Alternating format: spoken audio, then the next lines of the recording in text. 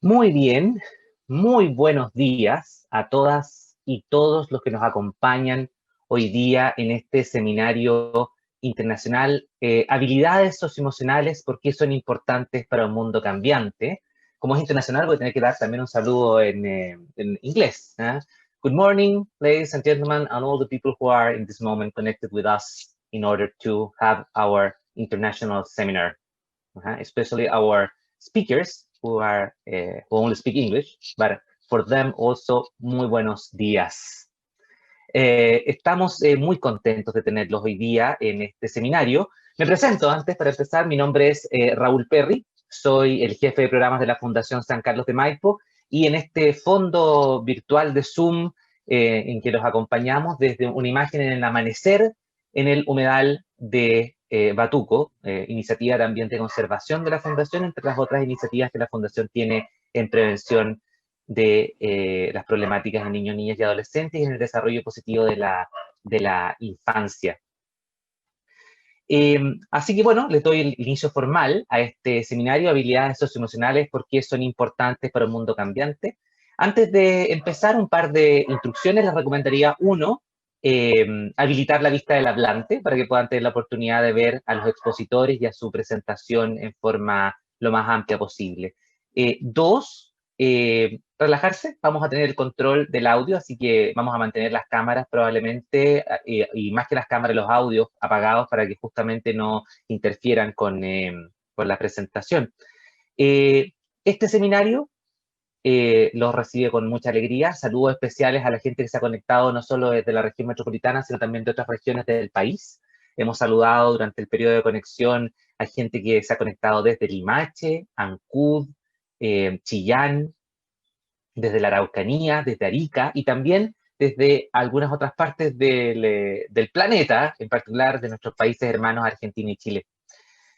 Bueno, este seminario está organizado por el área de escuela de la Fundación San Carlos de Maipo, en colaboración con otras instituciones que han prestado toda su ayuda y soporte para la realización de este evento. En particular, la Universidad de los Andes, a través de su Facultad de Educación y el Centro de Salud Mental Estudiantil, del Núcleo Milenio, para mejorar la salud de adolescentes y jóvenes, el IMAI, organización conformada por un grupo de investigadores provenientes de las ciencias de la salud, ciencias sociales y neurociencias, cuyo principal objetivo es generar evidencia sobre intervenciones para mejorar la salud mental de adolescentes y jóvenes.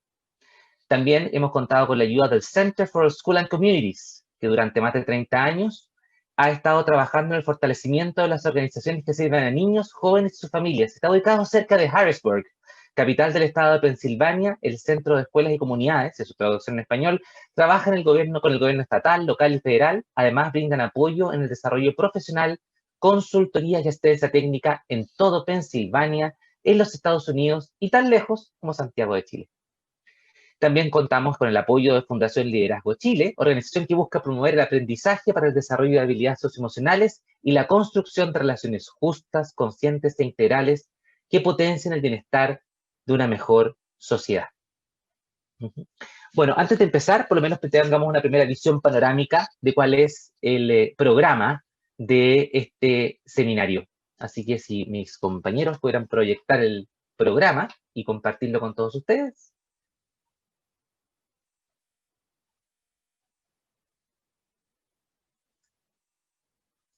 Les puedo contar, mientras tanto, que vamos a partir con las palabras de nuestro gerente general, Marcelo Sánchez, y después de 9:30 a 10:30 estará el bloque que nos mostrará Maurice Elias. El doctor Maurice Elias hará un bloque destinado al desarrollo de las habilidades socioemocionales en estudiantes. Después tendremos de 10:30 a 11:30 a Stephanie Colvin-Roy, que hablará de la implementación de programas CEL en el contexto escolar. Y tendremos un espacio de intermedio de 11:30 a 11:45. A las 11:45 nos reconectaremos para un panel de conversación sobre el aprendizaje socioemocional, las iniciativas desde la política pública, en donde participarán Teresita Janssens, Coordinadora Nacional de Formación Integral y Convivencia Escolar del MINEDUC, Ignacio Illanes, decano de la Facultad de Educación de la Universidad de los Andes, representado en esta oportunidad por don Jorge Gaete, Rodrigo Nostroza, Educación Pública MINEDUC, Arnaldo Canales, director ejecutivo de la Fundación Liderazgo Chile, Y este panel de conversación cierra a la 1. A las 3 de la tarde retomaremos con la presentación del doctor Mark Greenberg, que nos hablará acerca de las habilidades socioemocionales en el contexto escolar, cómo desarrollarlas. Tendremos la ponencia del doctor Jorge Gaete acerca de la importancia de la educación socioemocional en la salud mental de niños, niñas y adolescentes, para terminar a eso de las 5, 5 y media, con algunas palabras al cierre. Ese es el programa general de nuestro seminario internacional. Tendremos durante todo el seminario habilitado el chat de Zoom para que ustedes puedan compartir sus comentarios, preguntas, aportes. Los invitamos, por favor, a poder conectarse a partir de esta herramienta, porque a partir de ahí sacaremos las preguntas tanto para los panelistas como para los expositores. Así que, por favor, conéctense, hagan sus aportes, hagan sus comentarios. Queremos, por favor, que esta sea la instancia lo más interactiva posible que nos permiten estas nuevas tecnologías. Y bueno, sin dilatar más, le voy a dejar la palabra a don Marcelo Sánchez. Don Marcelo Sánchez, el gerente general de la Fundación San Carlos de Maipo, mi jefe, es ingeniero comercial, máster en gestión comercial, miembro del directorio de la Fundación Lealtad Chile e integrante del Consejo de la Sociedad Civil en FOSIS y en la Seremi del Medio Ambiente de la región metropolitana. Así que, don Marcelo, le damos la palabra y la pantalla es suya para sus palabras de bienvenida a este seminario internacional. Hola, buenos días a todos. La verdad es que estamos muy contentos de estar en esta instancia.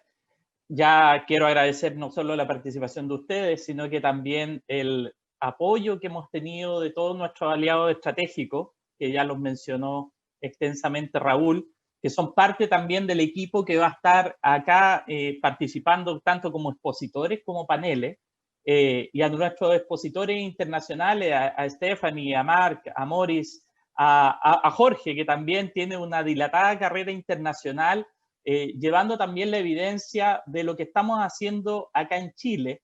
Y por supuesto que también al panel, que va a estar muy interesante, que va a estar Teresita, Ignacio, Rodrigo, Arnaldo, donde vamos a estar analizando las políticas públicas, porque de eso se trata un poco del por qué estamos acá. O sea, cuando nosotros analizamos la existencia de problemas de salud mental en nuestro país, ayer dábamos cuenta del uso, por ejemplo, de las benzodiazepinas, que hoy día estaban incrementándose en nuestros niños y jóvenes. Uno llega a preguntarse, bueno, ¿son estos problemas también de salud mental los que de alguna forma están generando problemas en nuestra sociedad en su conjunto? Y uno ve que los tratamientos que existen también tienen una brecha significativa y fundamentalmente, especialmente muestran realidades profundas asociadas a los grupos que están más económicamente vulnerables. Por esa misma razón es que cuando uno piensa desde las políticas públicas y dice, bueno, tenemos la capacidad como país de poder pensar de manera preventiva, de llegar antes, dejar de llegar tarde, cuando los procesos rehabilitatorios son mucho más complejos, cuando ya se han desencadenado costos sociales importantes, cuando la salud mental de nuestra sociedad está más afectada. ¿Cómo podemos nosotros mejorar desde tempranamente esa capacidad de respuesta, proteger el desarrollo positivo de la infancia para que finalmente tengamos adultos que sepan socializar, que sepan empatizar, que logren ponerse en el lugar de las otras personas? De alguna forma, las dificultades para hacer frente a la frustración, regular las emociones, son predictores importantes de los niveles de agresión y de problemas del comportamiento y de problemas en las relaciones interpersonales, tanto en las primeras etapas de vida como en la juventud y en la adolescencia.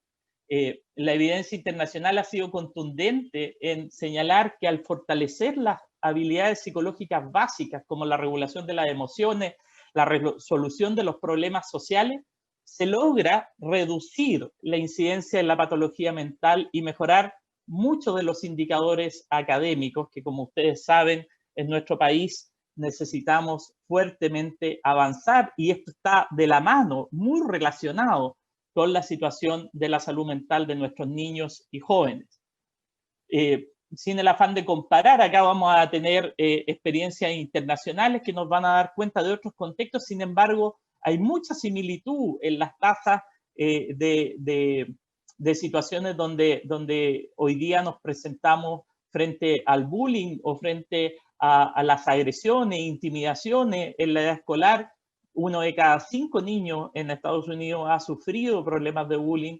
El 10% han sido lastimados por alguien con quien estaban saliendo, es decir, en una relación de pareja. El 17% ha considerado seriamente el suicidio, y estas tasas son muy similares a las que enfrentan los jóvenes también de nuestro país. Por esa misma razón es que es preocupante que nuestros dispositivos desde la política pública tengan baja cobertura o estemos recién comenzando a valorar el esfuerzo que se hace a través de los programas que promueven la enseñanza socioemocional desde temprana edad. Durante muchos años, previo a todo este esfuerzo que se ha hecho en la enseñanza socioemocional, quedaba relegada como las disciplinas accesorias, los contenidos accesorios al desarrollo académico, y el foco en muchos de nuestros programas de enseñanza estaban puestos en los resultados académicos. La evidencia también ha demostrado cómo el desarrollo de las habilidades socioemocionales también inciden directamente en un mejor rendimiento académico, inciden en mejorar la plasticidad cognitiva, inciden en reducir los niveles de violencia que permiten también tener una más sólida definición del desarrollo emocional, que es también un insumo, es también parte integral del proceso de aprendizaje. Por esa misma razón es que la apuesta que estamos haciendo es poder fortalecer los mecanismos preventivos, es traer la evidencia internacional, es traer programas que en base a la evidencia estén dando resultados, y desde esa lógica, el poder comprender que aquí hay una sinergia entre el desempeño académico, entre el desarrollo de las habilidades socioemocionales, entre la reducción de los factores de riesgo que logran reducir los niveles de agresión, los niveles de violencia, que promueven el desarrollo social, que promueven el equilibrio emocional tan necesario para aumentar el potencial y el desarrollo positivo de nuestros niños y niñas. Nosotros como fundación ya llevamos prácticamente poco más de 3 años implementando programas en diferentes escuelas.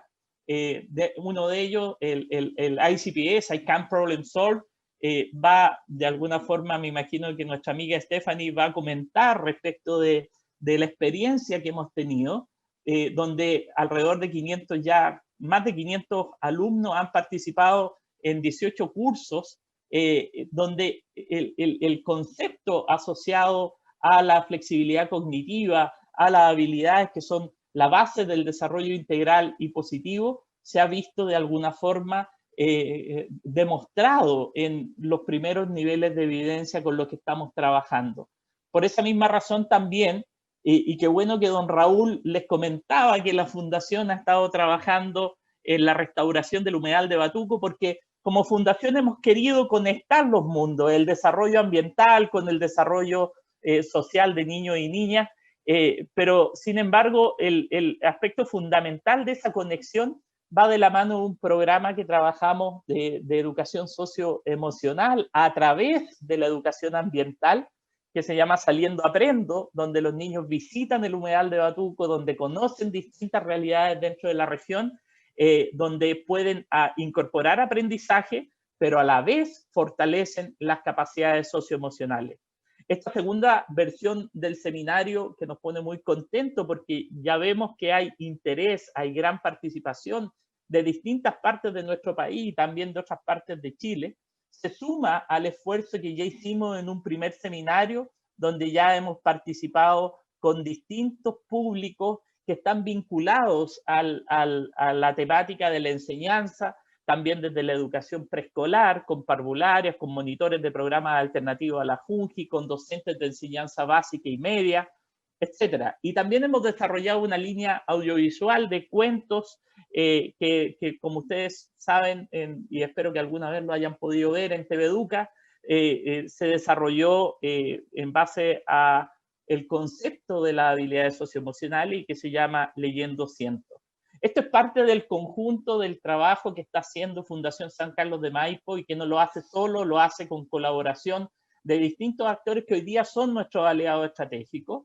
Gracias a ello, hoy día tenemos este seminario internacional. Queremos que lo disfruten, que entendamos los desafíos que tenemos por delante. Las habilidades socioemocionales son parte de la solución frente a una serie de problemas sociales que hoy día enfrentamos, pero que requieren de la construcción de una infancia cada vez más sana, cada vez más conectada con sus emociones, cada vez más empática, que sea capaz de resolver sus conflictos viendo al otro, sintiendo con el otro y siendo capaz también de darse los espacios de autocuidado y de autoprotección que necesitan para sacar su máximo potencial como personas, como ciudadanos, como amigos, como hijos, como padres del futuro, como parte de una sociedad que queremos cambiar y que estamos seguros que con estos esfuerzos y con la colaboración de todos ustedes lo vamos a lograr. Muchas gracias. Muchas gracias, Marcelo, por tus palabras. Nos ponen en este contexto en donde tenemos el desafío de aprovechar entre todos los aprendizajes que podemos tener en instancias como estas, justamente para lograr, como decimos en la Fundación, dejar de llegar tarde y favorecer el desarrollo y el despliegue de todo el potencial de nuestros niños, niñas y adolescentes. Bueno, vamos a dar inicio al primer bloque de este seminario. Y en el primer bloque nos acompañará el doctor Maurice Elias y Stephanie Colvin-Roy también.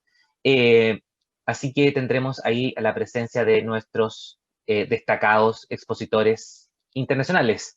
Partiremos entonces con don Maurice Elias, doctor en psicología, profesor de psicología de la Universidad Rutgers, director del Laboratorio de Desarrollo Emocional y del Carácter de Rutgers, profesor contribuyente del Centro Colaborativo para la Investigación y Servicio Basado en la Comunidad y codirector de la Academia para el Aprendizaje Social y Emocional en las Escuelas.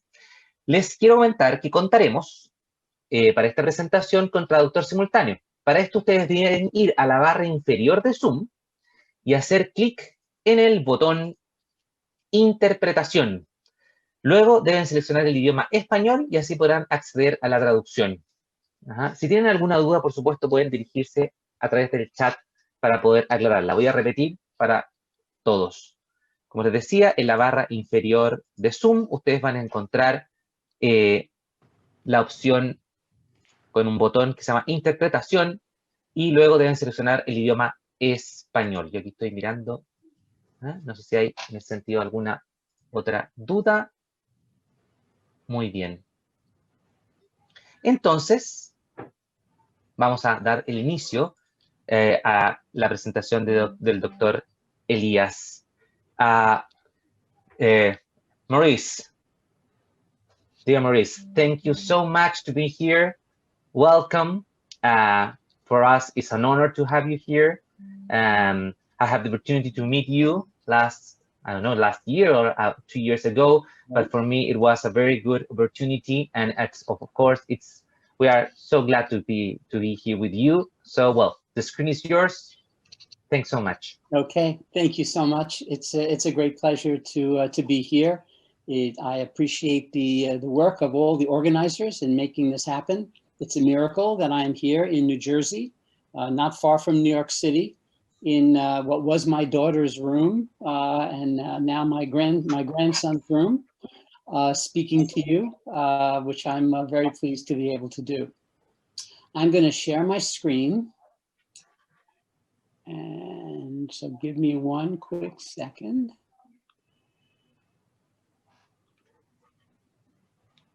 All right.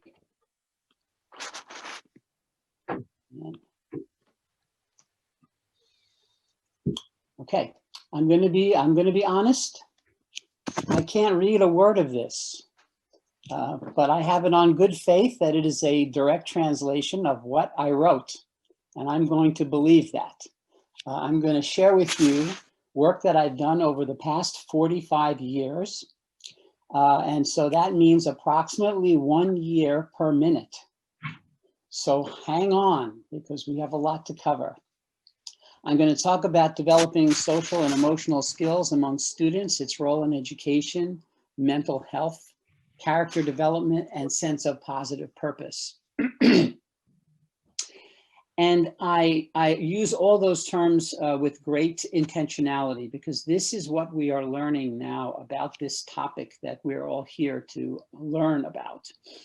And that is that social and emotional learning are the set of competencies that underlie all of the valued outcomes that we cherish in our lives. It is no less important than that.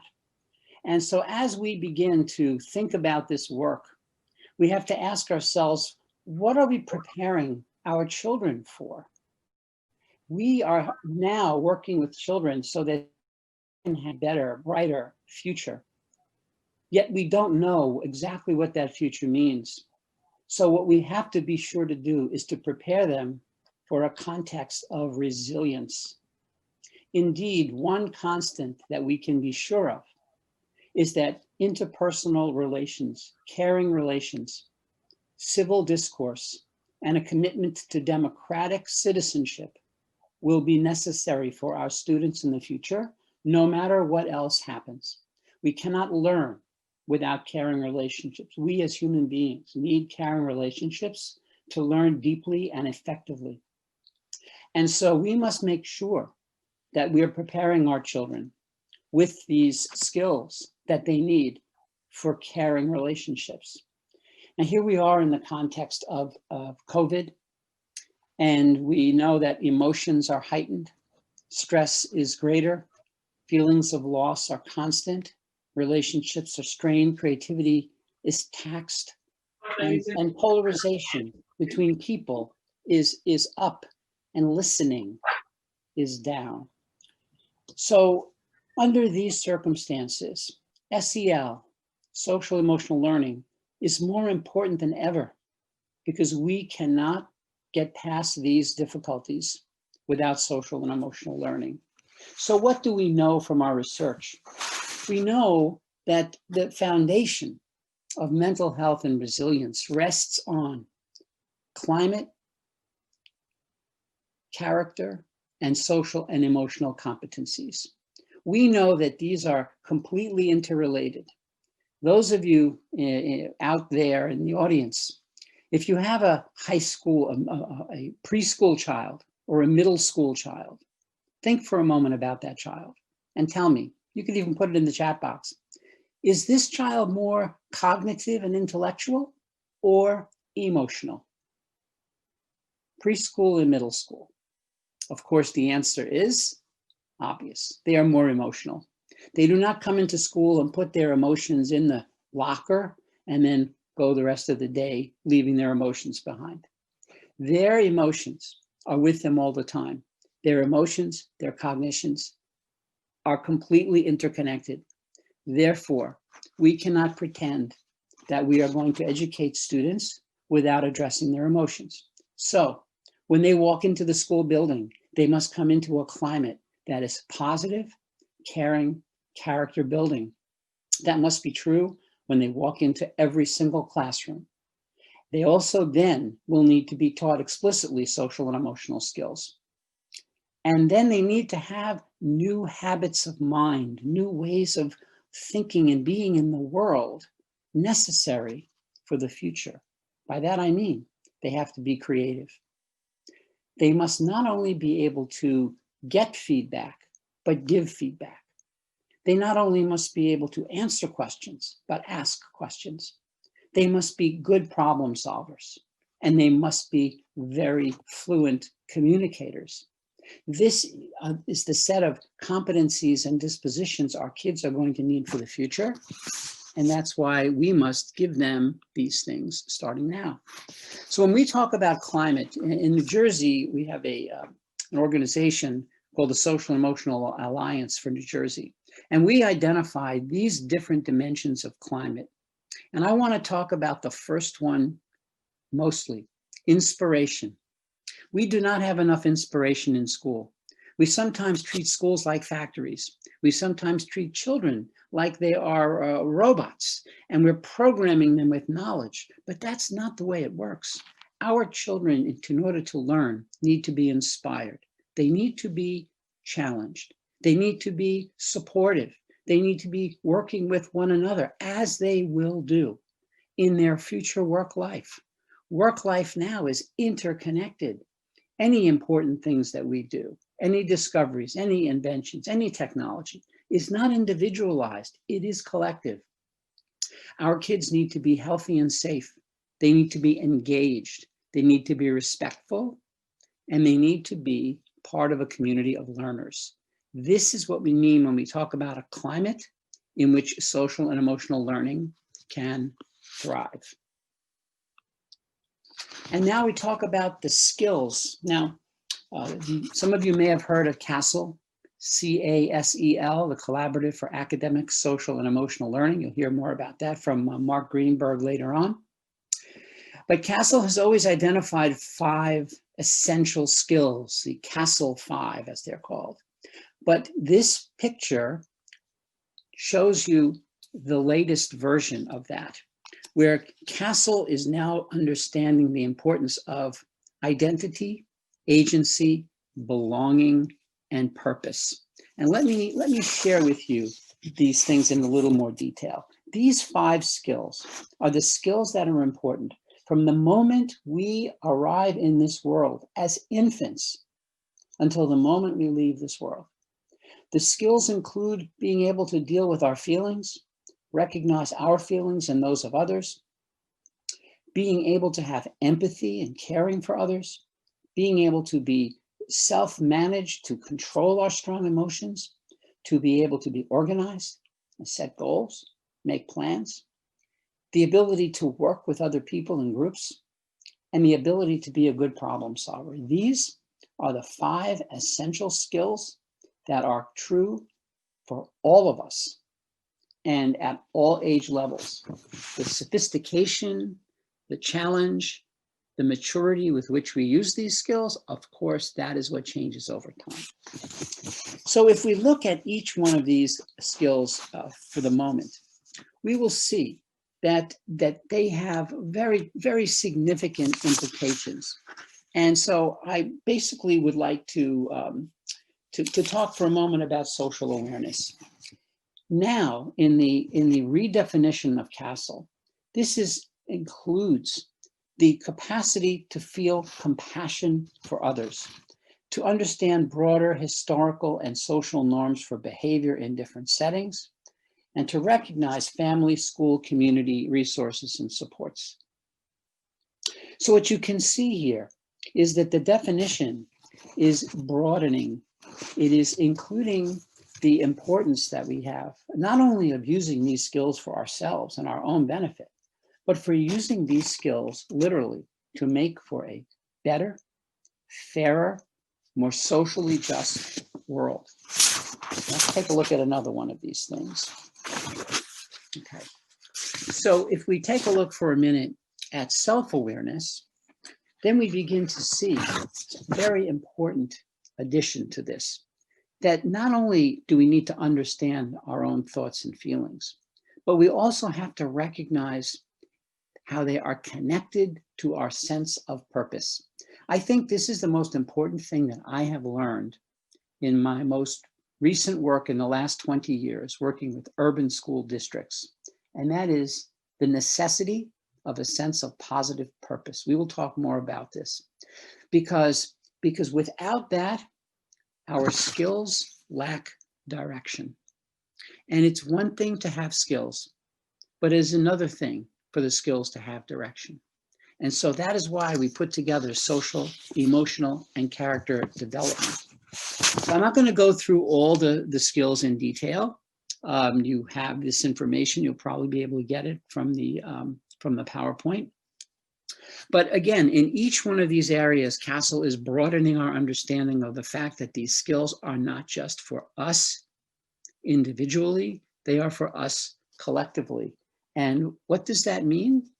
It means that they help make for a better world. So all students must have these skills, especially those who are disadvantaged by reasons of poverty, trauma, status, and or personal characteristics, that we must be egalitarian in how we give these skills. These skills are cross-cultural. Some of you may know about the European Network for Social Emotional Competence, ENSEC. I'm proud to be a member, even though I'm not a European. I am proud to be a member, but this is a group that if you don't know about, you should seek to join, because it will put you into a community of individuals, your neighbors in neighboring countries and elsewhere, who are very concerned about social and emotional learning. And we have to make sure that every student has a sense of positive purpose and guidance and support toward reaching it. This is fundamental to the motivation of students to be good students and to have good character.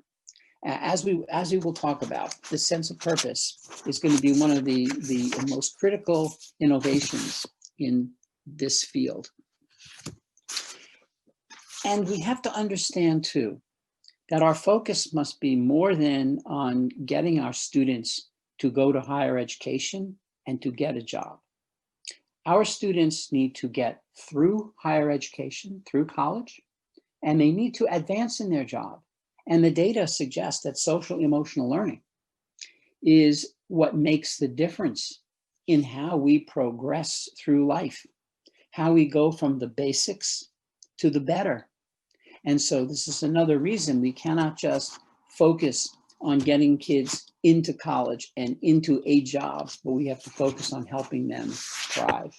Now, there is a great deal of data supporting all the things that I've said. The study on the bottom summarizes over 200 research projects. And the bottom line, which I think is interesting, is that if you do social and emotional and character development for multiple years, systematically, you will get the gains that are on here, including the fourth bullet point, about 10 and 11 percentage point gains in academics. If you think carefully about this, you'll understand why those skills, the Castle 5, are linked to academics. We'll talk about this more in a minute, but also the bottom part of this chart. Teachers like to work in schools that have a good climate and have kids that have social and emotional competencies. And so when the school takes this on, guess what? Problem behaviors go down. Aggression goes down. Emotional distress goes down. The teachers like to be there more, the kids like to be there more, and the whole process of education changes. If you were to find a school that you believe is a fabulous school, when you go in, you will find that they have social, emotional, and character development well integrated. They might not even know the name of it, but that is what they will have. So we have to think about our guiding beliefs. We have to have grounding beliefs in order to do this work, so that it is not mechanical, but it is heartfelt. How we treat children in all aspects of our contact with them, as parents, as teachers, clinicians, policymakers, advocates, it all matters, including the many small things that add up to make a big difference. I'm talking about smiles. I'm talking about our gestures. I'm talking about a friendly hand on the shoulder. I'm talking about how we welcome and greet people. All these little things matter. What matters is the extent to which we act with respect, caring, civility, and encouragement of opportunity and resilience. This is what kids need from us. They do not need our doubts. They need our encouragement. And we have to believe that all children can succeed. We have to ask ourselves, do we really believe that? Are we willing, when we open up the doors of our schoolhouse, can we accept the fact that every one of those children can succeed? We may not know how to help them succeed, but if we don't believe they can succeed, then we will not do what's necessary to help them to succeed. And that means we even have to think about how we organize our schools. Now, I don't know what the Spanish translation is, but the schoolhouse on the top is what we call in the United States the jumbled schoolhouse. It is a schoolhouse with too many things in it. They may all be good, but there are too many of them. And this is what drives people crazy. They are trying to do too much. And as we all know, too much of a good thing is not going to be successful. When we work in schools, we are looking to get the synergy of the schoolhouse on the bottom. And we recognize that academics, which are very important in our schools, are built on a foundation. And the first part of that foundation is service. And the second part is character. Every child walking into one of our schools wants to do good things in the world. Every single one. That's why they come to school. They want to be doing good things for other people. And they want to learn what they need in order to do that. But if they don't believe they can do good things for other people, and if they don't believe that you think they can do good things for other people, then they won't learn. Or they may sit in your classes and pretend to learn, but they won't take the learning outside with them. And of course, that is what we need as a society. And so SECD, social, emotional, and character development, is the roof over everything that happens in a school. It helps our kids to not be violent, to not get involved in alcohol, tobacco, and other drugs. That's the ATOD that's on the chart. That they will not get involved in early sexual behavior, and that they will be healthy and have health habits. This is what we have to be thinking about. And this means we have to rethink trauma. That when children are beset by trauma, it doesn't mean that they are hopeless. We're all beset by trauma. And now in the COVID world, who isn't beset by trauma in one way or another? It is a continuum. And on that continuum, we are all there. And what does it really mean? It means that all learning must be emotion focused, because that's the impact of trauma. It gives us tremendous emotional challenge. It makes us hopeless. It makes us fearful. It makes us anxious. It makes us stressed. And so if we cannot deal with those very strong emotions, we cannot learn. We cannot organize. We cannot sustain our actions. We cannot do projects. And so that's why if we organize our learning around helping our kids manage the strong emotions, when they have trauma, they will be ready. We will be ready. We may not know what the trauma is going to be. God forbid in life, trauma happens to children. But the more skills they have, the more resilient they can be, the sooner they can bounce back, the less time they lose. And this has helped tremendously if they have a sense of purpose. Now, this is work that William Damon in the United States and others have done. But it's the basic idea here is that basic to humanity, part of being a human being on this world, is to believe in yourself as an agent of positive or noble purpose. And that means that we have an intention to do something that is meaningful personally, but also in the service of a greater non-destructive good. This is a contribution to the world. And this is not new. Viktor Frankl said, "It did not really matter what we expected from life, but rather what life expected from us." And he said this in the Holocaust, in the concentration camps in World War II. And he was understanding that the people who survived were people who felt called to a purpose. It sustained them when their bodies, their spirit were completely destroyed. The late Rabbi Lord Jonathan Sacks said, "If you believe you're here for a purpose, your energies will be focused. A sense of mission will give you strength. You will do remarkable things." This is true. And my favorite quote is from American author Mark Twain, a humorist and author, very perceptive social observer. He said, "The two most important days of your life are the day you were born and the day you know why." And that, of course, speaks to sense of purpose. Now, we will understand that, again, this is not new, and this has been studied for a while. Parker Palmer and Rachel Kessler, who wrote about this in 1999 in a special issue of the journal Educational Leadership, they talked about what their conversations with adolescents taught them. And they basically in those conversations, heard adolescents asking these questions. How does my life have meaning and purpose? What gifts do I have that the world wants and needs? Now think about that question. Each and every one of us should be helping our students to answer that question. Because if the answer is, I don't know, or the answer is, I have none, then you see the seeds of a problem. You see a child who is not going to want to learn or behave well with his or her peers. Number 3, to what or whom do I feel most deeply connected? How can I rise above my fears and doubts?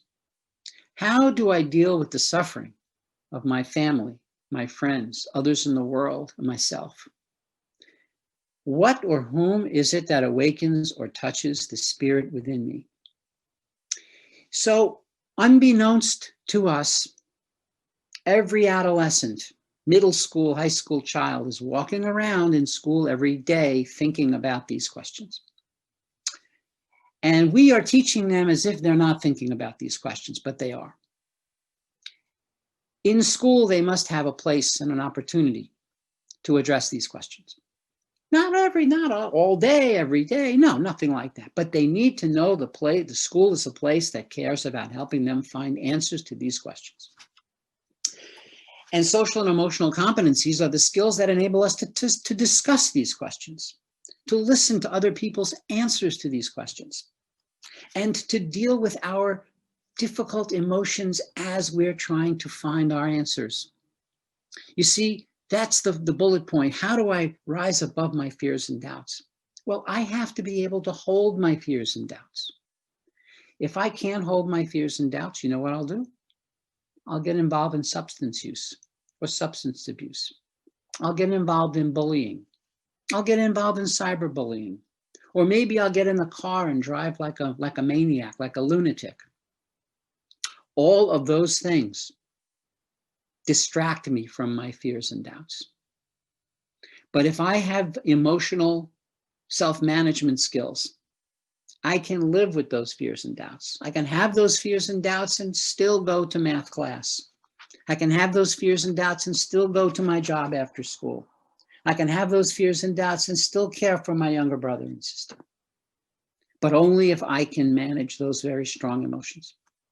So you see, at the core of what we want to do, SEL becomes very, very important. And the key takeaway, inspiration precedes remediation. Before we can fix someone, we have to inspire someone. Adolescents are entering a circle that will continue throughout their lives as they author their identities through deeds, through their actions. Each of the big questions about purpose, gifts, connection, fears, suffering, personal spirit is a connection to purpose and meaning and a key deterrent to problem behaviors as well as to recovery. Inspiration precedes remediation. Before we fix, we must inspire. And so we must recognize that promoting mental health in our children involves meaning and purpose. It involves service and generosity.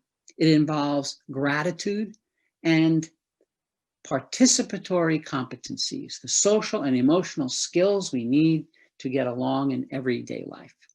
And so this is how we have to be thinking about mental health, not in terms of disorders and diseases. And we have to be thinking about, does the child have positive meaning and purpose?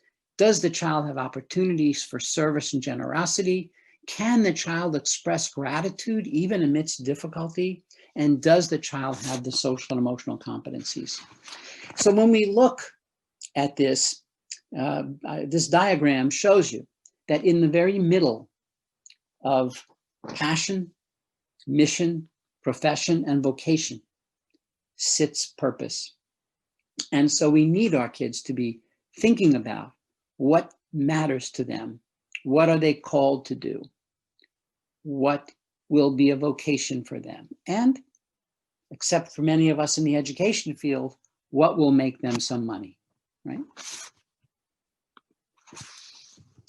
So here's just an example of how we teach kids to build a sense of positive purpose and through some of our programs. This is now integrated into our social emotional learning curricula, the social emotional character development and purpose development. This is how we think about it now.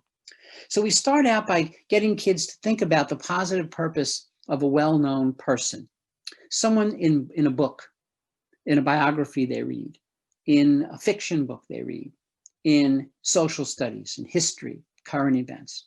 We ask, even for very young children, we ask, what was the cat in the hat in that famous children's book, Cat in the Hat? What was the cat in the hat trying to do? What was his goal?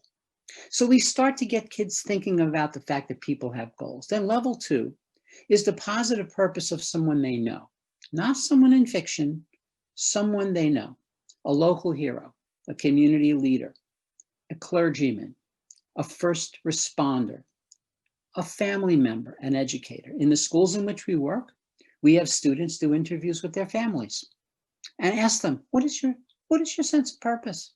How did you find your sense of purpose? Do you know the kinds of conversations this leads to? It's extraordinary what this leads to. And we have them talk to educators. How did you come to be an educator? How did you find that sense of purpose? It creates such humanism in kids to do this. Then after that, they start to think about their own positive purpose. This is the developmental trajectory of purpose-related activities. Kids need to study purpose in others that they don't know, purpose in people they know, and then they can begin to look at their set of purpose. Now, here's something to help this journey along that all of you can do tomorrow if you really wanted to, especially at the beginning of the year. Right? We come back, we have a holiday break, we come back in January. Talk to your students and say, what are 3 goals you're going to set in the remainder of the school year to make yourself better? And what are 3 things you're going to do to make your classroom better? And what are 3 things you're going to do to make your school better? And what are 3 things you're going to do to make the wider community and the world better? I mean, this really works with grades 5 and up, maybe for some kids in grade 4. But here's the key. Many kids can think of a goal that makes themselves better. But for some kids, they have no idea that they can make the classroom better. They have no idea that they can make the school better. They have no idea that they can make the world better. They must be thinking in those terms starting now.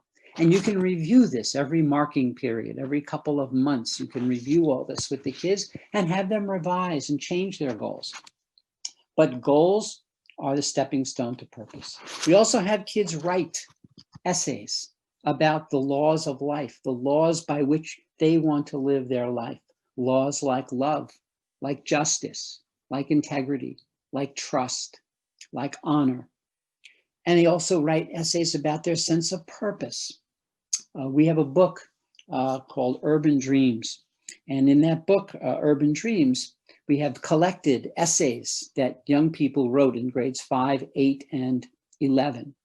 And some of those essays are in Spanish because some of the students who wrote them were primarily Spanish speakers.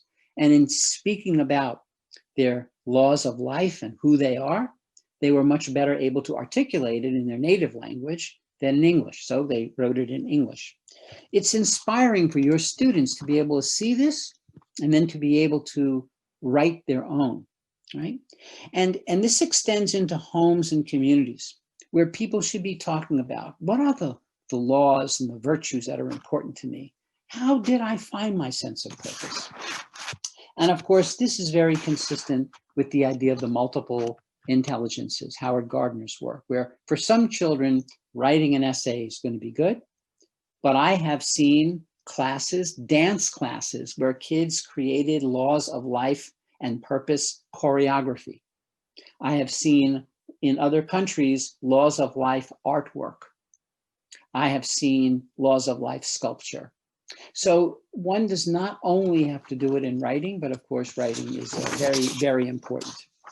Here are some other questions we can be asking our students as a prompt to writing about, or drawing about, or dancing about purpose. What is one rule you believe is important to live your life by that gives your life meaning and purpose? For some students, they arrive at this more inductively. We ask them, when are you at your best? And how do you act when you're at your best? When do you feel best about what you do for others? What is it that you're doing that makes you feel good about what you're doing for others? And think of someone you admire most. How do they live their lives? You see, what we're trying to do is help to integrate this in all of the work that we do. So if we have a focus on empathy and kindness and insensitivity, and we help students see examples of that in all the different areas of school, we heighten their awareness of the benefits of empathy and kindness, and we heighten their awareness of the danger and damage of insensitivity.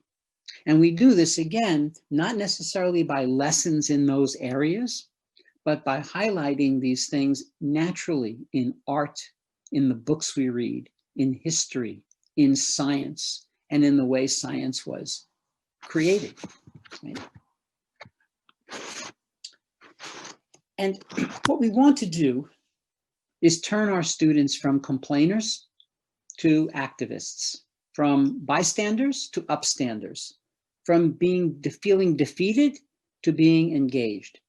We have to teach our kids strategies for addressing personal, classroom, school, community, or global problems and issues. And we can turn our social studies, history, and civics classes into places where that happens. Where when we have a group of kids that are disaffected and angry and frustrated and depressed, instead of remediating them, we inspire them by putting them in groups to do social action, not groups to learn not to be depressed.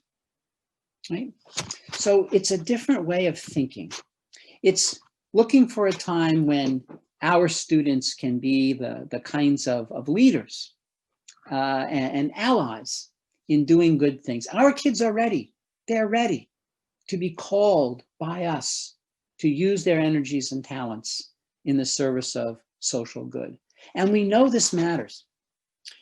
Albert Schweitzer said, "One thing I know, the only ones among you who will be really happy are those who have sought and found how to serve." And Martin Luther King Jr. said, "Everyone can be great because everyone can serve." See, service is at the core of our social fabric, of our individual well-being and our social well-being. And we at Rutgers understand that there are key skills that are needed in order to do this. And we have a program at our social, emotional, and character development lab called Students Taking Action Together. And in that program, we focus on these 5 social and emotional skills. And what we try to do with those skills is to help the kids learn how to have creative dialogue and civility, a sense of empowerment and civic engagement. And we also try to do this by creating partnerships with school mental health professionals and those teaching classes in various subject areas. You know, many of our teachers are a little hesitant to raise topics about social justice, racism, poverty, etc. So sometimes they need school mental health people to be there as a support. We have never found there to be a problem, except the confidence that teachers have. But students want to talk about these things. They want the opportunities, and when they get it, they take tremendous advantage of it, and it's very, very exciting. Because again, we all have the ability to deal with differences and setbacks, and we sometimes just need support in taking that big next step. The strategies that we use in this program are 4, and they integrate completely into the social studies, even language arts curriculum. Norms, yes, no, maybe, respectful debate, and planned problem solving. Now, we can't go into all of those, but I just want to briefly touch upon a couple. I'm going to skip this one. So norms are very important. This is what I meant earlier. It's just, this means before you do these things, you have to establish a climate. You have to be able to get students involved in creating those norms. There must be what we call a brave space where students feel they can express themselves, because without that, you will not get honest conversation. And then when you do, one of the most important things we have is this technique called yes, no, maybe. And, you know, I think sometimes the best way to do something is to demonstrate it. So I'm going to demonstrate it with you. In a yes, no, maybe, we ask a statement to students. And here are two samples. But let's take the second example for a second. So here's a question that I would ask to a group of students that I had. Students should participate in school committees about bullying, drugs and alcohol, and discipline. If you agree with that statement, you would say yes. If you don't disagree, you would say no. If you're not sure, you would say maybe. So, you know, put into the chat box whether you say yes, no, or maybe. What do your students believe? Do they believe that they should participate in school committees about bullying, drugs, and alcohol and discipline? Yes, no, or maybe. If I was doing this in a school, I would have 3 parts of the room marked off. I would say, yeah, if you think yes, go to that side of the room. If you think no, go to that side of the room. If you think maybe, go to that side of the room. When the students get there, they pair up into groups of 3 and they talk about, why did I say yes? Why did I say no? Why did I say maybe? They listen to each other's reasons. Then each group of 3 reports out. And so here you have 3 different sets of reasons why they said yes, 3 reasons why we said no, 3 reasons why we said maybe. Even if everybody, and most of you said yes, even if everybody said yes, you would still have these groups of 3 saying why they said yes. After everybody tells their reasons, the teacher doesn't summarize, the teacher doesn't praise, the teacher thanks them and sends them back to their seat. What is the purpose of yes, no, maybe? Peer opinion sharing. The kids learn that not everybody thinks like me. And kids can have very different views. My peers could have different views than me. They're very interesting. And they learn to listen respectfully. They learn to summarize. And they learn that even if I think the same thing as you, you may have a different reason. Very interesting. This is not a one-time thing. When you repeat this over time, your kids then are mixed in with many different groups of peers. They interact with kids in the classroom they otherwise wouldn't interact with. You can start lessons in history, for example. You could start current events lessons. So many lessons about reading with a yes, no, maybe, to get the kids engaged in thinking about these issues. But more important, you're building the skills of civility. You're building the capacity to listen, to hold on to the fact that I'm your friend, but I disagree with you. That's possible. So yes, no, maybe is very deceptive in its simplicity, very powerful in its impact. I'm not going to go into the details about our process of respectful debate, except to say that the key for respectful debate is that after you argue one side of the issue, you argue the other side of the issue. That every student is randomly assigned to a position, yes or no, and then they will get the other position right after that. That builds empathy. It builds perspective taking. It builds emotion management skills, because I have to learn how to do something that I don't necessarily believe in. But isn't it true in life? Don't we often have to do things we don't fully believe in or we're not fully enthused about?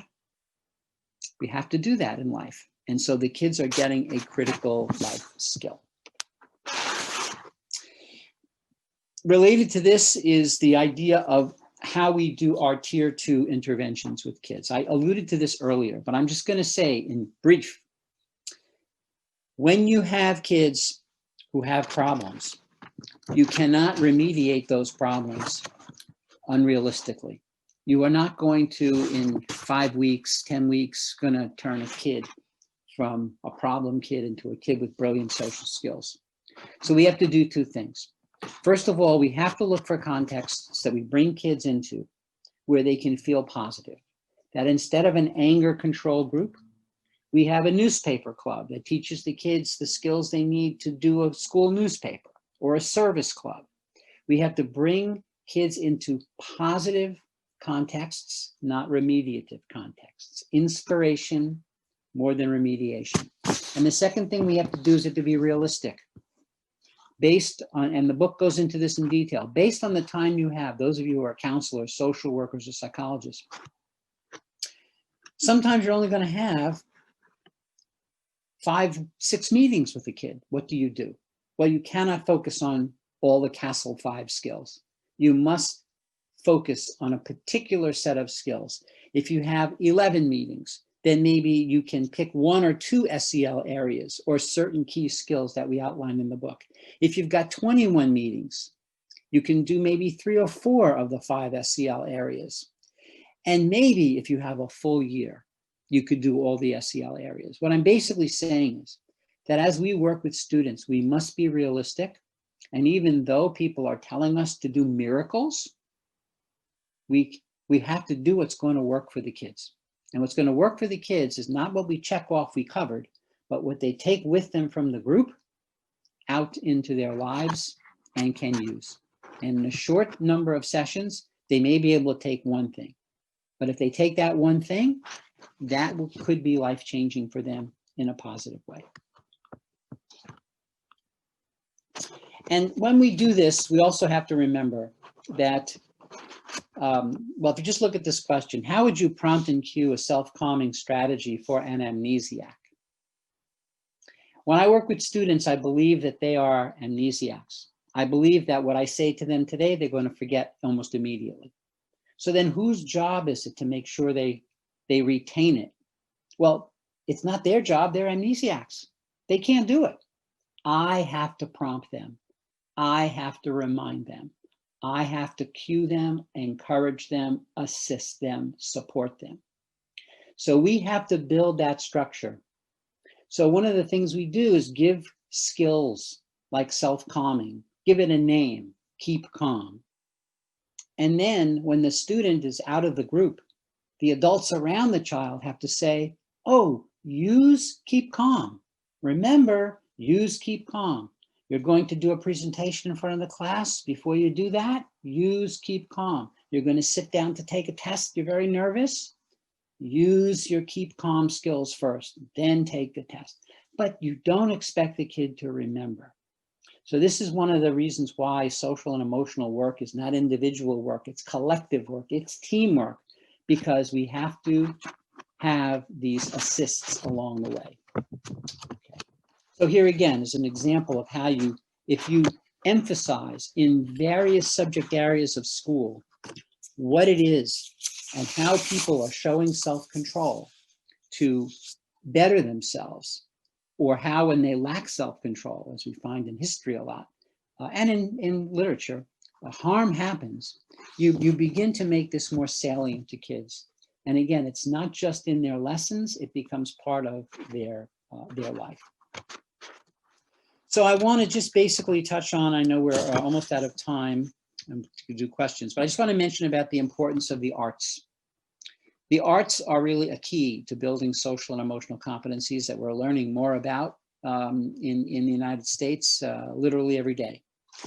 Because if you think about the purposes of education, we want our kids to have jobs, we want them to be citizens, but we want them to be human beings who can enjoy the deeper forms of beauty.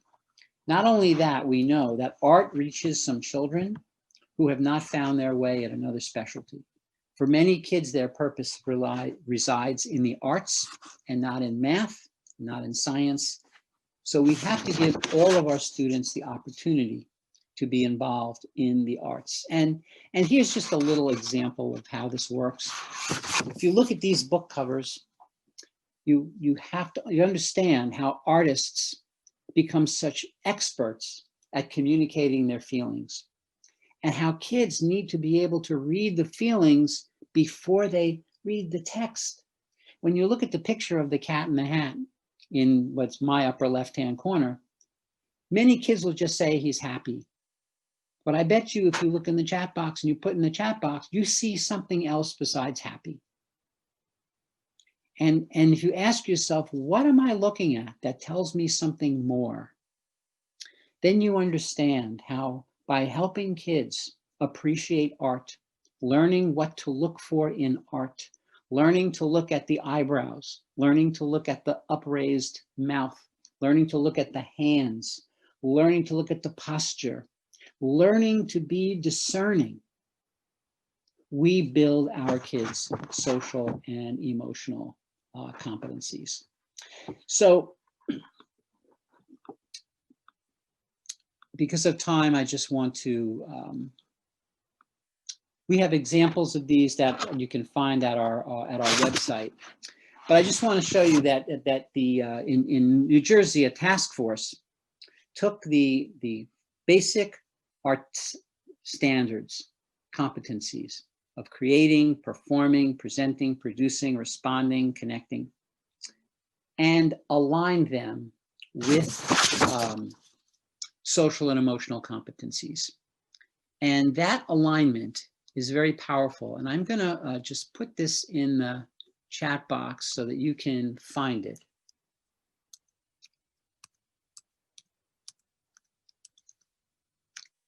stlarts.org just basically will show you how social and emotional skills have been completely and brilliantly integrated into the teaching of the visual and performing arts. So I will just conclude by saying that it's going to be courage, persistence, and support structures that are needed to sustain resilience and character. And even though this is a difficult task, famous basketball coach John Wooden said that we cannot let what we can't do interfere with what we can do. As you are here in this conference all day today, you have to be thinking about, what can I take away? What small piece can I do? What can I start with? Because every small step opens its way to larger steps. And the children are waiting. They are waiting for us to do this work and take these steps. I thank you very much. And if you want further information on any of the things that I talked about, please go to our website, secdlab.org, and reach out to me at the email address, and we'd be more than happy to follow up with you. I even have Spanish speakers in my laboratory who can answer your questions if you write them in Spanish, so don't feel that you have to do it in English. Thanks. Thanks a lot, Maurice. Muchas gracias, Maurice, por tus palabras. Yo sentí el peso de la experiencia de tus 40 años de investigación en cada minuto de tu ponencia. I feel the weight of your 40 years of experience and work in this area in every minute of your presentation. Thanks so much. El chat está lleno de agradecimientos y preguntas de los participantes. Voy a leerte algunas y te las dejo para que tú puedas darnos una respuesta global. The chat is full of expression of thank you and questions. I'm going to read some of them all together, and then you answer if you like. Sure. Las primeras son, bueno, ¿cómo podemos sumar a esta, o cómo podemos congeniar la triada escuela, familia, estudiantes en el desarrollo de lo socioemocional? Lo otro es, ¿qué elementos de la formación de los profesores hace falta desarrollar para poder abordar lo socioemocional de mejor manera? Y lo tercero sería, pensando en el desarrollo de las políticas públicas, ¿qué país sientes tú que puede ser un buen referente para el desarrollo de lo socioemocional que podemos mirar como Chile? I'm going to translate. Thinking about this triangle formed by family, school, and students, which are the tools, the effective tools to integrate all this together in order to develop social emotional learning? The second question, what are the skills that teachers need to develop in their training process and in their students in order to improve their capacity to form social emotional learning? And the third one is thinking about public policy.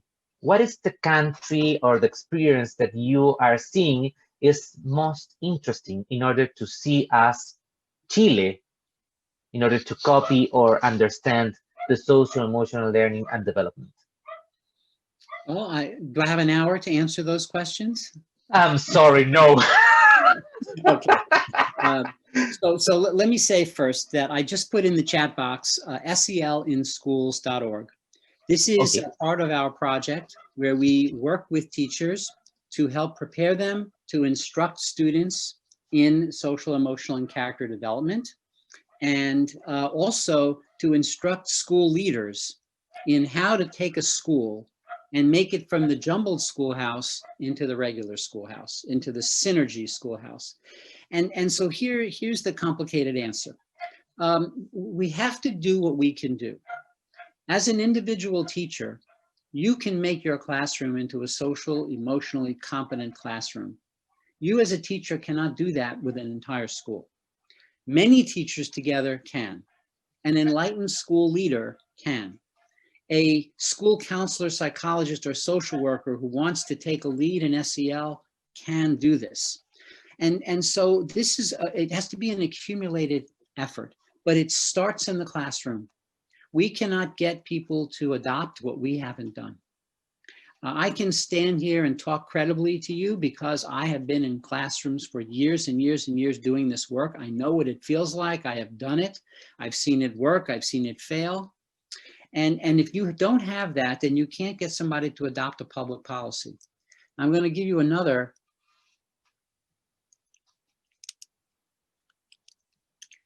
If you go to the website selforus.org, you will see an organization that is designed to influence policy in SEL at the state level, which is very important in the United States because education is oriented locally and not federally, but also at the national level.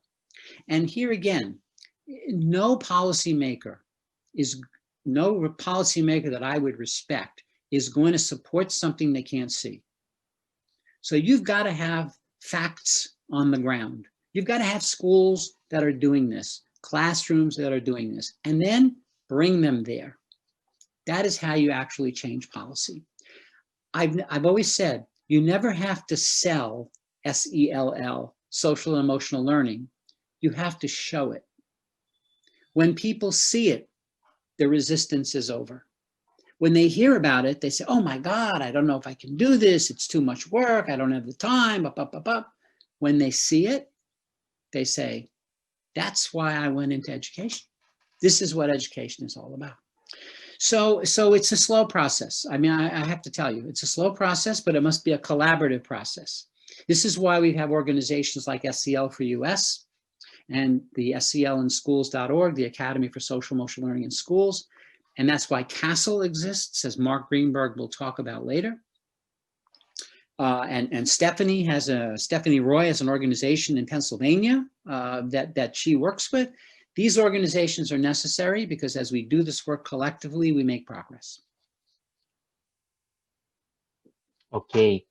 Well, Maurice, thank you so much for all your words. Thank you so much for your presentation. Maurice, muchas gracias por tus palabras, por tu presentación, por el esfuerzo de la síntesis, for the effort of the summary, all this huge amount of ideas.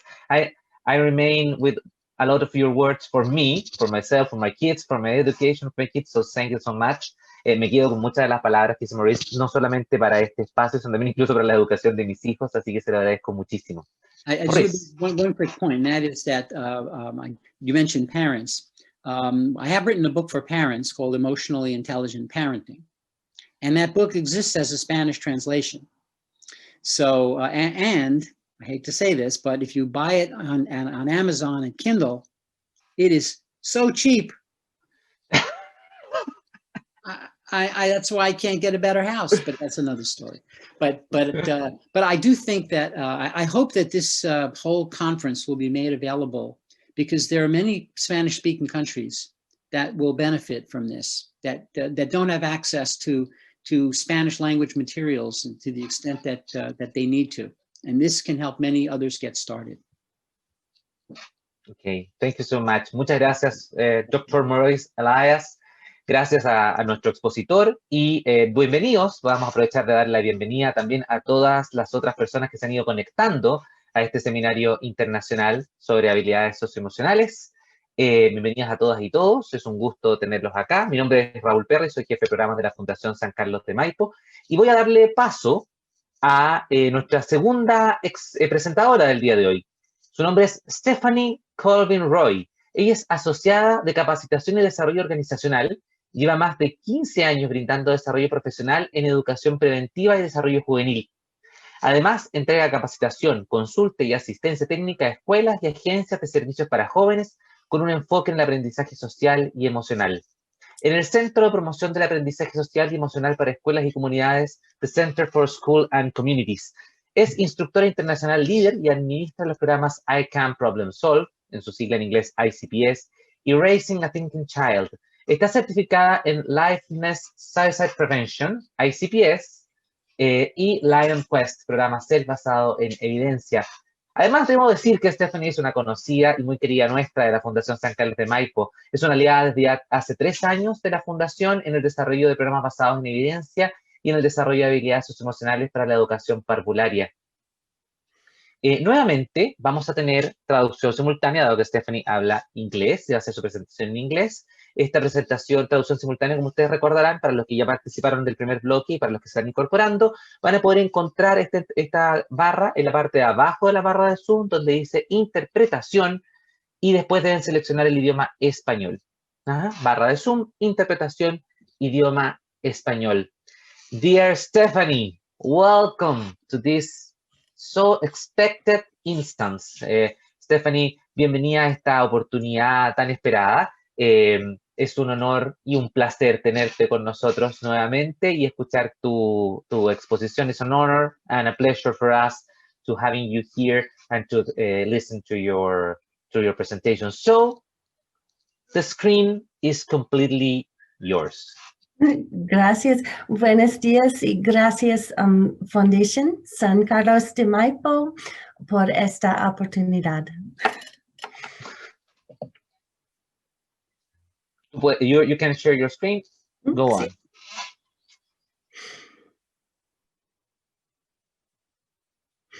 Oops.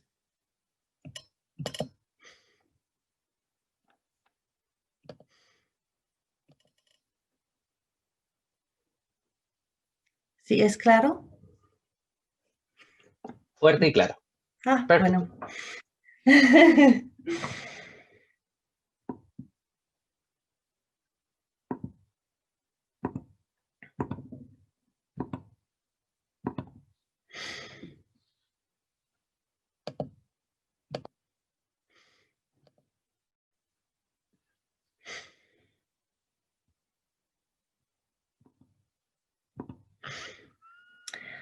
So today we will be talking about a couple of different topics. Our main topics today will be looking at our young students, or rather are implementing sort of the overarching topic today.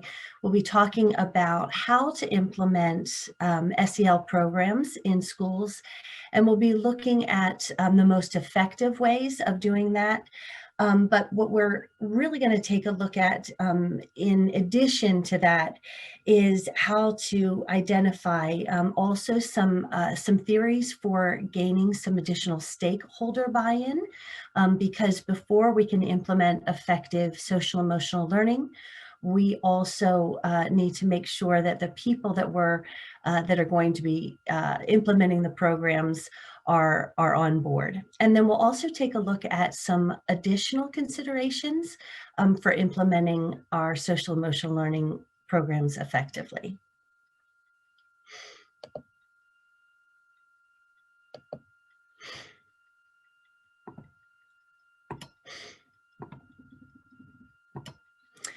Just as an operating definition to start with, and I suspect that for many of you, this is going to already be repeat, so you're probably going to be hearing a lot of similar information throughout the day. But as an operating definition, I do like to just start with the definition from from CASEL, or the Collaborative for Academic, Social, and Emotional Learning. They have recently updated their information or their definition and expanded that to incorporate more inclusivity, so equity and equity toward excellence. CASEL defines social emotional learning as an integral part of education and human development. It is the process through which all young people and adults acquire and apply skills and attitudes to develop healthy identities, manage their emotions, achieve personal and collective goals, feel and show empathy for others, establish and maintain supportive relationships, and make responsible decisions. Additionally, they've increased their efforts to leverage, as I mentioned, the excellence or rather equity and excellence. And so part of what they've done here is to advance equity and excellence through authentic family, school, and community partnerships. And that's to establish learning environments and experiences that feature trusting relationships. That really is kind of the heart and soul of the sort of the overarching SEL work. It also means rigorous and meaningful curriculum and instruction and ongoing evaluation. What SEL can do is to address various forms of inequity and empower our young people and also adults when they co-create schools to contribute to healthy, safe, and learning environments, and really turn them into communities for social and emotional well-being. CASEL's comprehensive look about SEL acknowledges that social emotional learning does happen across a human being's lifespan. It doesn't sort of happen in a vacuum at one particular time in an individual's life. It's a process of using what you have to achieve social emotional competence.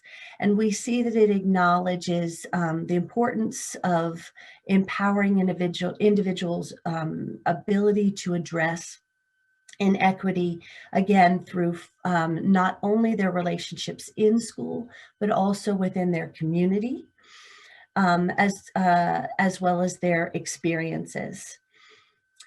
So as we move along, let's just sort of hold in our minds that this is, again, across human development. It involves school, family, and community partnerships, and this idea of trusting collaborative relationships, empowerment, and the development of SEL competencies, which we will see in the next slide.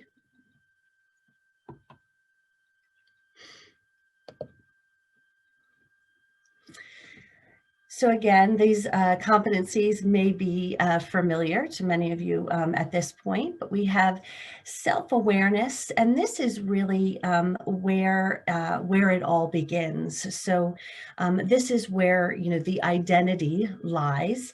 This sort of sense of belonging and self-exploration.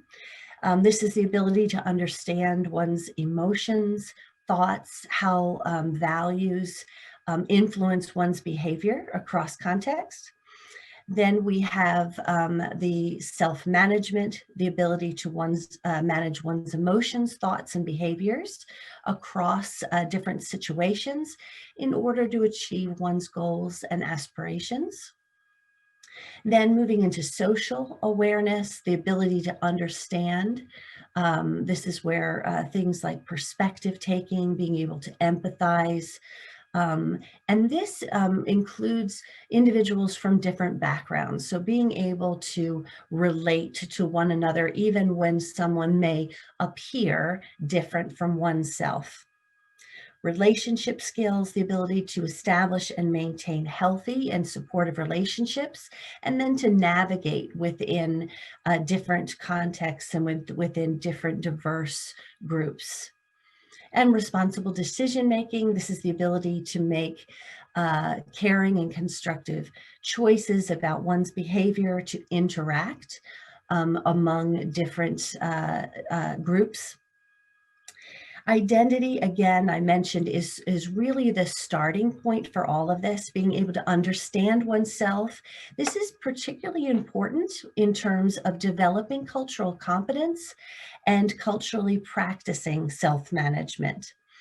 This sense of belonging, which you'll hear me talk about throughout the PowerPoint, is essential as we move away from the term inclusion and we discuss equity, and we instead strive for individuals feeling this sense that they belong as to a group or to groups of people. The definition has also expanded to be included, as I mentioned, across different settings. So in terms of the classroom, SEL programs are intended to be taught explicitly within context, developmentally, and in culturally competent ways. So this involves things like cooperative learning, capitalizing on that competency of relationship skills and building those relationship skills. So when students are engaged in things like project-based learning, and also when social emotional learning skills are integrated into our academic curriculum. When we give young people the opportunity to practice skills, apply those skills, and refine things like problem solving in math and science, places where we don't typically think social emotional learning skills may be effective, but flipping that thinking and thinking about how might we apply problem solving strategies to things like math and science. What might happen if we did something this way? What about if we tried it a different way?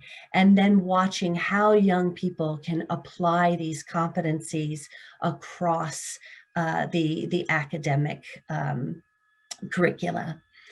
It also means that we do this effectively across the school-wide or the climate environment. And this involves things like intentional planning, implementing, evaluating, and constantly improving what this looks like in our school communities.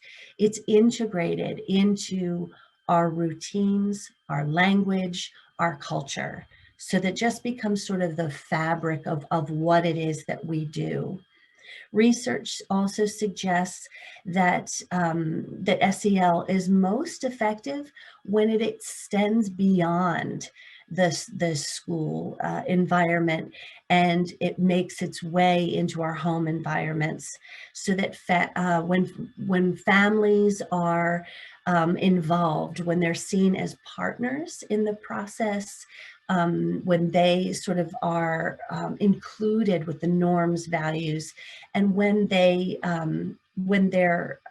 it's intentional and they're seen as valuable contributors to the process. Same can be true or said for the community as partners. When community is valued and acknowledged for all that they can contribute in terms of social emotional learning. We know that out of school time, summer programs, lots of different environments have an opportunity to reinforce the same type of learning. So when we're all working together, these programs have a much more strong likelihood of being effective.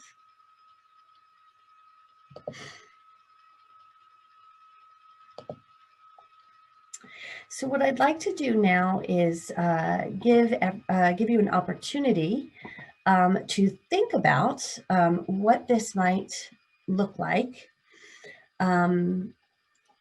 Just as you're thinking about social emotional learning in general, I want to give the people attending just an opportunity to think about what social emotional skills you think will be the most valuable for young people as we're preparing them for the future. So having talked about what they are, in your opinion, and maybe think about what has been most valuable for you, but as we are educating or as we're raising our own young people, which skills do you think are going to be the most valuable for young people as we prepare them for the future? And if I could just have some assistance, if you put your answers in the chat, and if I could just have some assistance with your responses with translation.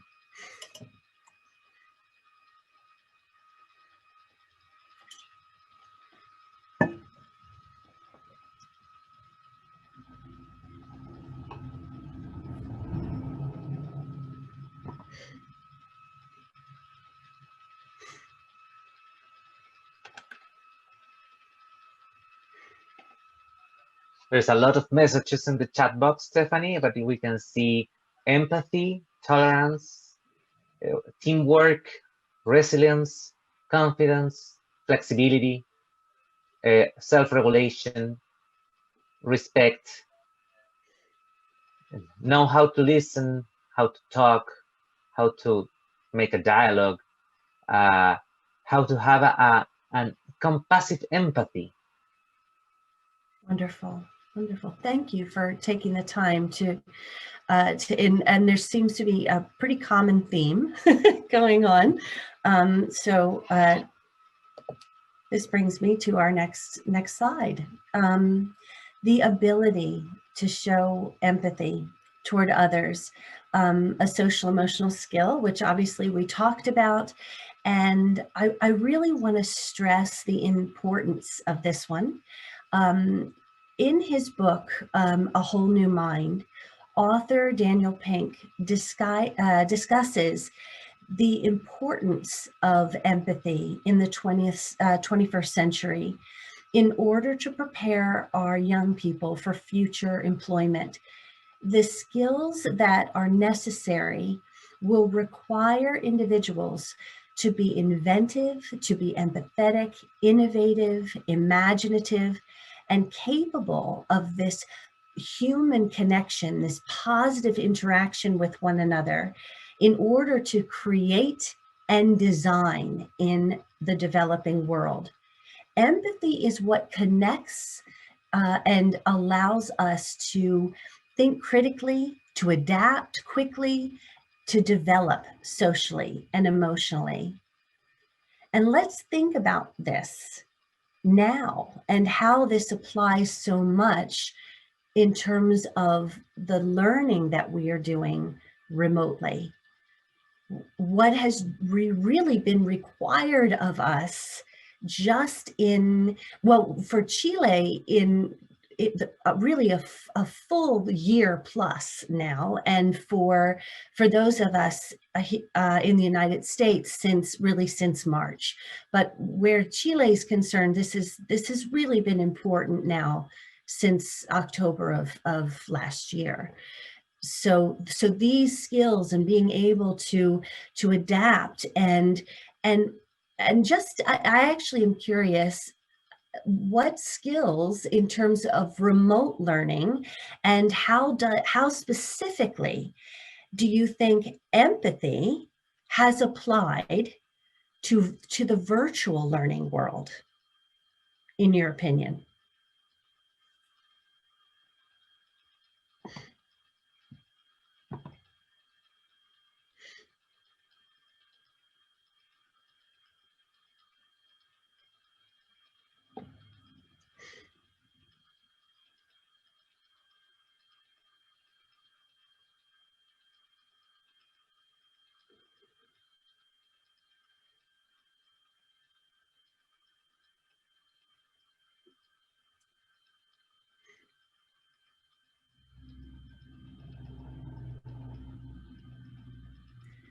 Do we have any thoughts on this one?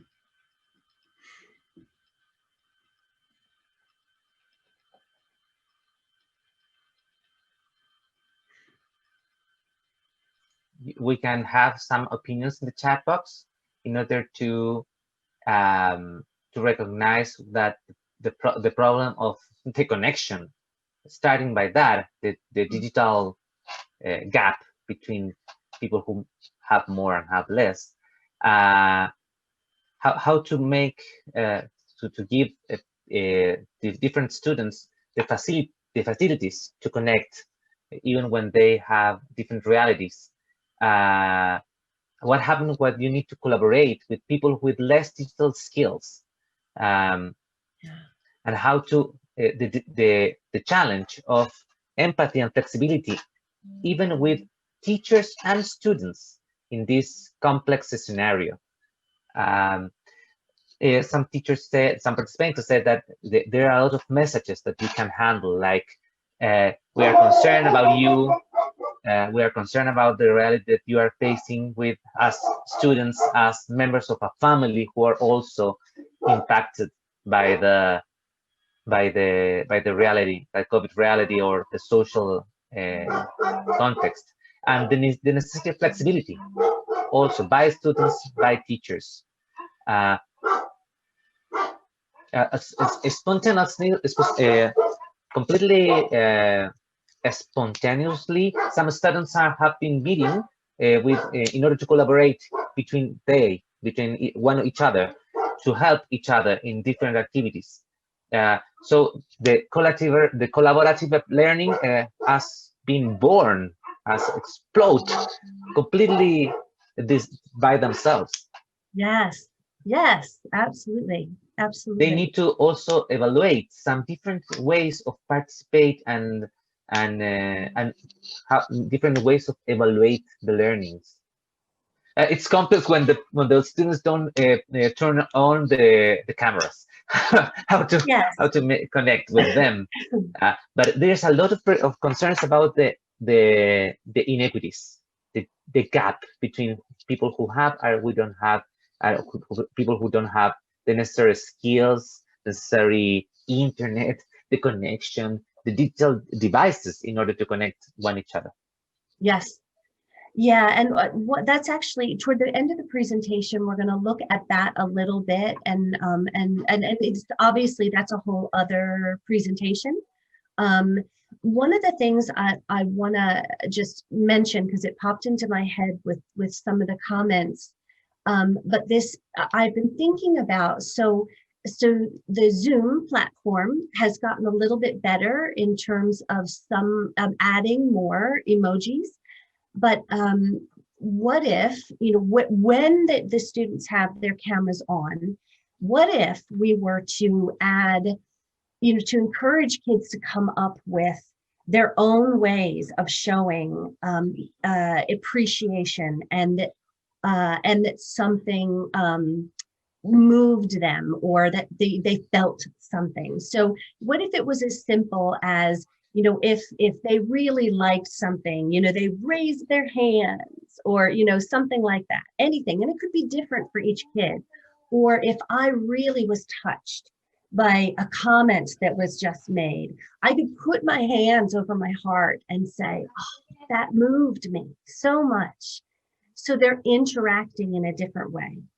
I also want to say in terms of sensitivity to the many different things that people are experiencing right now, I think we need to think about making space for allowing the cameras to be off sometimes, because there may be times when either an adult that we're working with, or when a youth that we're working with needs the camera off for a period of time. If that becomes something that is frequent, that's intense, it's happening a lot, then maybe we address that. But there's a balance with that. Thank you very much for your comments. Excellent thoughts. I'll give you just a moment to read the slide, and we'll talk about this in the next slide.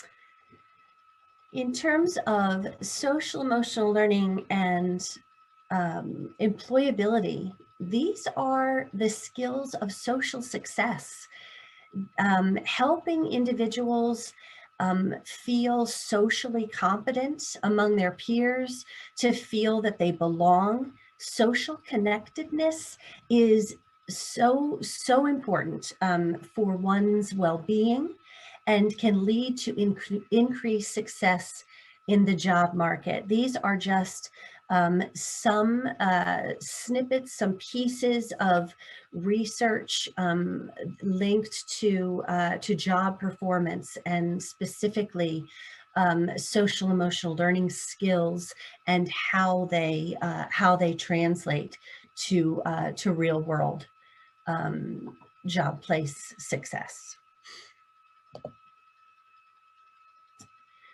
Additionally, there is substantial evidence that social emotional learning intervention improves things like social emotional learners' skills, attitudes, self-image, positive social behavior, academic performance, as well as reduced conduct problems, student disruption, and emotional distress. The benefits exceed the costs. They're led to higher future earnings. Now, there is some variance in the literature. If anyone is interested in that, I can give you links to some of the studies where they kind of go back and forth on what specifically, in terms of the future earnings, and what specific social emotional learning skills are attached to that.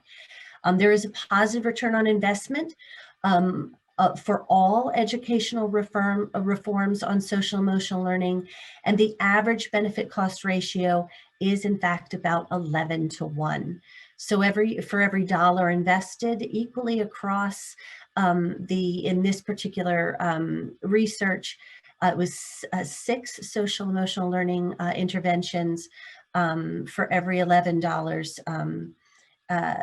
I'm sorry, for every the return on investment was $11, 11 to 1 rather.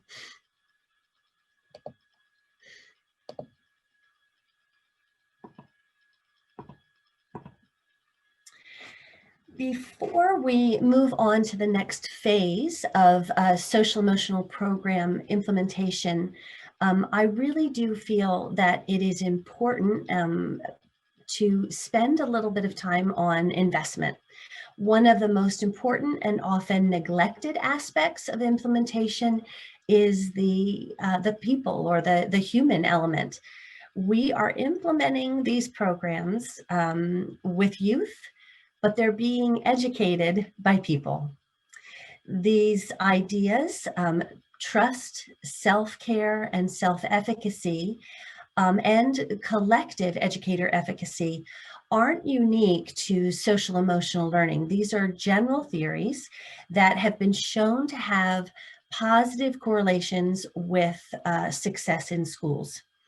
If we keep these ideas in mind prior to implementing not only social emotional learning programs, but other school-wide initiatives, there's a higher likelihood of increased stakeholder buy-in to social emotional learning programs, as well as a stronger process for the whole implementation process. Self-efficacy and self-care are sort of done hand in hand. These are basic elements, and they work together. And when they're modeled, then it actually is an element for collective self-efficacy. So the first one that we're going to take a look at, I'm sharing this actually from a colleague of mine, Dr. Carol Paxton. She is our director at the Center for the Promotion of Social and Emotional Learning, which is an initiative at the Center for Schools and Communities. There are many models of trust.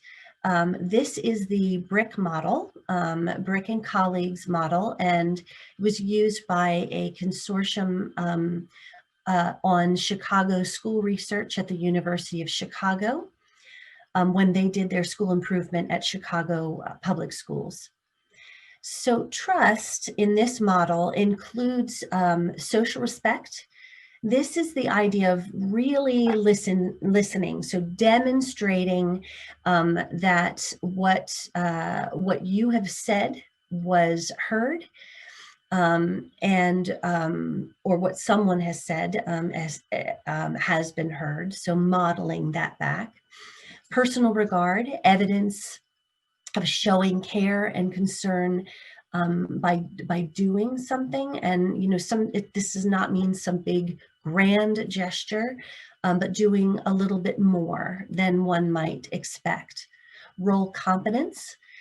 This is the perception of oneself and that others have the skills and expertise to do their work and to do it well. And personal integrity. This is practicing values, following through on one's intentions. When we practice these elements of trust, we are establishing norms, creating an environment that's more responsive to social emotional learning or social emotional programming and implementation.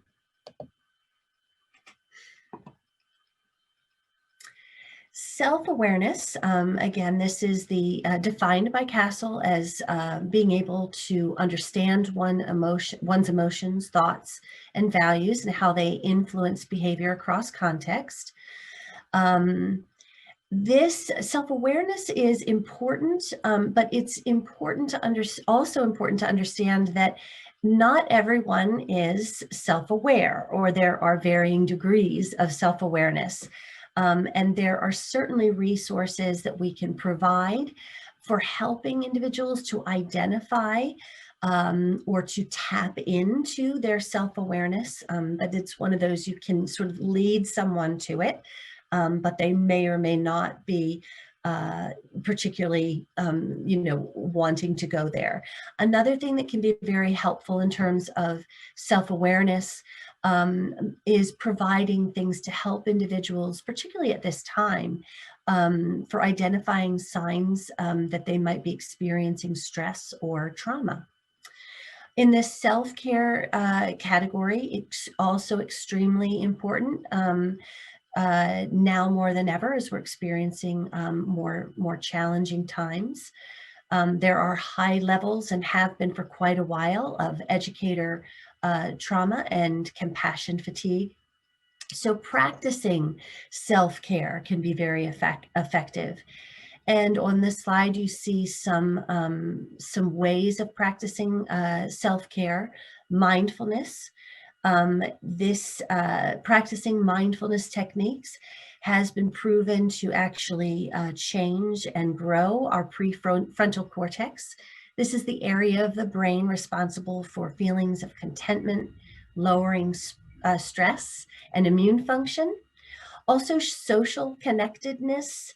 In fact, individuals with a strong support system are better able to navigate even the most difficult circumstances.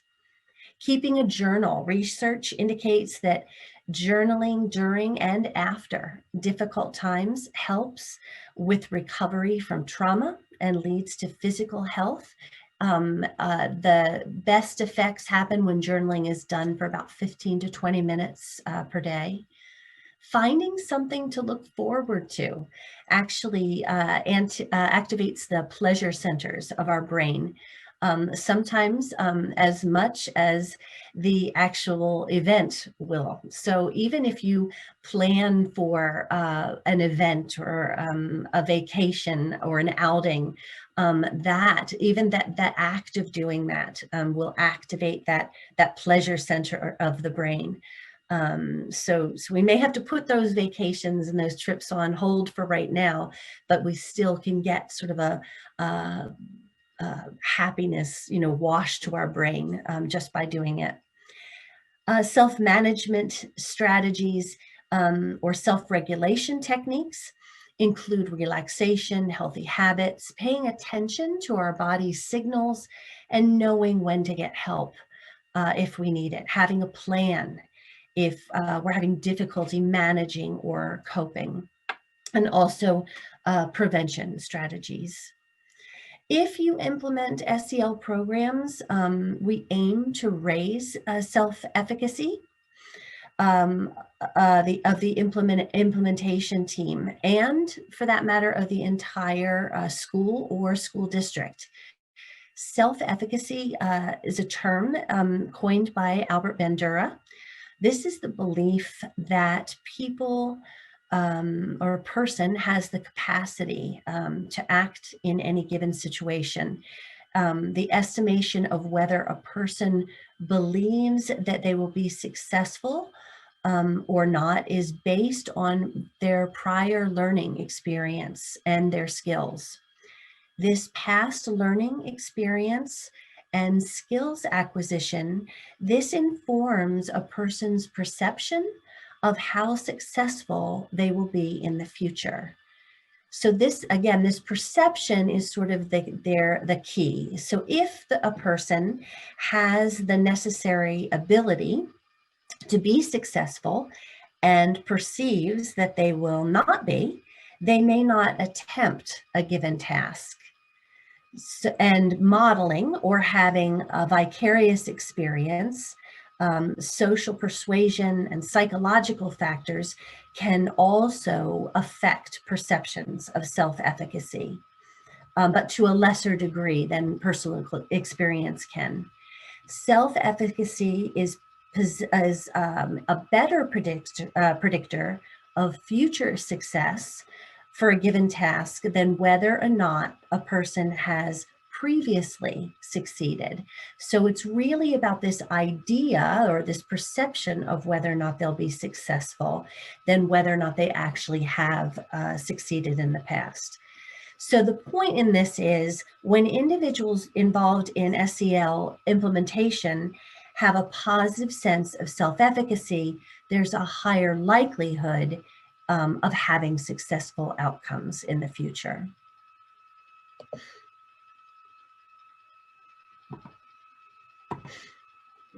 So since social and emotional learning and its implementation is a group effort, we want to build on the concept or this concept of self-efficacy and pull it into the context of collective efficacy, also created by or coined by Albert Bandura. So collective teacher efficacy was studied by Greenberg and Wolf-Acoy. It is the shared perception of educators that their efforts as a group working in a school will result in positive outcomes. And this is really the goal, is that we want this team of people to believe that as they work together in this work, that they're going to be successful. The collective efficacy theoretical model is cyclical. So the sense of achievement among staff feeds a belief that their effectiveness as a group, known as perceived collective efficacy, builds on more success. So it's sort of it's cumulative. The experience of group educators in a school and their sources of what they believe about collective efficacy. The group undergoes analysis, they interpret the members, or it's interpreted by the members of the group. And the members of the group then form opinions about how well they believe the group is capable of meeting student needs. This is called group competence, and it's an internal assessment of the group's resources. Members of the group then also form perceptions of how difficult external pressures might make the task of teaching. So this is sort of the task analysis. Group competence and task analysis then influence each other and combine to form overall perceptions of collective efficacy. So when you're thinking about implementation, you might want to consider some things. In other words, how are group beliefs about whether or not those involved with SEL implementation will be successful. How will the group beliefs about whether or not those involved with SEL implementation will be successful being formed. So what's going into sort of this belief system, and how is the group forming beliefs about whether the task is too difficult to begin? Focus on the sources of the beliefs. In other words, as you go into that, into this, and then think from there. Any sort of comments or questions about this before we go on? Because I do want to clarify anything around this before we move on to the next slide.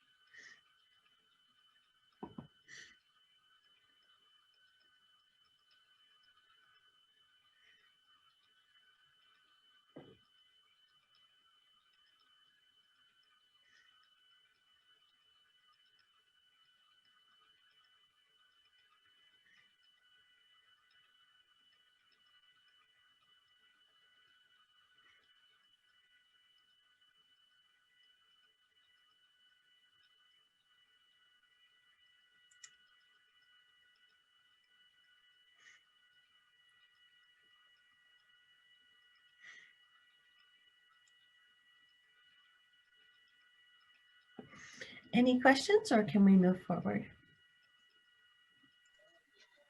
Stephanie, there's a lot of questions, but perhaps we can add these in order to respond these questions at the end of the presentation. Absolutely, we can certainly do that. So for this this particular activity actually came from Mark Brackett. It's actually a personal reflection, and I'll give you a moment to do this. This came out in his newest book, Permission to Feel. I'd like to invite you to take a moment to think about a time when you faced a challenge, but then rose to the occasion. So you actually successfully faced that challenge and you were at your best. Write down for yourself, write down a word with a brief description of that situation. So take about 2 minutes, a minute or 2 minutes, to write down what that situation was when you were feeling challenged. You rose to the occasion and you just were your best self and had a sense of real success. So jot down what that was and a word that comes up for you. And once you've done that, take this home with you.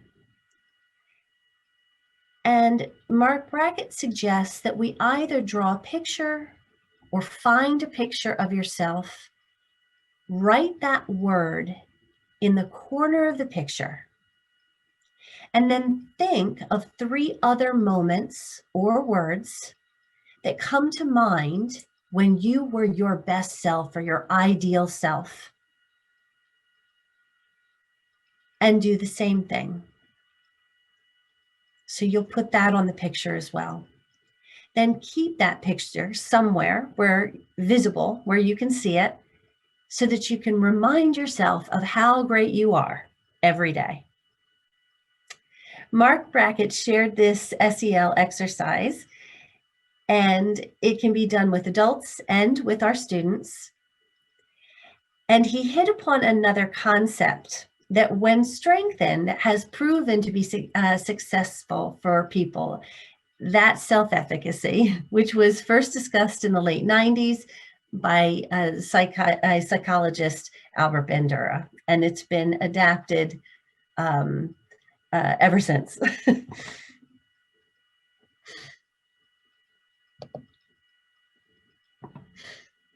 So taking a look now at specific implementation practices. Effective SEL implementation includes a number of different actions over the course of 4 different phases. I am referencing the readiness indicators from the Quality Implementation Framework by Myers, Durlak, and Wandersman.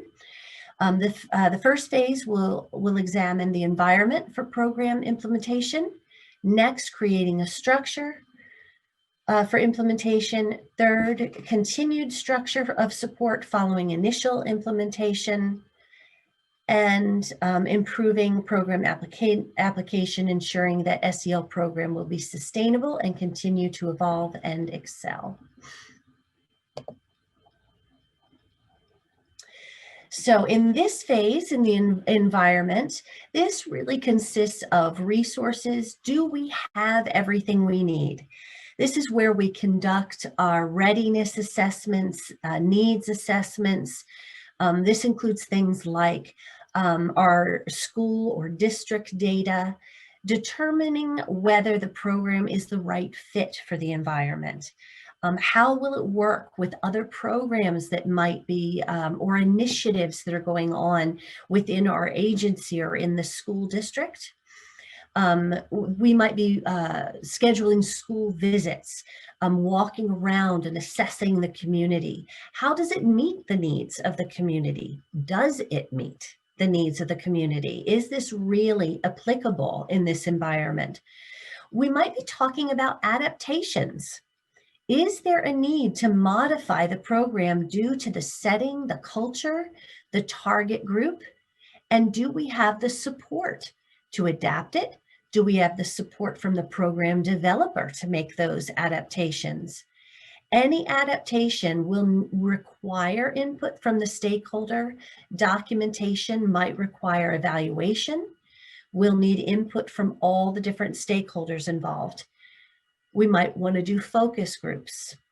We'll need to determine capacity within the school. Is the school ready? Do you have that investment from all the different stakeholders, from the leaders? Do you have enough building level support? Is there a strong structure, infrastructure in place? Skills such as communication, partnership, motivation from not just the school, but possibly the community around it that can be partners for you to leverage support and possibly funding in the future, will assist those who are directly implementing. Who is going to be on that implementation team? This team is going to need to support the initial program implementation and also ongoing problem support. Are there champions who can support this implementation? Members of that implementation team are going to need some SEL program knowledge, including how it will be implemented, the theory, the research, the evaluation methods. Plan the pre-implementation training, determine whether the training will cover all of the skills necessary for the practitioners to achieve self-efficacy, proficiency, and application. Next, creating a structure for that SEL program implementation. This involves creating your implementation team. This team is going to be key in delivering that program. It's important to identify the roles, responsibilities, developing an implementation plan to provide the team with tasks, a timeline for completing activities, Implementation planning may also include reviewing data, a problem statement, goal setting, things like integration, academic, and behavior supports. This is your training, your coaching, curriculum and coaching. Again, things like your rollout strategy and a timeline.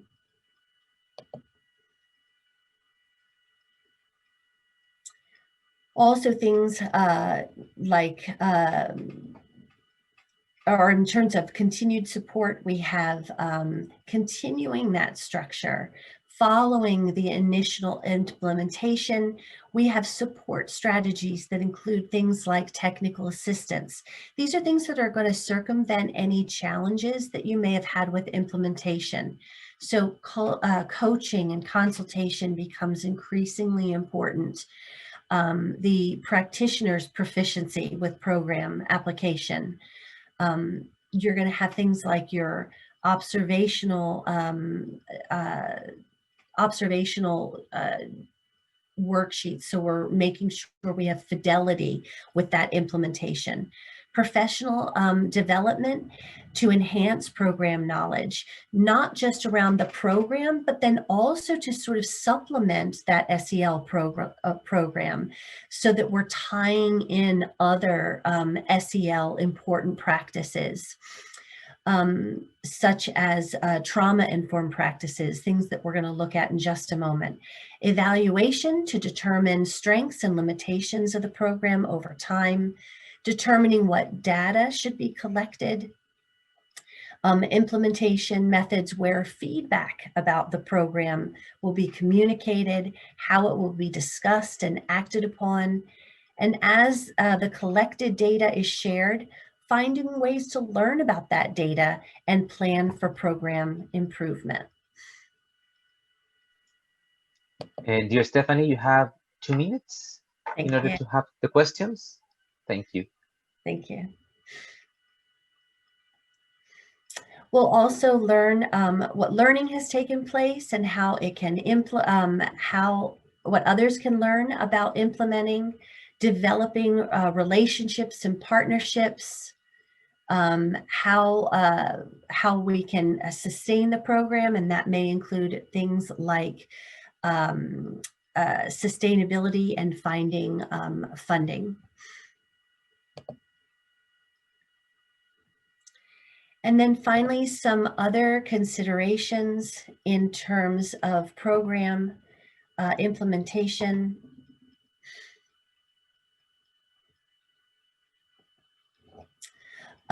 Things around equity.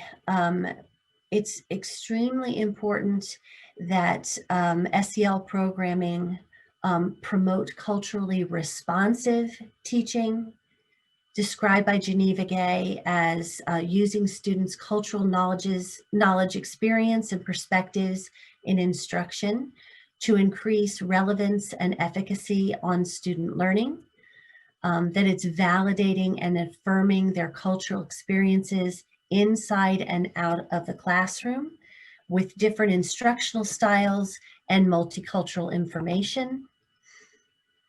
Another really important consideration is trauma-informed SEL, reinforcing competencies such as self-regulation, effective problem-solving.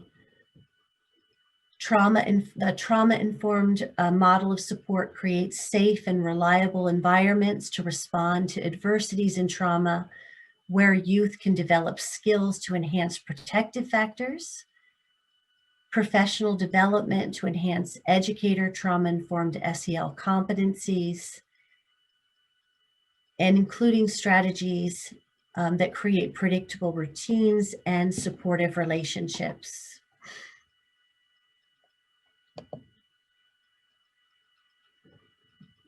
This is a new anthology, including a quote, or rather a new poem from Julia Alvarez, Together in Sudden Strangeness, with a collection of verses from poets on a range of thoughts.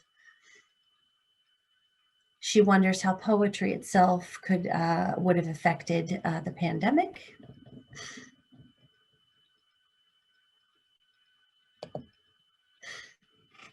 Another consideration, given these current times,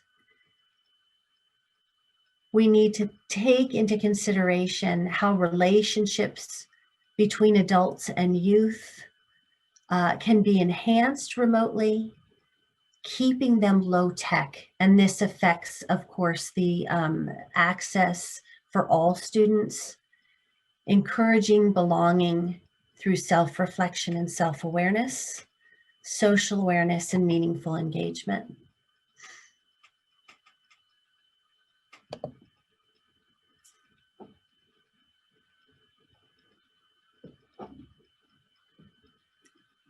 And one of my favorite quotes by is an excerpt from Kyle Gibran's poem on children from the Prophet.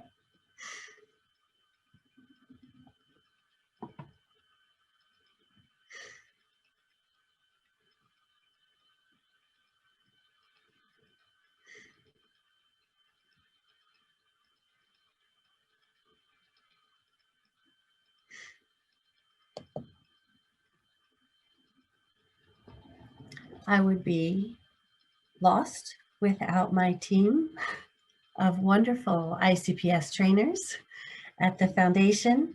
I am so grateful for our work together, collaborating together to implement the social emotional learning program that we work with. I'm so grateful for this time together. Thank you so very much. Thank you so much, Stephanie, for your words and for your presentation. Muchas gracias, Stephanie, por tus palabras y tu presentación. Bueno, para nosotros eres una compañera de viaje en el trabajo que la Fundación San Carlos de Maipo ha estado haciendo, así que no tendría sino que agradecerte por volver a repasar los puntos que nos han permitido avanzar en lo que como Fundación hemos hecho. For us, you are some kind of trip companion in the trip that we are doing in order to reach the implementation of social emotional learning programs.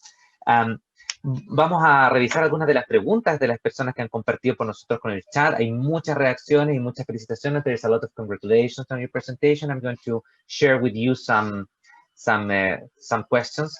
How to incorporate family in the social emotional implementation of programs, because not only in the normality of school context, in the COVID situation, families are quite important in the learning process of the kids. They are together in front of the computers in a lot of times.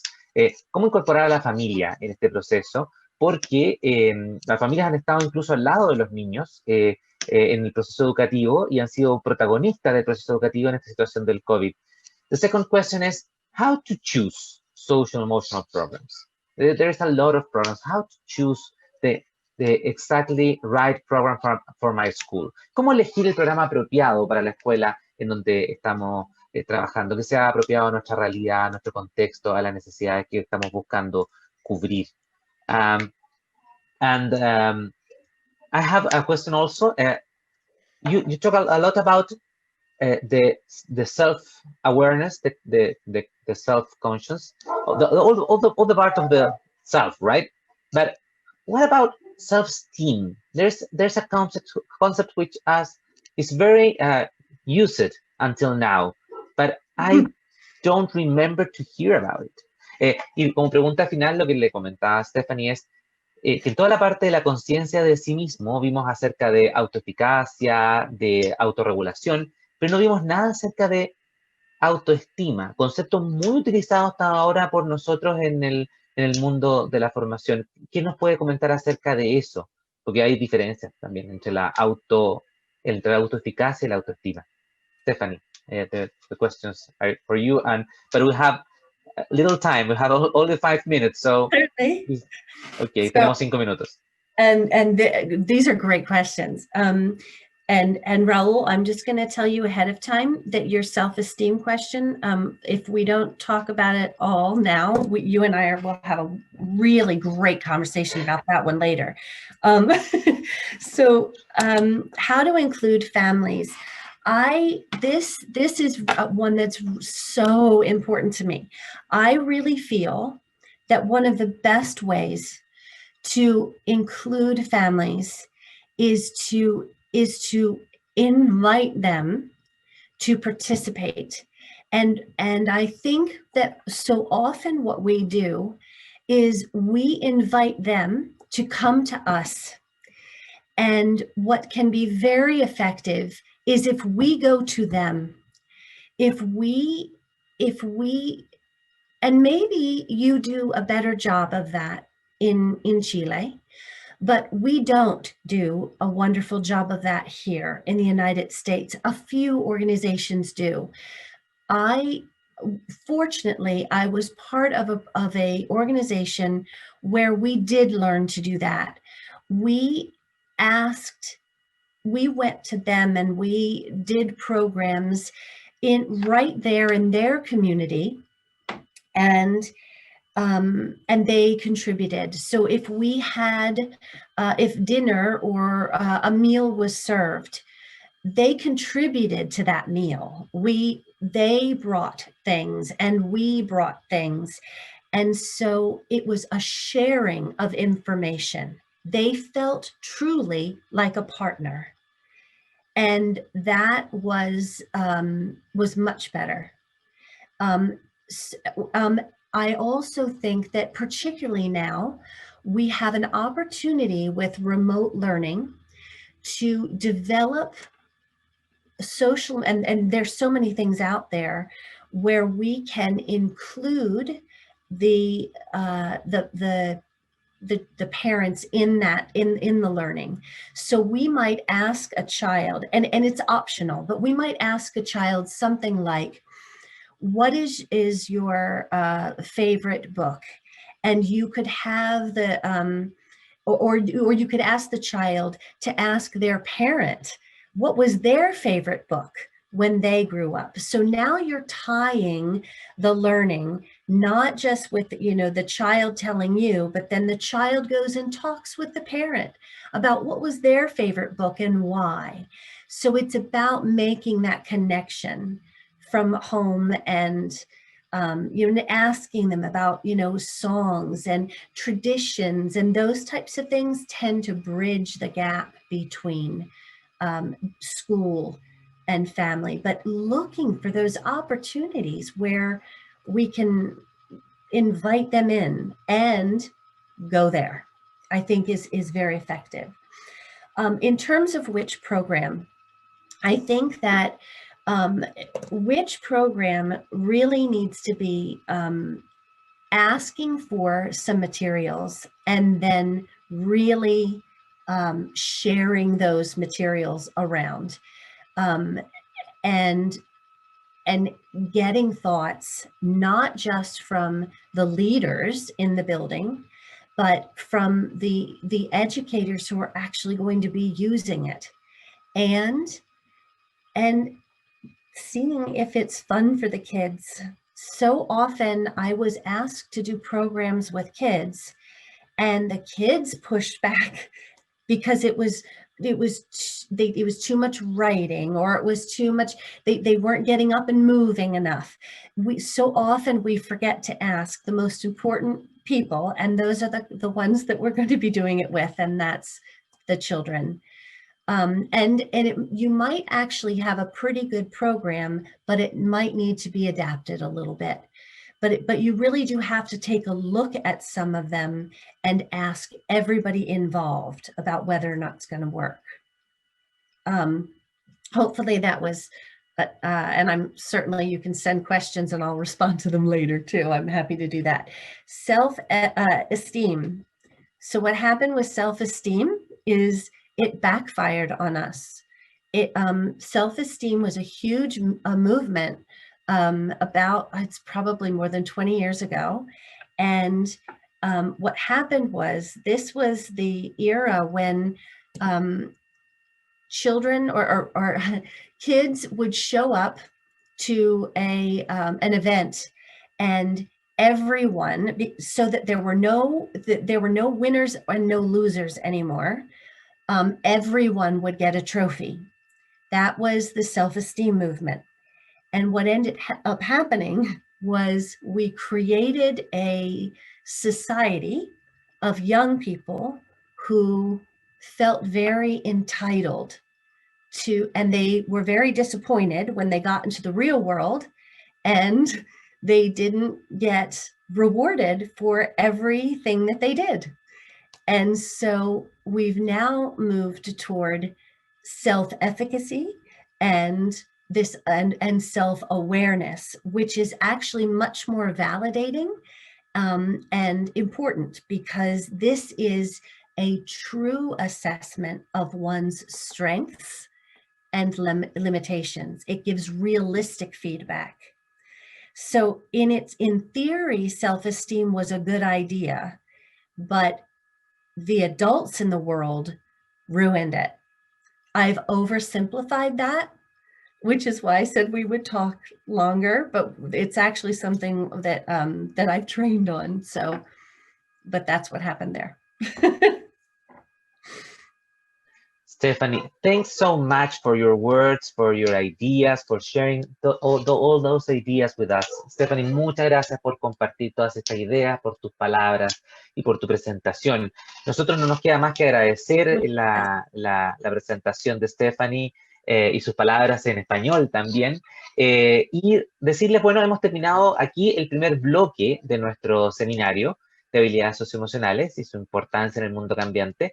Y pero no con eso hemos terminado el seminario, por favor. No se queden con esa idea. No, nos queda mucho más por compartir y revisar. Vamos a tener un break de 15 minutos. Pueden permanecer conectados. No es necesario que se desconecten. Yo incluso les recomendaría que no lo hicieran.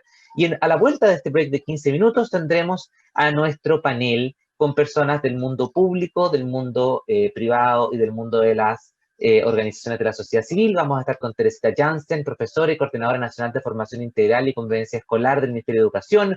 Vamos a estar con Jorge Gaete, en representación de la Universidad de los Andes. Vamos a estar con la Fundación Liderazgo Chile, con don Armando Canales, con el presidente de la Fundación.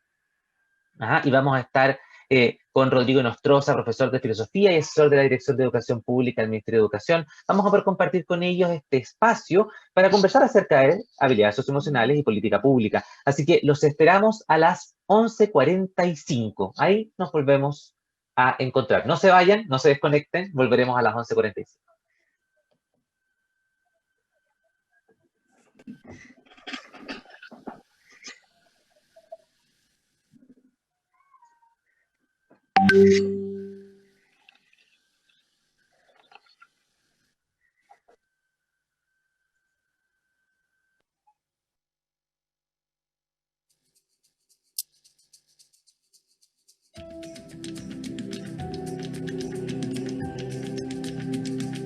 Hola, mi nombre es Héctor Montenegro, consultor de CACEL, organización internacional con más de 3 décadas en la promoción de la educación socioemocional o SEL, y como también profesor del programa Especialización en Aprendizaje Socioemocional de la Fundación Educacional Seminario, cuyo objetivo principal es avanzar hacia la educación de los ciudadanos del futuro. Primero, quiero agradecer a la Fundación San Carlos de Maipo por invitarnos a participar de esta instancia y promover la conversación sobre educación socioemocional en niños, niñas y jóvenes de todo el mundo. Nunca antes el sistema educativo de Latinoamérica y el mundo había vivido una pandemia como la actual. De manera casi simultánea, todas y todos nosotros, sin importar el país, el contexto social, ni el rol que cumplimos en nuestros establecimientos educacionales, el coronavirus cambió lo que teníamos planificado y nos obligó a tomar las mejores decisiones en favor de nuestras y nuestros estudiantes en un contexto incierto y completamente desconocido. Por esta razón, avanzar hacia un currículum que incorpore el aprendizaje socioemocional hoy es imprescindible en todos los niveles: aula, directivos intermedios y políticas públicas, que nos permitan no tan solo estar preparados para momentos como el actual, sino que para la vida en sí misma. Lo anterior, las y los profesores han sabido entenderlo muy bien.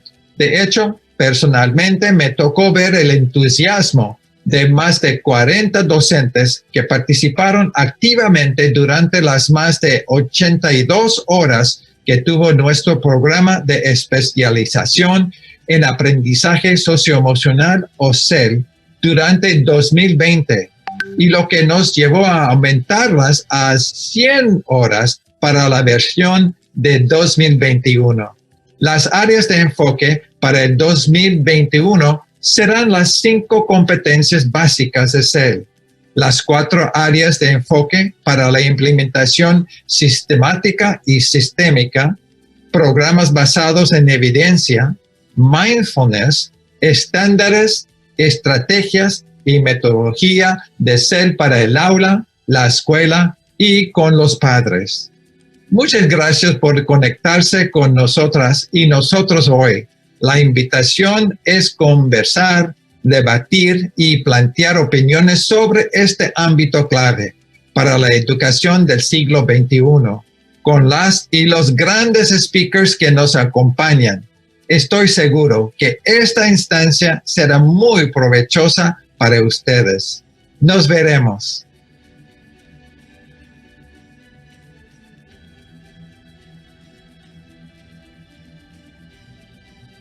Hola, mi nombre es Teresita Janssens, soy la Coordinadora Nacional de Formación Integral y Convivencia Escolar del Ministerio de Educación y hoy quiero hacerles una tremenda invitación.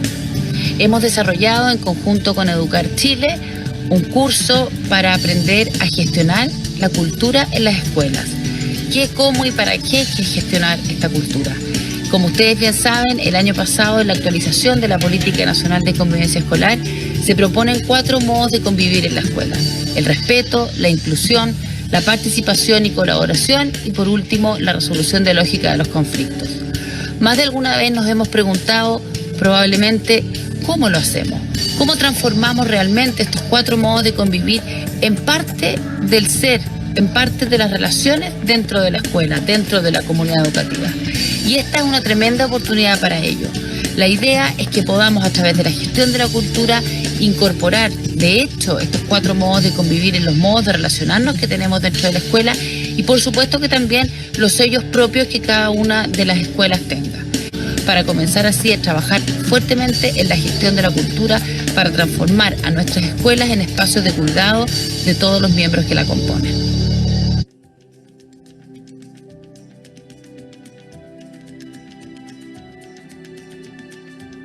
Hola, ¿cómo están? Mi nombre es Arnaldo Canales, soy director ejecutivo de la Fundación Liderazgo Chile. Quiero compartir estos breves minutitos para comentar y reflexionar un poco del tema que hoy día nos trae a la mesa en este seminario, en este conversatorio, que tiene que ver cómo hoy día las emociones están de moda, cómo la pandemia vino a mostrarnos otra cara que no habíamos querido ver. La pandemia vino a sacarnos el velo como sociedad y a mostrarnos la importancia que tiene el mundo emocional en los seres humanos. Hoy día vimos como el miedo, la incertidumbre, la angustia, la impulsividad en muchos casos nos pasaron la cuenta y cómo convivimos durante ya casi 10 meses en un proceso bastante complejo. Y la pregunta es, ¿qué estamos haciendo hoy día como sociedad? ¿Cómo estamos haciendo también como desde el mundo educativo en tratar de resignificar la importancia de la educación emocional en nuestras vidas? Hoy día quiero detenerme simplemente a ver qué emociones no solamente podemos trabajarlas desde el autoconocimiento, no solamente desde la mirada de la introspección respecto a cómo estas emociones me están hablando en el presente, en el aquí y el ahora, y cómo están de alguna manera direccionando en una carta de navegación mi vida. ¿Para qué? Para facilitarme o obstaculizarme en mi bienestar, pero siempre con el fin de cuidarme. Pero la pregunta que deberíamos hacernos todos como educadores, como sociedad, como instituciones, es si las emociones de alguna manera también propician un espacio desde la ética y la moralidad. Desde la ética sin duda y desde la moralidad también a través de las emociones morales. Un tema que en Chile no se trabaja y que lamentable en América Latina hoy día tenemos una brecha bastante larga de que tenemos que de alguna manera empezar a avanzar. Tenemos que trabajar las emociones prosociales que invitan al altruismo, a la colaboración, como la empatía y la compasión amorosa. Pero detrás de eso, ayudar a través que las emociones disciplinan, como la vergüenza, como la aversión, como el enojo, emociones que tenemos que validar en los niños y construir también a través de las emociones morales, desde la ética y los valores, este constructo mental desde el positivismo, desde el bienestar emocional también de los niños. Así que les dejo esa invitación. No hablemos tanto de educación emocional, no preguntemos de qué son las emociones, preguntemos para qué nos sirven y cómo las emociones trascendentales nos pueden permitir también entre todos construir una mejor sociedad. Que estén bien. Un abrazo.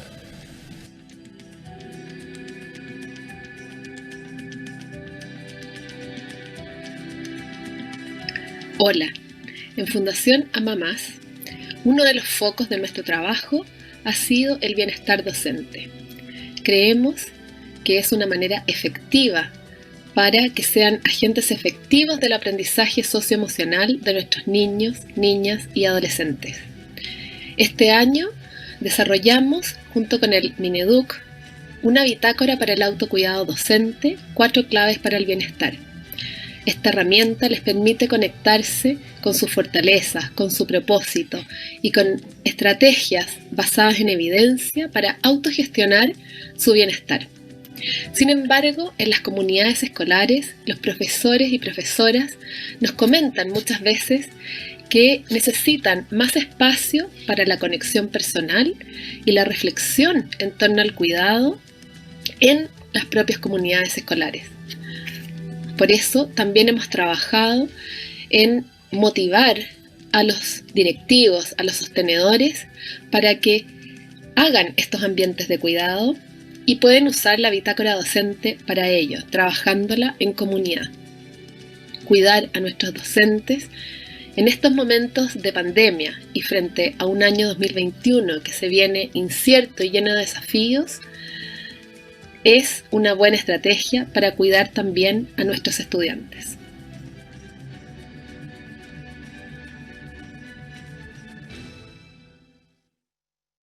Muy bien, muy buenos días todavía a todas y todos. Ya estamos muy cerca de la hora comprometida, las 11:45. Vamos a esperar a que lleguemos a esa hora para iniciar el siguiente bloque de nuestro seminario.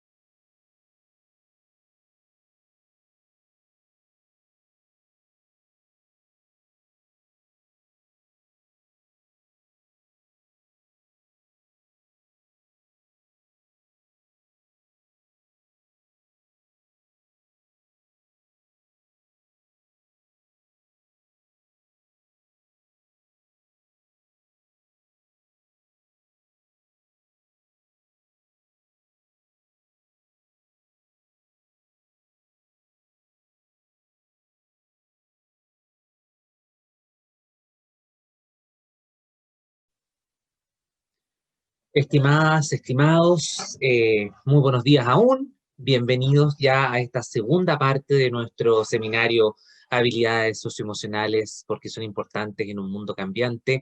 Les puedo comentar que en este minuto tenemos, voy a admitir, creo yo, al participante número 100, exactamente, de la tarde. En la mañana tuvimos también más de 100 participantes durante todo el seminario en la jornada de la mañana, y por lo tanto creo que es una excelente instancia arrancar este segundo bloque con más de 100 participantes compartiendo este espacio con nosotros.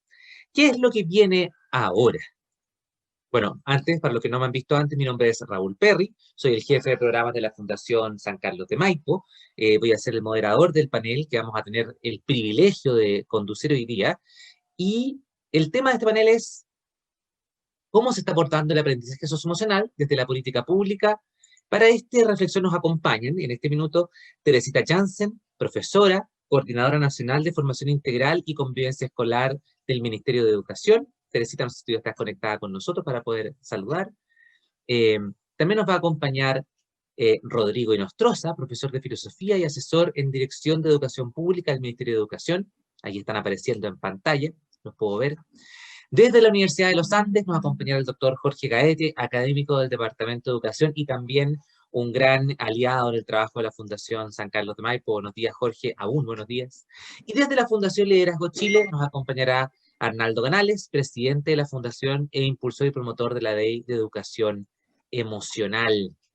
Bueno, el objetivo de este panel es que podamos compartir experiencias sobre el aprendizaje socioemocional desde su ejercicio profesional, y para esto, en el fondo, vamos a tener estos espacios de conversación de aproximadamente 3 a 5 minutos para cada uno de ustedes. Vamos a tratar de avisarles cuando queden 2 minutos para finalizar. Y me gustaría iniciar haciéndoles la siguiente pregunta que motive nuestro inicio de conversación.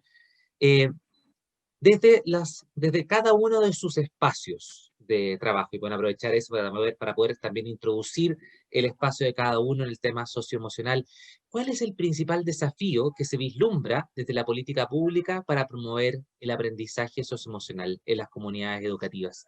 Y mientras les doy un segundo para que piensen su respuesta, le aprovecho de comentar a todas y todas quienes nos acompañan que el chat está abierto para que ustedes puedan también hacer sus preguntas a los invitados. Seleccionaremos algunas preguntas que vamos a ir haciéndole a todos o a alguno en específico. Así que los invitamos a participar a través del chat en este interesante panel. Así que bueno, aprovecho de repetir la pregunta desde el espacio de cada uno de ustedes y aprovechando ese espacio para poder presentar un poco lo que están haciendo. ¿Cuál es el principal desafío que se vislumbra desde la política pública para promover el aprendizaje socioemocional en las comunidades educativas? ¿Quién quiere partir? Teresita, por favor. No, puede ser. Sí. Ya, entonces, primero que nada quiero saludarlos, agradecerles profundamente la invitación y bueno, y agradecer la oportunidad de poder compartir con con todos los que están acá. Muchos ya nos conocemos, ya habemos caras conocidas acá, y por lo tanto reencontrarse en una instancia de reflexión que me parece muy interesante. En términos concretos y respecto a la pregunta que nos hacías tú, Raúl, mira, yo creo que en educación tenemos muchos desafíos, pero en el ámbito de la política pública, yo pienso que el gran desafío está en lograr instalar el aprendizaje socioemocional como un aprendizaje relevante en la escuela. Yo creo que este año ha sido un año inesperado, sin duda para todos, complejo, muy tensionante para el sistema educativo y el sistema escolar en general, para los profesores, equipos directivos y por supuesto que para las familias y los mismos estudiantes. Pero a pesar de todo eso, hemos sacado algunas lecciones, entre las cuales está la importancia de generar espacios de aprendizaje socioemocional en la escuela y de intencionar ese aprendizaje. Ahora, yo pienso que una cosa es que se hayan levantado estas alertas y que estemos tomando conciencia, digamos, a nivel general, y otra cosa es que esto verdaderamente se instale. Y ahí creo que está el verdadero desafío. Como Ministerio de Educación creemos que tenemos que trabajar en cambiar la cultura en las escuelas. La cultura institucional en cualquier institución sabemos que es fundamental, que marca una línea y un propósito, y creemos que en las escuelas hemos trabajado no intencionadamente, sino que más bien como secundariamente el tema de la cultura en la escuela, y creemos que a través del trabajo intencionado de la cultura escolar podemos ir instalando cada día con más fuerza el desafío en el ámbito del aprendizaje socioemocional, y para eso necesitamos líderes educativos bien preparados, líderes educativos que no solo estén conscientes de la necesidad, sino que también sepan cómo hacerlo. Y por eso es que estamos trabajando en un plan de aprendizaje socioemocional desde el Ministerio de Educación, que justamente el próximo año tiene como foco el trabajo en formarnos en cómo gestionar una cultura escolar de cuidado, en donde las escuelas sean espacios de cuidado efectivos para todos los miembros que la componen, no solo para los estudiantes, y en donde podamos promover al menos los 4 modos de convivir que propone nuestra Política Nacional de Convivencia Escolar y que sin duda tienen una relación directa con los focos de aprendizaje socioemocional, que son el trato respetuoso, la inclusión, la participación y colaboración, y finalmente la resolución dialógica de conflictos.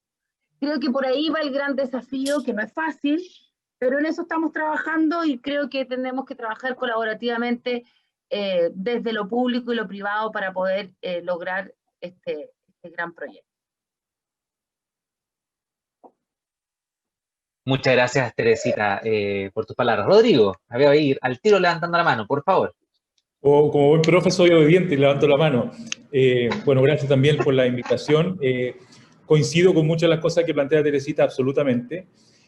Quizás como un aporte, creo que un desafío muy importante de la política pública, y no solamente de la política pública, sino que incluso también de la academia, es un profundo contacto con la realidad. ¿Ah? La academia muchas veces se queja, perdón, los usuarios, los profesores, los directivos, se quejan muchas veces justamente de que los sistemas públicos, los sistemas políticos, la academia incluso, viene con respuesta a preguntas que nadie le hace. ¿Ah? Y en ese sentido, creo que un desafío importante son 2, si tuviera que simplificarlo. Uno, primero, generar sistemas muy simples, simplificar y modernizar los sistemas. Creo que nosotros muchas veces generamos estándares, generamos sistemas, modelos muy robustos desde lo conceptual, pero con poco diálogo en la realidad. Y lo otro es tener un contacto permanente con lo que son las experiencias de base. Y eso se lo comento también de la realidad que estoy viendo ahora. Si se demora o se falla la conexión, estoy en la localidad de Cuya, muy cerca de Arica, y me acompañan acá, si se acercan, solamente voy a presentarlo. Ella es Diana Ponce y él es Jonathan Vázquez, son psicólogos. Y nosotros hemos estado haciendo una experiencia que después les puedo contar cómo llegamos hasta esto, de apoyo socioemocional para los niños y los apoderados de escuelas rurales del servicio local de Chinchorro. Y hemos visitado ya 24 escuelas rurales, a sus papás, Entonces, ¿para qué? Para justamente tratar de llegar, de ver si lo que nosotros en términos teóricos, si las orientaciones que entregamos, si el material que entregamos, les sirve o no les sirve a las comunidades. Y en razón de eso, dar apoyo, en este caso socioemocional, cuyo resultado sería bien interesante poder comentarles a algunos por lo menos, justamente para hacer ese link entre lo que es el diseño de la política pública, la calidad de los instrumentos, la calidad de lo que uno propone, y cuál es por decirlo así, cuál es la experiencia de usuario, ¿ah?, de los profesores, de los papás y de los niños. Yo creo que ese es un desafío tremendo. Y insisto con a veces eso de que menos es más, creo que nos ayudaría mucho. A veces menos es más, necesitan cosas más simples, no por eso menos no de calidad, pero sí que respondan también fuertemente a la necesidad que tienen las escuelas. Y los jardines también.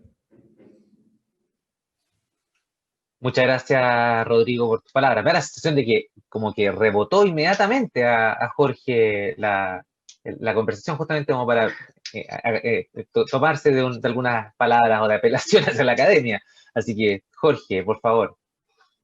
Bueno, muchas gracias primero por la invitación, a la organización, por estar con ustedes también participando. Yo estoy un poco en representación hoy en día de Ignacio Illanes, que es el decano de la Facultad de Educación de la Universidad de los Andes, en la cual yo soy profesor asociado.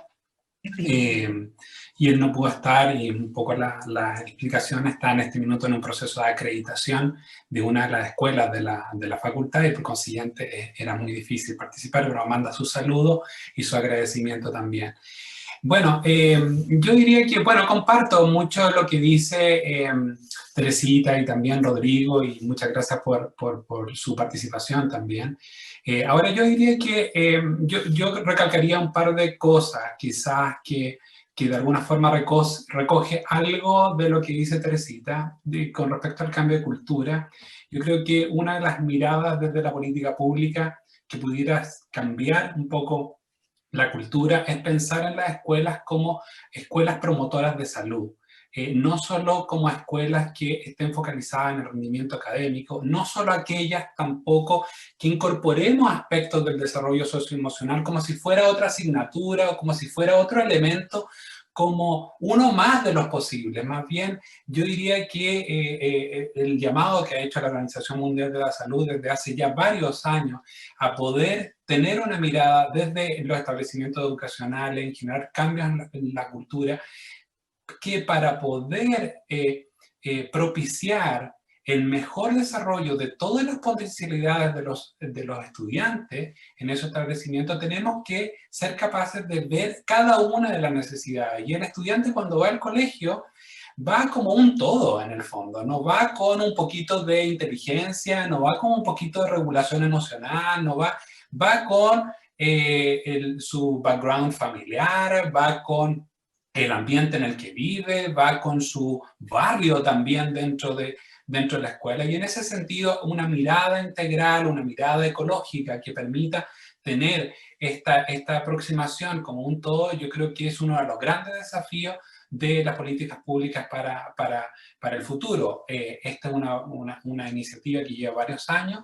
Algunos países la han tomado como un todo, Escocia, por ejemplo, Netherlands también han tenido esa aproximación, pero no todos han tenido esa visión, y es importante quizás tener una mirada en esa línea. Y lo segundo, quizás enlazando con algunas de las cosas que dice Rodrigo, yo estoy muy de acuerdo en que tenemos que simplificar quizás estos dispositivos, estos instrumentos, estas formas de poder ayudar a las necesidades. Sin embargo, yo agregaría, y aquí está la importancia de la academia y la investigación, yo agregaría el segundo elemento, que tiene que ver con que tienen que estar basadas en evidencia, que tienen que haber información, que tiene que haber una recogida de data que nos permitan determinar la efectividad, por ejemplo, de algunas de las medidas. Muchas veces nosotros queremos, por ejemplo, mejorar algunos aspectos que tienen que ver con la convivencia escolar, pero a veces no sabemos muy bien ni siquiera qué es lo que estamos midiendo como convivencia escolar, a qué nos referimos en particular con eso, solo a la interacción entre los sujetos, estudiantes, la interacción entre los estudiantes y los profesores, la seguridad dentro del ambiente, el clima escolar en general. Tenemos que tener muy buenos indicadores para eso y obviamente tener muy buenas intervenciones independientes. Idealmente que sean intervenciones simples, fáciles de implementar, rápidas de implementar también. Yo estoy muy de acuerdo con esa idea, pero basada en evidencia, porque tenemos que asegurarnos que aquello que le estamos proponiendo a nuestra comunidad escolar es algo que tenga efectivamente efectividad y que pueda ayudar finalmente a la comunidad. Yo diría que esos son los dos elementos que quizás recalcaría y tomaría un poco de lo que estaban diciendo previamente.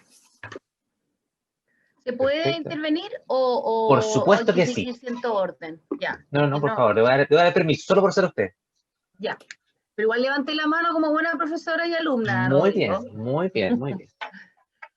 Oye, Raúl, solo comentar a propósito de lo que dice el doctor Gaete, que me parece muy interesante y que comparto totalmente, y insistir en esa misma línea en que nosotros creemos justamente que el aprendizaje socioemocional no es tema de una asignatura, de una estrategia, de una metodología específica.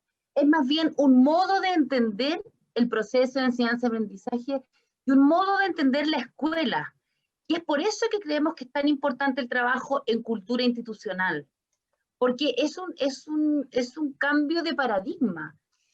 Es un cambio de paradigma en términos de que nos dejamos de enfocar solamente en el aprendizaje académico del estudiante para entender al estudiante como un todo, como un ser que tiene que tener aprendizajes académicos, aprendizajes sociales, aprendizajes profundamente humanos, valóricos, en fin, y que tiene necesidades en esa diversidad de ámbitos también, y que la escuela tiene que estar preparada para responder a eso. Todo esto, de acuerdo con Rodrigo, con el mayor sentido de realidad posible, porque yo creo que uno de los problemas que hemos tenido en la política pública en los últimos, 50 años, es que hemos trabajado con poco sentido de realidad. Y el sentido de realidad solo se puede conocer en terreno, en la escuela. Este año ha sido un año complejo porque hemos podido hacer poco terreno de alguna manera, Pero a pesar de eso, estas plataformas virtuales nos han permitido llegar a muchas instituciones. Nosotros nos hemos reunido, no sé, con 40.000 profesionales de la educación entre una cosa y otra, o más, si no me equivoco, y eso es un beneficio que nos dan estas plataformas y que nos permiten tener una mirada que esté más centrada en las necesidades reales de la escuela. Desde 4 paredes en el Ministerio de Educación es imposible, por mucho que uno tenga experiencia escolar, entender cuál es la verdadera y más profunda necesidad de la escuela.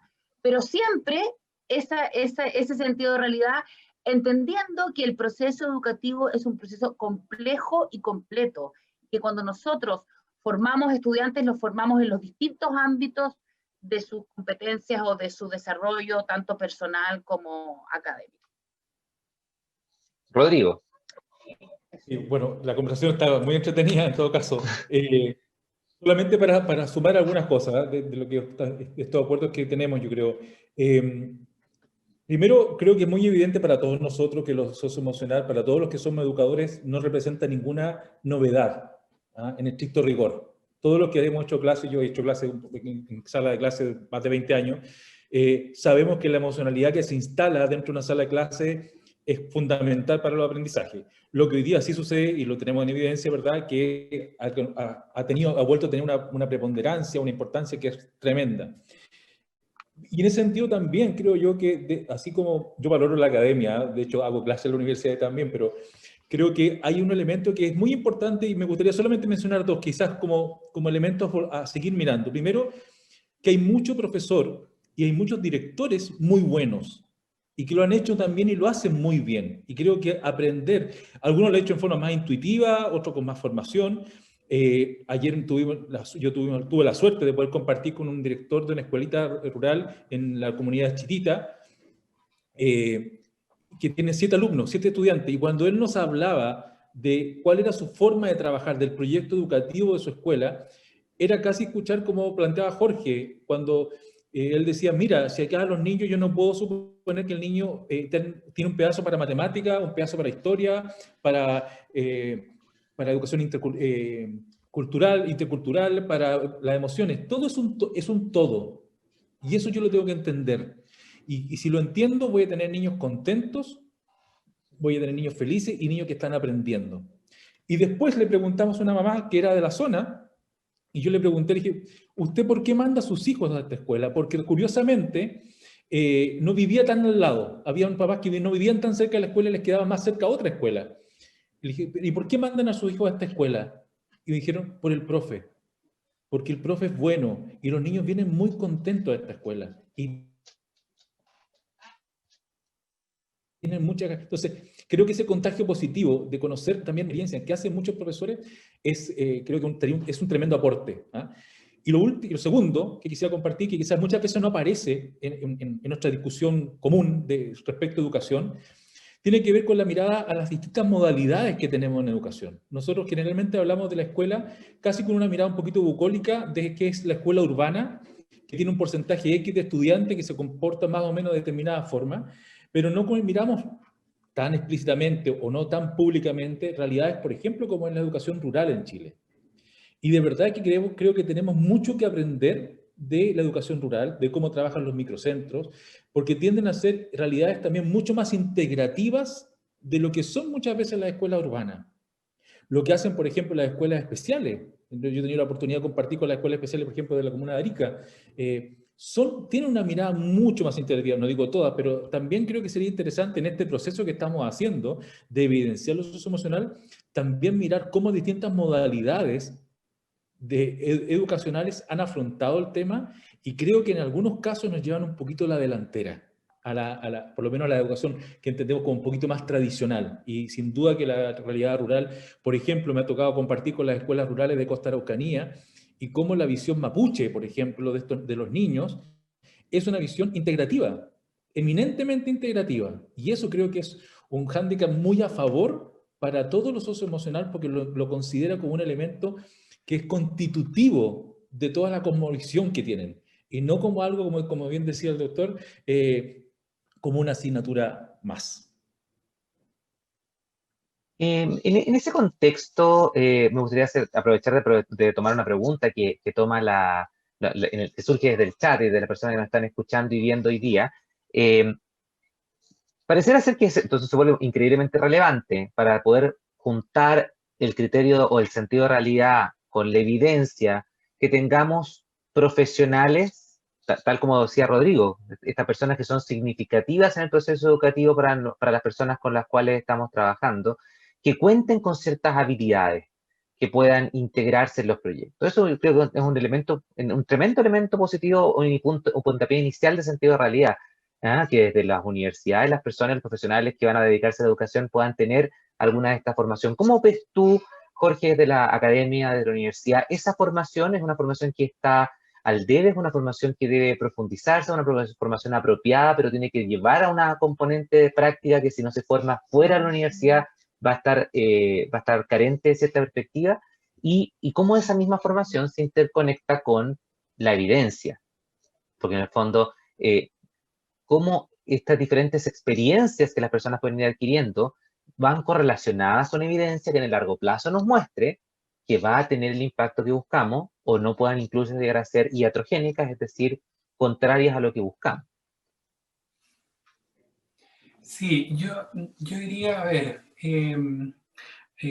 voy a contestar tu pregunta, pero quizás me voy a ir por una visión un poquito más amplia desde el inicio.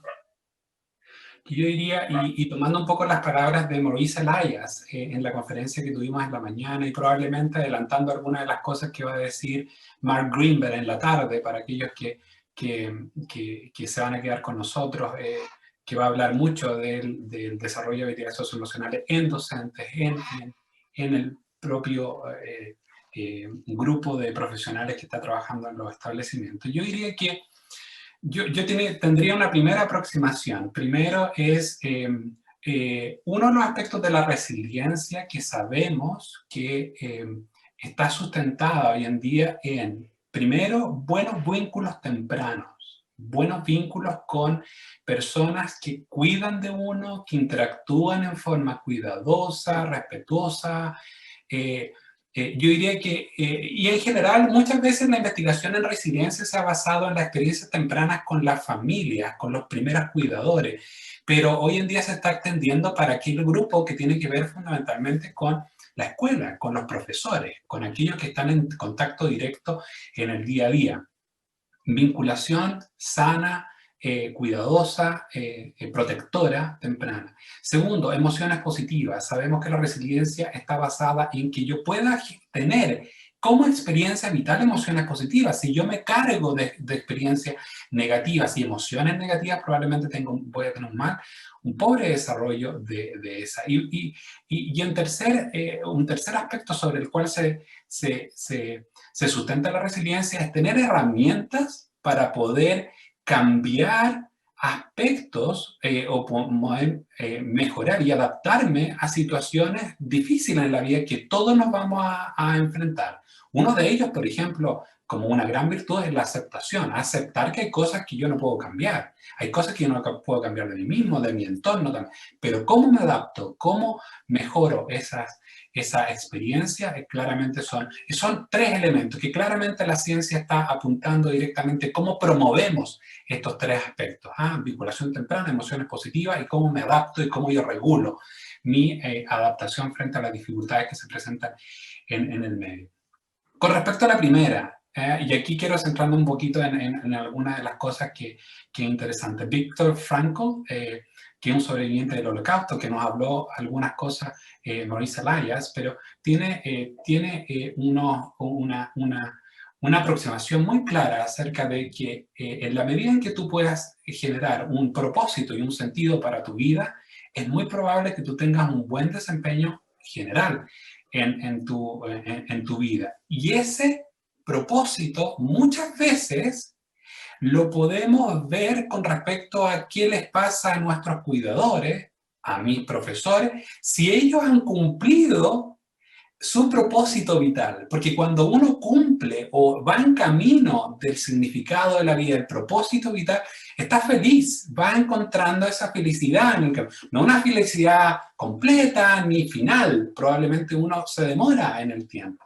Pero esa visión, ese modelo que están teniendo los estudiantes en el día a día, desde sus familias, pero en particular me quiero referir a los profesores, el que ellos tengan este propósito vital, este significado de lo que significa para ellos la enseñanza, lo que significa para ellos el generar cambios y oportunidades en otros, por ejemplo, son tremendamente relevantes. Y muchas veces los educadores se encuentran enfrentados a situaciones que les impiden de alguna forma proyectarse, ver este significado, este propósito, conectarlo con lo que están viviendo en el día a día. Yo creo que ayudarlos en ese proceso desde, y aquí estoy llegando a tu pregunta, conectarlos desde muy temprano en la formación inicial, en la universidad, en las primeras experiencias educativas, sin duda puede ir cambiando claramente lo que sucede en el resto de la vida de los profesores. El hecho de poder enfrentarlos a situaciones en las cuales ellos tengan espacio para cuidarse, ellos tengan espacio para encontrar cuál es su propósito, qué es lo que están haciendo que los acerca, qué es lo que están haciendo que los aleja de ese propósito para poder cambiar la dirección. Yo creo que la experiencia que puedan vivir en la enseñanza universitaria, en la preparación inicial, en los primeros trabajos es tremendamente importante, y eso valoro, por ejemplo, lo que dice Teresita, de que se puedan ir generando capacitaciones, entrenamientos muy tempranos en estos aspectos para poder ir generando estas herramientas personales para que yo pueda de alguna forma también mostrarlas a mis estudiantes, porque los estudiantes van a ver, cuando les preguntemos a ellos cuál es tu propósito de vida, van a pensar en cuáles son los modelos que tienen de esas respuestas a esa gran pregunta que importa. Y solo como último punto, me parece que es crucial que dentro de los currículums, dentro de las mallas educativas, en la formación existan elementos, por un lado, que capaciten, obviamente, para poder enseñar estas habilidades a los estudiantes, pero también para ellos, que puedan tener momentos de reflexión y de trabajo en el cual ellos puedan cuidarse y puedan mejorar sus propias perspectivas acerca de lo que esperan de la vida y de su propio trabajo. Muchos ya lo tienen, pero yo creo que falta. Antes de darte la palabra, Teresita, me gustaría de todas maneras hacer un pequeño comentario para todos los que nos están y todas las que nos están viendo y compartiendo este espacio. Como los que sabrán, habrán pasado matemáticas en básicas, se habrán dado cuenta que tenemos 3 expositores y hemos mencionado 4. Hemos tenido algunos problemas con Hernando, él estaba fuera de Chile y se iba a conectar con nosotros de fuera de Chile, sin embargo parece que la conexión no funcionó. Así que lamentamos mucho, tenía muchas ganas de participar, pero bueno, no fue posible contar con su participación. Teresita, me imagino que te quieres reaccionar, pero además también me gustaría que reaccionaras con otro elemento de contexto, porque creo que estamos ante yo también lo decía Rodrigo, pero ante un cambio que no sé si es un cambio, la verdad diría yo que el COVID y el contexto sanitario nos hicieron ver elementos que hace mucho tiempo han estado, pero nos lo hicieron ver con mucha más fuerza que antes.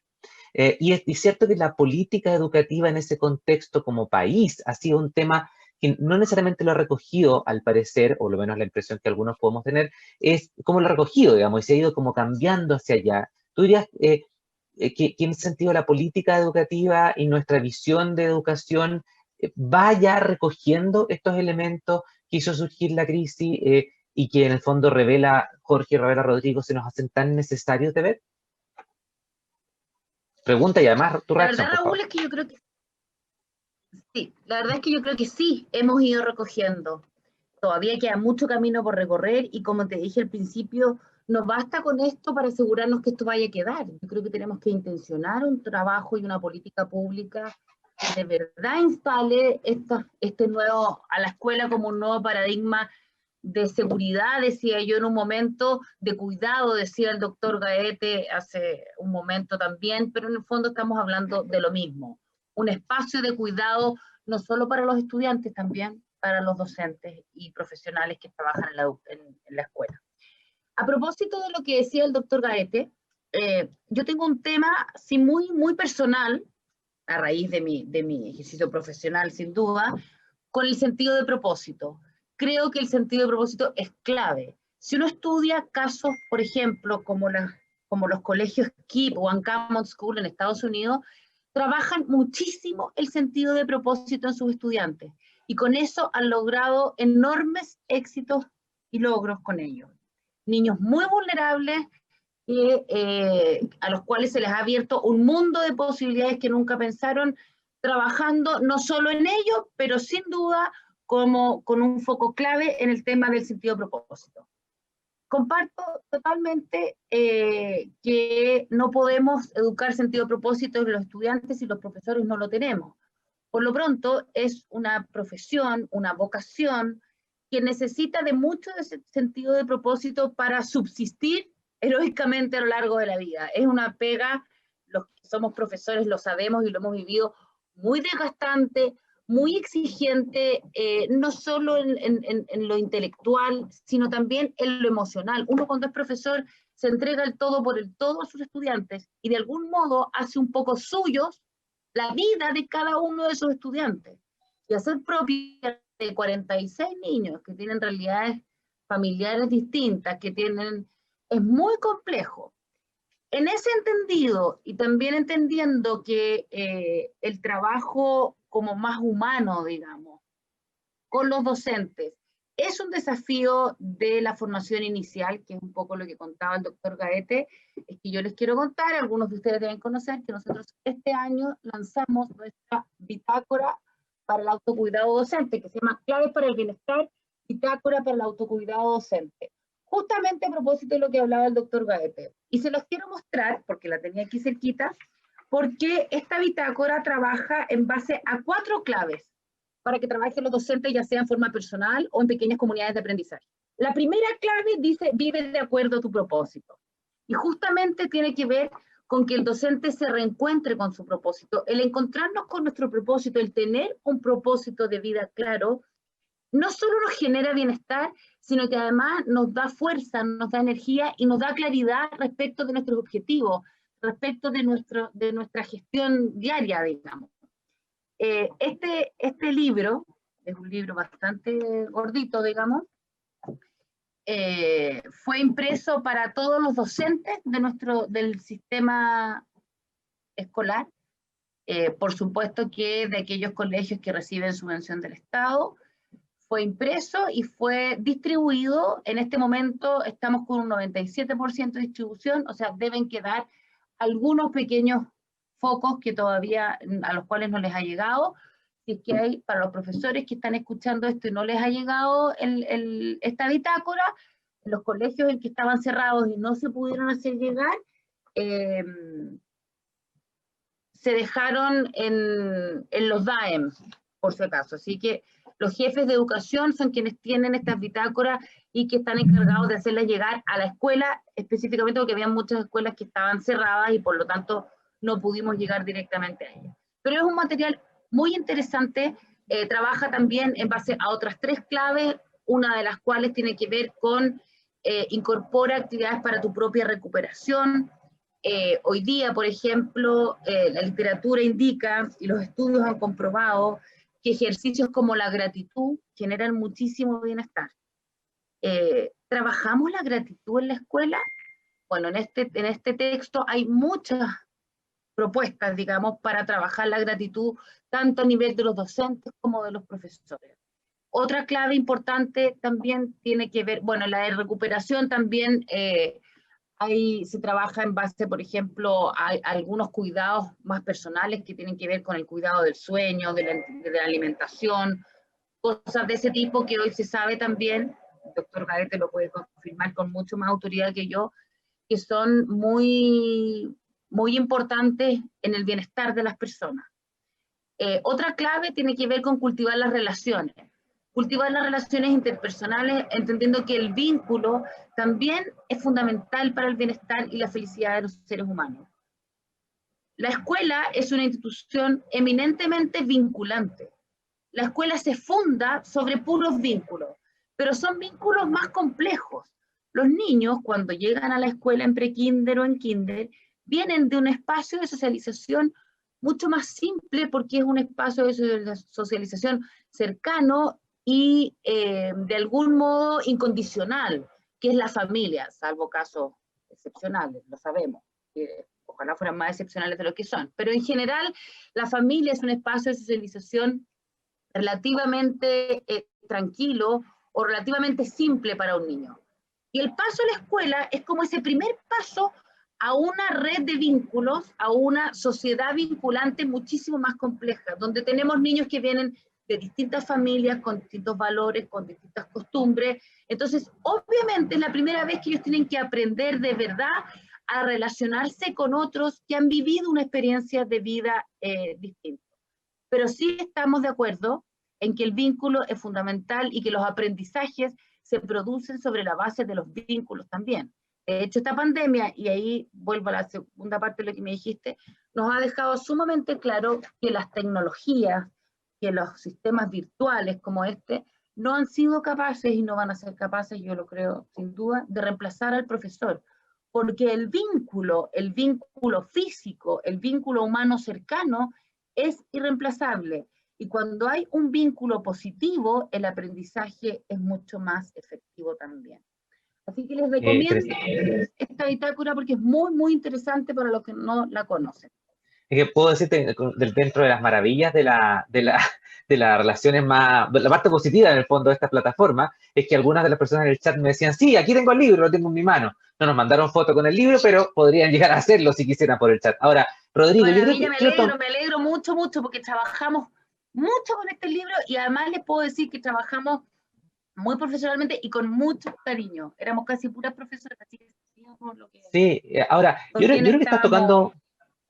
Sí, estás tocando un punto con respecto a justamente el cuidado de los profesores, que es crítico. En el chat también nos dicen, bueno, pero ¿cómo congeniamos esta educación, esta construcción de vínculos y nexos con la realidad, a veces cursos con muchos alumnos, con profesores con mucha exigencia o carga? ¿Cómo vamos congeniando eso? Y Rodrigo, yo quería aprovechar de darte la palabra y darte además un elemento de contexto en ese sentido, pero ustedes han tenido una experiencia, han estado trabajando en el acompañamiento socioemocional, que me imagino tiene que ver con la construcción de estas habilidades, pero también empieza a tener que ver con la construcción de tu propia conciencia socioemocional, digamos, no vamos a poder dar aquello que no tenemos. ¿Cómo ha sido esa experiencia y cómo podemos compartirla en este espacio?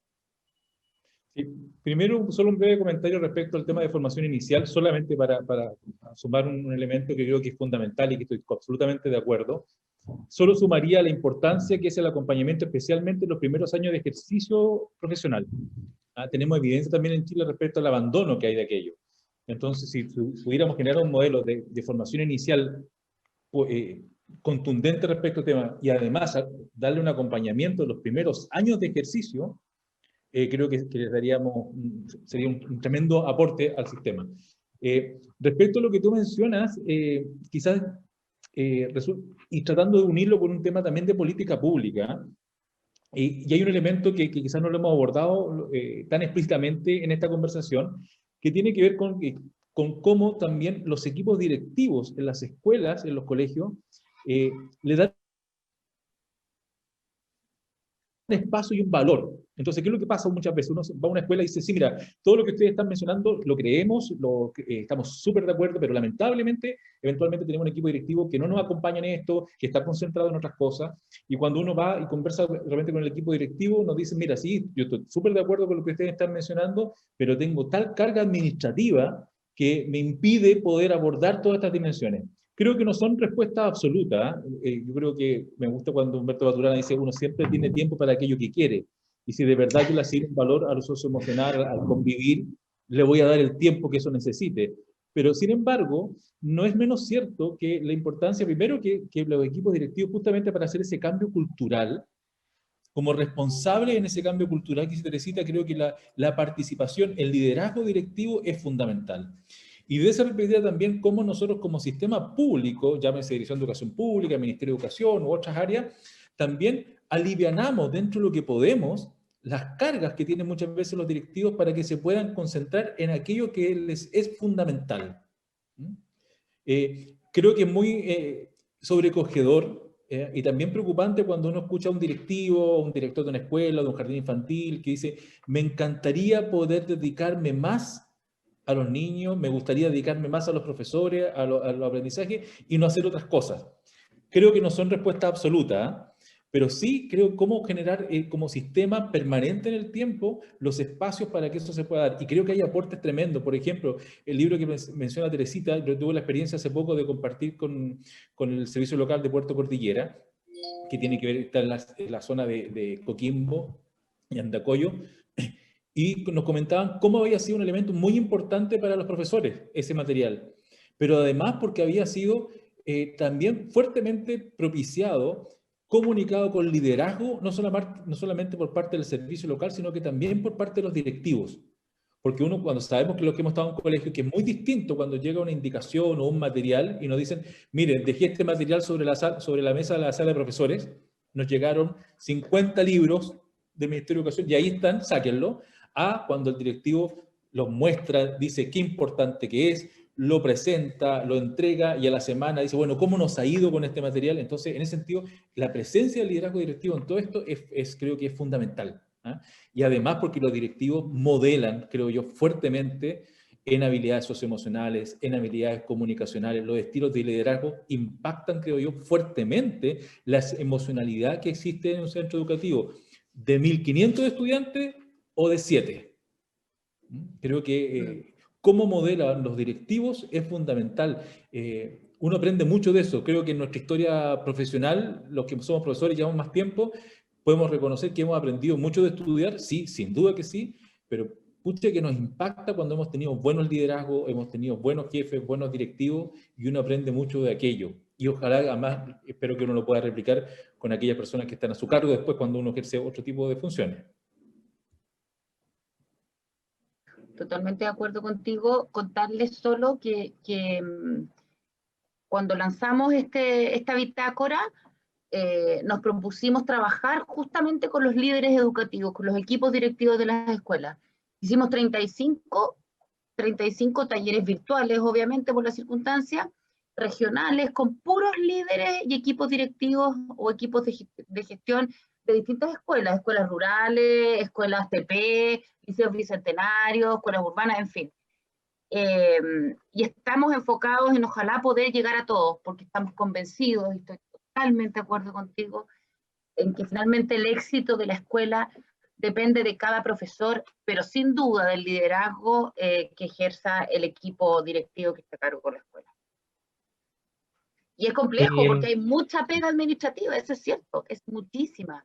Desde la política pública en los últimos años se ha tratado de ir acotando al máximo la actividad administrativa, pero claro, no es tan fácil, digamos, llegar y decir, bien, ya no haga más administrativo. Entonces ahí hay un tema que es del liderazgo directivo, que es también el trabajo colaborativo. Yo creo que las escuelas, y a nivel de formación inicial, Jorge, corrígeme si me equivoco, tampoco se nos enseñó a trabajar colaborativamente. Un director de colegio tiene que trabajar colaborativamente con su equipo, porque si no es imposible liderar correctamente una escuela de 1.500 niños, imposible. Entonces yo creo que ahí también hay un desafío interesante.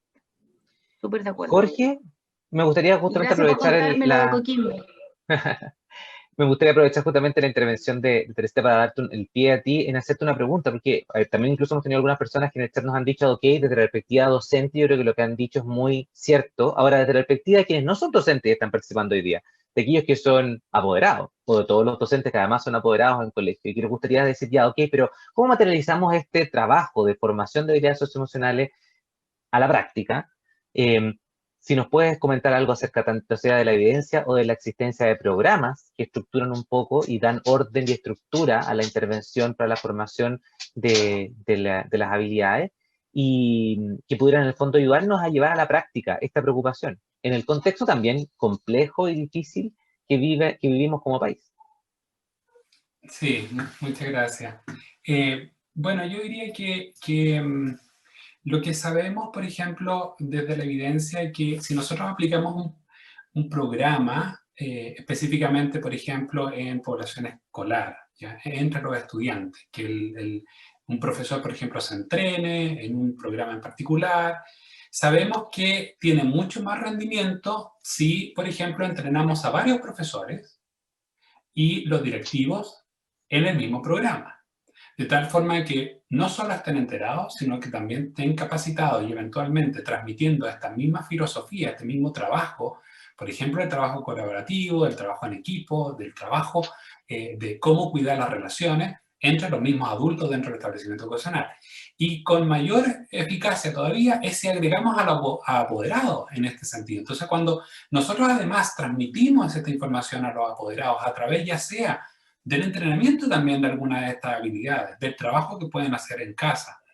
Muchos de los programas del desarrollo de habilidades socioemocionales tienen componentes que se trabajan con estudiantes, con profesores, con apoderados muchas veces.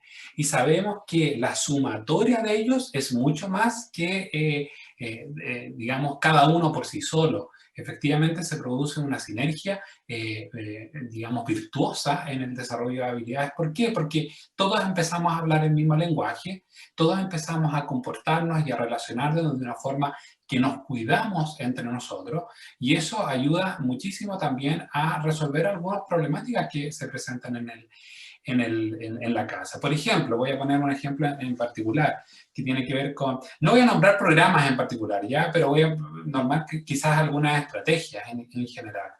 Por ejemplo, estudiantes que tienen problemas en su regulación emocional, muchos de ellos van a tener problemas de conducta, van a desarrollar algunas conductas, por ejemplo, de agresión, eventualmente incluso de maltrato, violencia quizás con otros estudiantes, pero esa misma, como es un estudiante que se mueve con su cerebro, por dónde va, a dónde está, sabemos que también en la casa va a tener esas dificultades. Se van a manifestar quizás de otra forma, pero también va a tener dificultades de comportamiento dentro de la casa que va a ser difícil de manejar por los papás. Y a propósito hay algunos programas, a propósito de lo que decía Teresita con respecto al trabajo colectivo, hay algunos programas que trabajan específicamente en la resolución de problemas de convivencia a través de un trabajo colaborativo entre el adulto y el estudiante, ¿ya? De alguna forma, buscando soluciones, ¿ya? Que sean mutuamente satisfactorias, tanto para el estudiante como para el adulto, y que sean realistas al mismo tiempo. Este programa, este entrenamiento que ayuda a los profesores, obviamente también ayuda a los padres para poder lidiar con algunas de las dificultades que también tienen en las casas cuando los hijos no quieren hacer lo que se les pide o cuando se comportan de una forma que no es lo que uno quisiera tampoco con sus hermanos. También este trabajo colaborativo se puede entrenar y puede favorecer el trabajo. Y al final, si se fijan, es una sinergia. Va de alguna forma recibiendo el mismo mensaje y la misma formación ese estudiante de distintos ambientes y claramente va mejorando la convivencia en general y las habilidades que se presentan. Y en ese sentido yo diría que sumar más actores que estén entrenados y ayudar en la misma dirección, yo creo que es muy propicia. En Dinamarca, por ejemplo, que es uno de los modelos que es interesante ver, se entrena a los padres desde muy temprano al desarrollo de habilidades, estrategias parentales para resolver problemas tempranos en la casa. Habilidades que se mantienen durante el resto de la vida y habilidades que después se les enseñan a los profesores, cuando estos niños crecen y van al colegio, a los profesores se les enseña la misma dinámica que ya se les enseñó a los profesores. Esto es política pública, lo reciben todas las familias, independientemente de sus condiciones en Dinamarca, y eso va cambiando las culturas, va haciendo que cada vez estos estudiantes quedan mucho más equipados, mucho más capacitados para resolver problemáticas que se van a presentar entre ellos en el día de mañana y hacer de esa cultura un mundo mejor, mucho más, digamos, adecuado para vivir y generando mayores potencialidades y capacidades. Voy a aprovechar estos minutos ya más finales de nuestro diálogo para comentarles que Arnaldo, que está en Colombia, logró conectarse finalmente y yo quería, porque estoy seguro que hizo un esfuerzo gigante, quería poder darle la palabra. Arnaldo, no sé si yo no te veo en pantalla en este minuto, ¿estás ahí?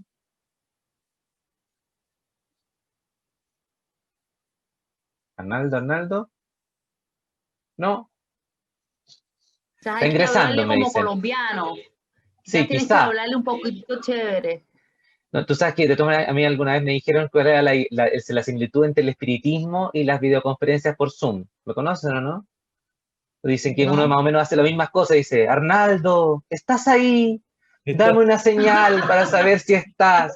Y termina siendo muy parecido, digamos, al espiritismo, digamos. Bueno, mientras Arnaldo se conecta, porque vamos a darle la introducción a Arnaldo, pero la idea en el fondo es ya ir cerrando y quiero aprovechar de pasarles con la palabra, pero mientras tanto les voy a aprovechar de comentar a ustedes la pregunta, quiero darle como, ir dándole cierre, digamos. Yo tengo la sensación que hemos tenido la oportunidad como panel de ir revisando lo práctico, lo no práctico, lo complejo, lo no complejo, las diferentes realidades en las que estamos. Pero hay un punto que ustedes tocaron y que me pareció central, y era el dejar de pensar en nuestros estudiantes como una especie de compartimento que en algún minuto estudia matemática y después tiene otro compartimento que estudia lenguaje. La educación centrada en proyectos de una u otra manera ha ido tratando como de resolver ese punto, pero me da la sensación de que es un paso aún en un proceso mucho más complejo, porque seguimos pensando en el desarrollo de nuestros niños, niñas y adolescentes por estancos. Si nosotros queremos hablar de la prevención de conductas problemáticas en el consumo, hablamos de senda. Si se van a ir por el delito de la Subsecretaría de Prevención del Delito. Si hablamos de temas de educación, estamos hablando aquí con personas vinculadas al mundo de la educación, pero ellos siguen siendo una persona. Y ahí creo que hay un desafío desde la política pública, desde la evidencia, desde la implementación, desde la sociedad civil, que no hemos logrado terminar de recoger. ¿Cómo visualizan ustedes, desde cada uno de los frentes en los que están, que podría ser el siguiente paso que diéramos como país para poder ir recogiendo la integralidad del desarrollo, que nos involucra a los que estamos presentes, pero también a todos los otros profesionales de las áreas que he mencionado, porque son las mismas problemáticas del desarrollo? Mira, yo creo, Raúl, que justamente la respuesta a esa pregunta que tú haces va en la línea del aprendizaje socioemocional. El aprendizaje socioemocional aborda en términos generales como tres grandes focos: el autoconocimiento y la autogestión, las relaciones interpersonales y la toma de decisiones responsables. En términos generales, estos son los focos que propone CACEL y a los cuales se ha sumado la gran mayoría de los países del mundo. Y justamente esos tres focos son los que te permiten abordar al individuo como un todo, y no como esta especie como de caja llena de compartimientos, porque finalmente para poder tener aprendizaje de calidad necesitamos un estudiante que esté emocionalmente positivo, digamos, que esté con un nivel de salud mental también apropiado. Un niño con problemas de salud mental o emocionalmente perturbado es un niño incapaz de aprender. No le podemos pedir a ese niño que aprenda.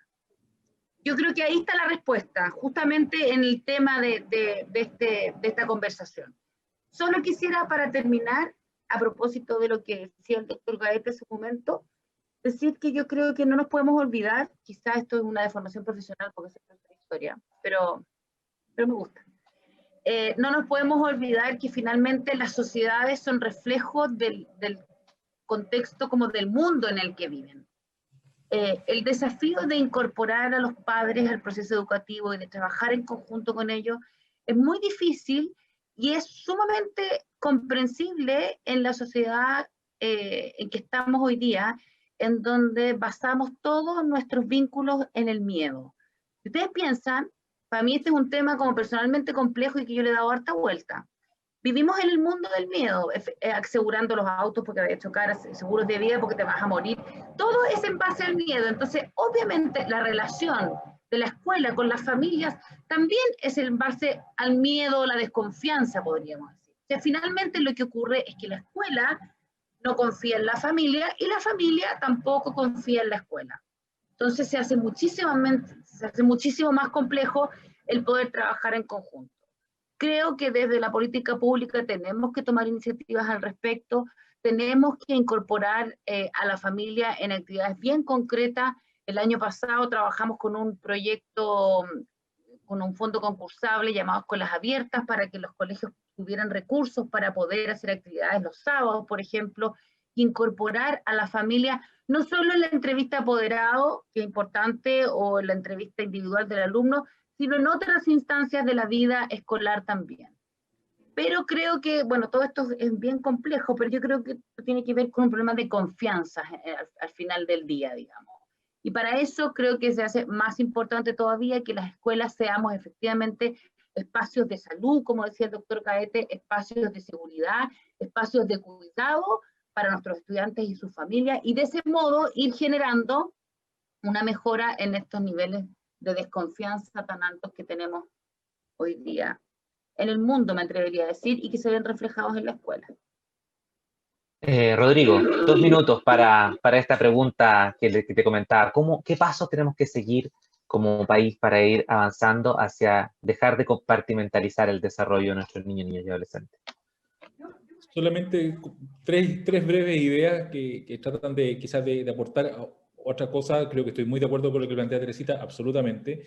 Y esta otra idea es, primero, creo que no hemos mencionado, quizás porque hay realidades que no hemos mencionado porque no vamos a alcanzar el tiempo, que las escuelas también los componen los asistentes de la educación. Y los asistentes de la educación en las escuelas tienen un rol tremendo, porque numéricamente son muchos, además, y que nosotros no podemos pretender entender la integralidad de los niños si no entendemos también la integralidad de lo que sucede en la cultura de la escuela e integramos a los asistentes de la educación. Y ojalá que podamos entender que todos los que estamos dentro de una escuela somos educadores con distintos roles, pero que estamos todos a cargo de la educación. Y eso uno lo percibe, por ejemplo, cuando conversa con los auxiliares de aseo en una escuela y sienten una labor educativa. Integrarlo a ellos creo que también es un aporte muy importante.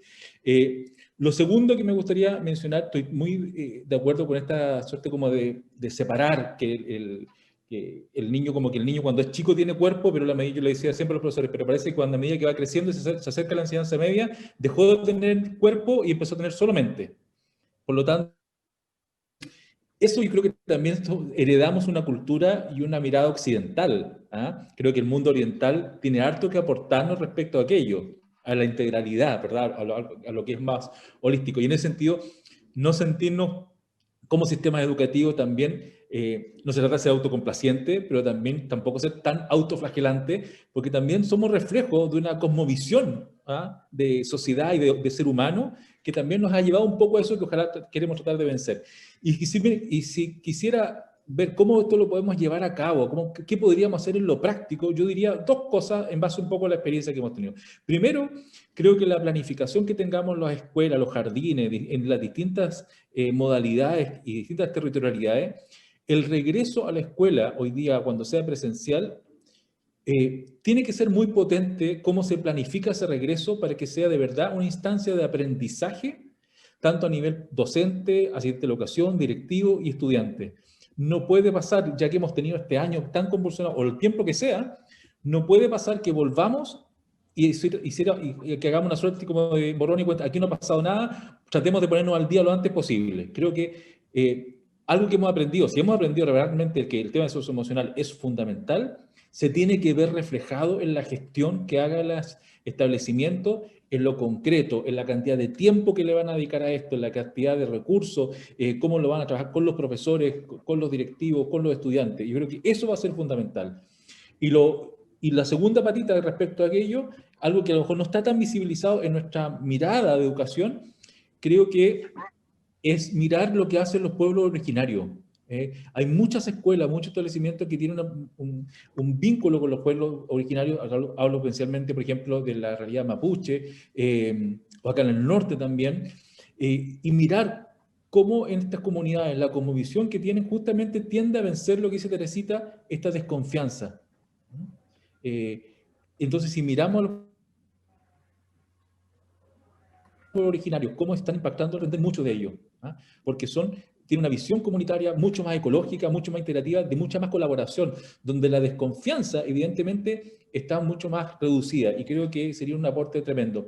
Pero lo penúltimo creo que es fundamental. ¿Qué hacer? Es que cuando volvamos a encontrarnos físicamente, tiene que haber una planificación donde este tema sea muy, muy evidente y le dediquemos mucho tiempo y energía. Eso. Y muchas gracias por la invitación. Gracias a ti, Rodrigo. Jorge, sus 2 minutos, por favor, para esta gran pregunta. ¿Qué paso tenemos que seguir como país para dejar esta compartimentalización de la salud? No sé si voy a decir qué paso tenemos que hacer como país, pero yo creo que qué es lo que podemos hacer como individuos para ir cambiando y mejorando quizás nuestra sociedad. Yo creo que hay que tener cierta claridad que nuestro cerebro evolutivamente se ha ido desarrollando para poder ser muy sensible a los riesgos y ser muy sensible a las amenazas que se presentan en nuestro ambiente, y por consiguiente tiende a estar bastante sesgado con respecto a cómo valora y ve la realidad. ¿Ya? Es un primer elemento que es bien importante de tener en cuenta, porque a veces uno cree como que va por la vida sin sesgos, sin prejuicios, sin ideas acerca de cómo funciona la realidad. Y en realidad uno va todo el tiempo sesgado, uno va enfrentándose a la realidad todo el tiempo. Y eso nos pasa con todo la realidad. Y nos pasa con nuestros seres queridos también. Nos pasa con nuestros hijos, nos pasa con nuestros alumnos, ¿ya? Y por consiguiente, yo diría que primero tener conciencia de eso, de que nuestra visión de la realidad está sesgada. Pero para poder entender el fenómeno, primero hay que tener claro eso, está sesgada, y por consiguiente tengo que tener una visión un poquito más amplia. Y segundo es tener la motivación, el deseo de conocer al otro mejor. En la medida en que yo quiero conocer al otro mejor, yo voy a empezar a sacar algunos sesgos, porque voy a empezar a sacar lo que es que yo sé lo que le pasa al otro. Es que, dada la familia de la cual viene, yo sé por qué se comporta así. Entonces, una serie de ideas acerca de lo que le pasa a ese estudiante en particular, y uno dice, no, saquemos esas ideas, que pueden ser explicaciones o pueden ayudar, pero primero, escuchar, tener la intención de conocer, explorar otros aspectos de la vida de ese individuo para poder dar cuenta de ese todo que yo quiero saber. Y no, como profesor de matemática, eventualmente decir, no, a mí me interesa si sabe resolver ecuaciones o no. No, es si sabe resolver ecuaciones cuando está ansioso, que cuando está triste, o cuando está contento, o cuando ha tenido un problema en su casa, y yo no tengo idea. La única forma es tener el tiempo, sentarse, escuchar, abrir la mente a esas posibilidades, no dar ideas, ya, no nos bombardeemos a los estudiantes con nuestras ideas de cómo resolver las cosas, escuchemos lo que ellos nos tienen que decir, y muchas veces escuchemos cuáles son las soluciones que ellos pudieran plantear para sus problemáticas. Creo que es tremendamente importante que podamos tener una mirada en ese sentido holística acerca del ser humano y darnos el tiempo para escuchar y para poder conocer al todo y no a la parte del individuo. Creo que no contesté tu pregunta acerca de la política pública, pero me parece que es algo que tenemos que practicar día a día y que es tremendamente importante y que nos cambia de alguna forma como personas. Arnaldo, muchas gracias, Jorge. Arnaldo, aquí ya te tenemos finalmente conectado. Sabemos que tuviste que hacer un gran esfuerzo y te lo agradecemos enormemente. Así que vamos a dejarte algunos de los minutos finales para ti y quería dejarte dos preguntas que yo creo que han como modelado el debate que hemos tenido. Uno, ¿cuáles son los desafíos que tenemos que enfrentar como país para instalar la educación socioemocional en nuestro establecimiento educacional, en nuestras comunidades educativas? Y te voy a dejarte tres preguntas y tú, por favor, libremente escoges cuáles quieres responder y cómo. ¿Cuál debería ser el siguiente paso que deberíamos dar como país para justamente avanzar hacia esa dirección, pensando además en cómo rompemos esta compartimentalización que tienen las personas que en alguna, cuando se quiere hablar de salud mental, no sé, de consumo de droga vas a Senda, pero si es prevención del delito vas a la subsecretaría de prevención del delito, y si es educación estamos aquí, si es convivencia, y sin embargo es la misma persona, sus determinantes del desarrollo son los mismos. Y finalmente también, bueno, y el COVID y la pandemia y su impacto y qué hemos aprendido de ello y qué tenemos que utilizar de ese aprendizaje para el futuro. Te dejo unos 5 o 6 minutos para ti, pero te quedo avisando cuando se termine. Sí, muchas gracias, Raúl. Saludos a Jorge y a Teresita, que nos vamos a ver la tardecita. A Rodrigo, yo vengo de Colombia, tuvimos un proyecto que estamos armando con una universidad, así que yo recién entré hacia la casa, dejé la maleta y me vine. Bueno, antes que todo, gracias por la invitación, Raúl, gracias a la Fundación San Carlos de Maipo por el espacio. Y bueno, nosotros ya venimos avanzando en temas de incorporar un poco la educación emocional como algo, obviamente, que hoy día todos coincidimos, que escuchaba a Teresita, en esta mirada transversal, en esta mirada de que hay que buscar que la educación emocional sea algo, no solamente como muchos ven, como un taller, como una asignatura, como un ramo, no, esto es una metodología que tiene que ser sistemática, continua y permanente, y que no solamente va basada en el desarrollo de las competencias emocionales del docente, que si bien es el corazón del modelo, también tiene que ir en una dirección de una reflexión, de salir un poco tomando estas 3 preguntas que tú me estás haciendo con este modelo de asignatura. Cuando uno elige hoy día los colegios, ¿por qué eligen los padres los colegios? Se van a Google y eligen por ranking. Cuando le preguntamos a cualquier persona en la calle cuáles son las asignaturas más importantes, te van a decir matemáticas, lenguaje y ciencia.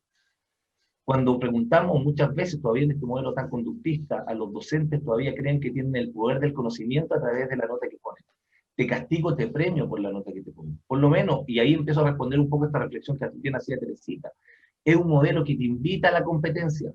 Por lo más tanto, como tú eres exitista, quieres tu hijo que sea el mejor, que le vaya bien, empieza sutilmente en esta escalada de decir, yo soy el mejor, yo voy a tener buenas notas, si tú no estudias no va a ser nadie. Y empezamos también, como dice el doctor Gaete, entender un poquito cómo vamos, de alguna manera, viendo que este niño que nace único termina siendo una copia de un adulto. Y ahí es donde tenemos que tener esta reflexión también de cómo yo estoy incorporando esto dentro de la mirada también transversal. Porque yo y un poco el modelo que hemos implementado en la Fundación somos totalmente contrarios a la asignatura. Es decir, hoy día ya hay modelos que están mirando desde lo situacional para que el niño pueda ir desarrollando estas habilidades, estas estrategias para poder ponerla a disposición de su vida. Y ahí es donde vemos que este modelo es competitivo, por lo menos, y la competencia, como quieres ser mejor, te invita al individualismo y además te invita a ser desconfiado. En Chile confiamos en 1 de cada 10 personas. Por lo tanto, ahí hay una gran tarea que creo que tenemos que seguir abordando. ¿Y cómo lo podemos hacer?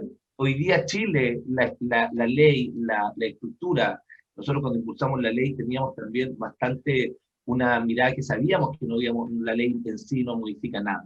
La ley en sí no hace ninguna transformación, solamente era como el William Wallace de esta banderita que visibilizaba la importancia de la educación emocional, y así se lo manifestamos a la exministra Marcela Cubillo. Pero en sí las modificaciones que hay tienen que ver de la transformación del ser humano, y eso es lo más complejo. Nosotros nos podemos divorciar de las parejas, nos podemos cambiar de casa, pero divorciarse con uno mismo es lo más complejo. Es donde ahí viene la verdadera transformación. Y ahí es donde tenemos que hoy día Chile tiene una mesa con 4 patas, bien armada, que tiene que ver con normativa, que tiene que ver con procesos que se tienen que hacer de alguna manera, entendiendo el rediseño también de los PI, y todo lo que hoy día se está manifestando a través del COVID. Porque, entre paréntesis, el COVID lo que vino es a sacarnos el velo. El COVID vino a decirnos, bueno, a ver, cuáles son los cimientos que tenemos nosotros como seres humanos. Y nos damos cuenta que el mundo emocional era totalmente ajeno.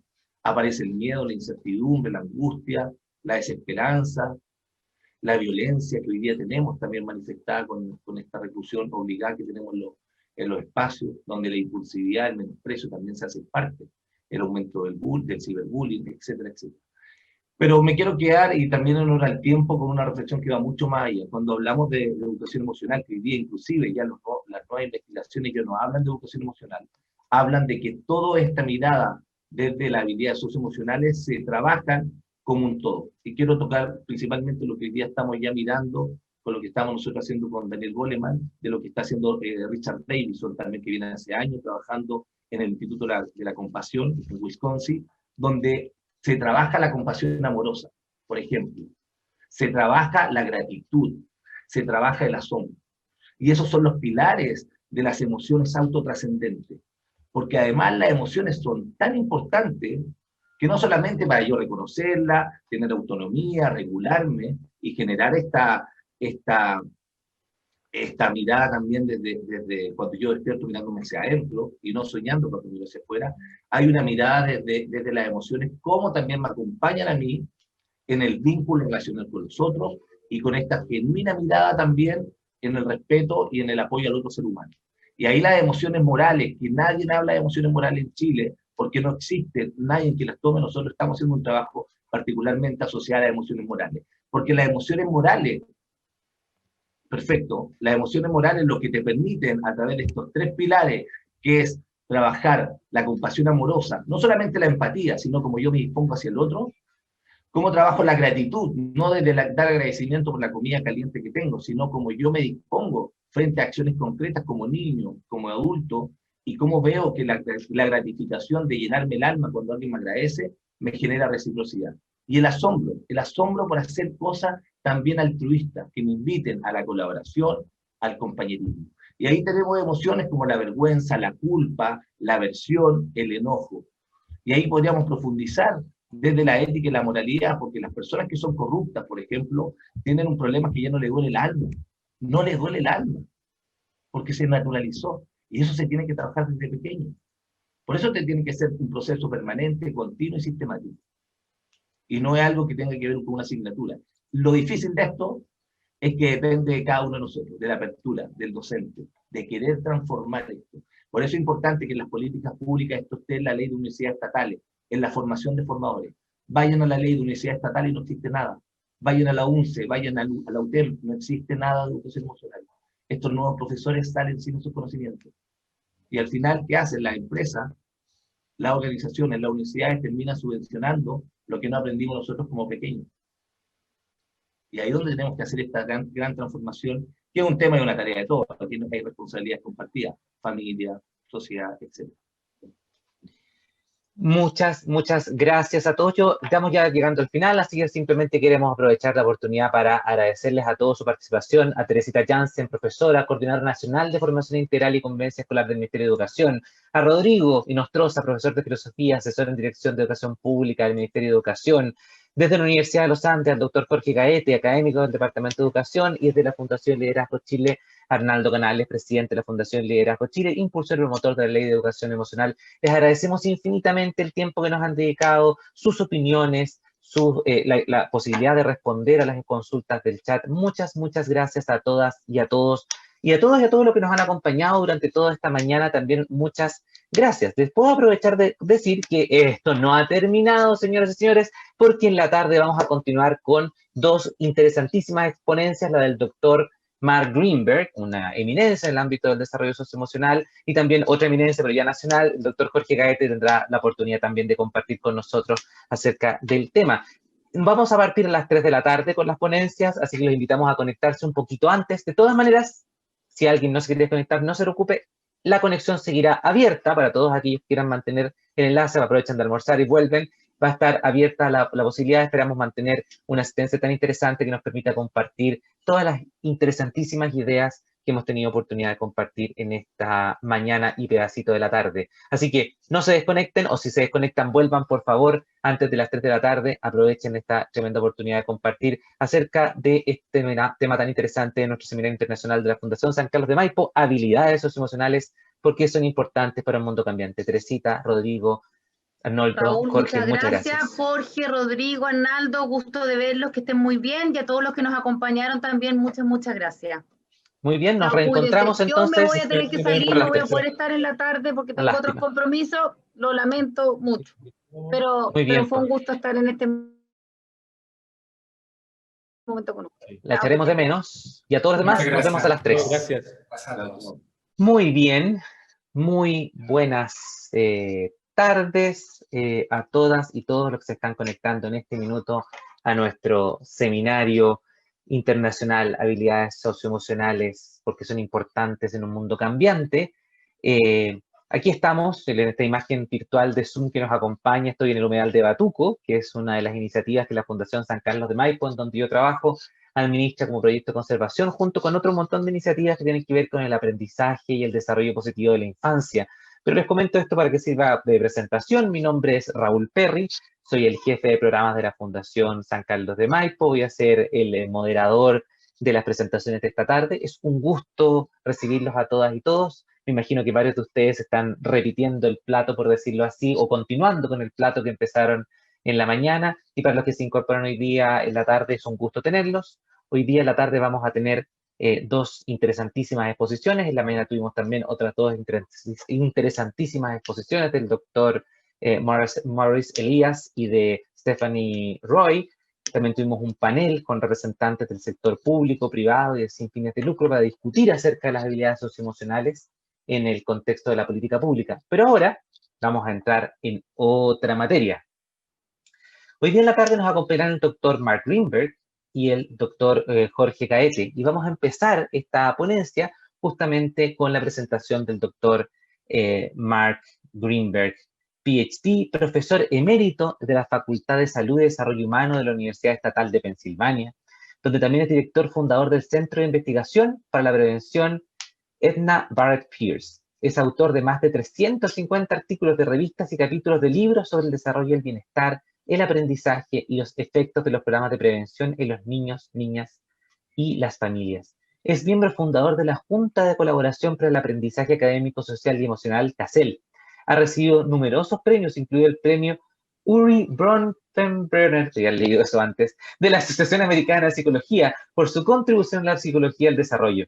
Es el presidente de la Junta Directiva de CREATE, una organización sin fines de lucro dedicada a mejorar la calidad de la educación y la vida de maestros y estudiantes.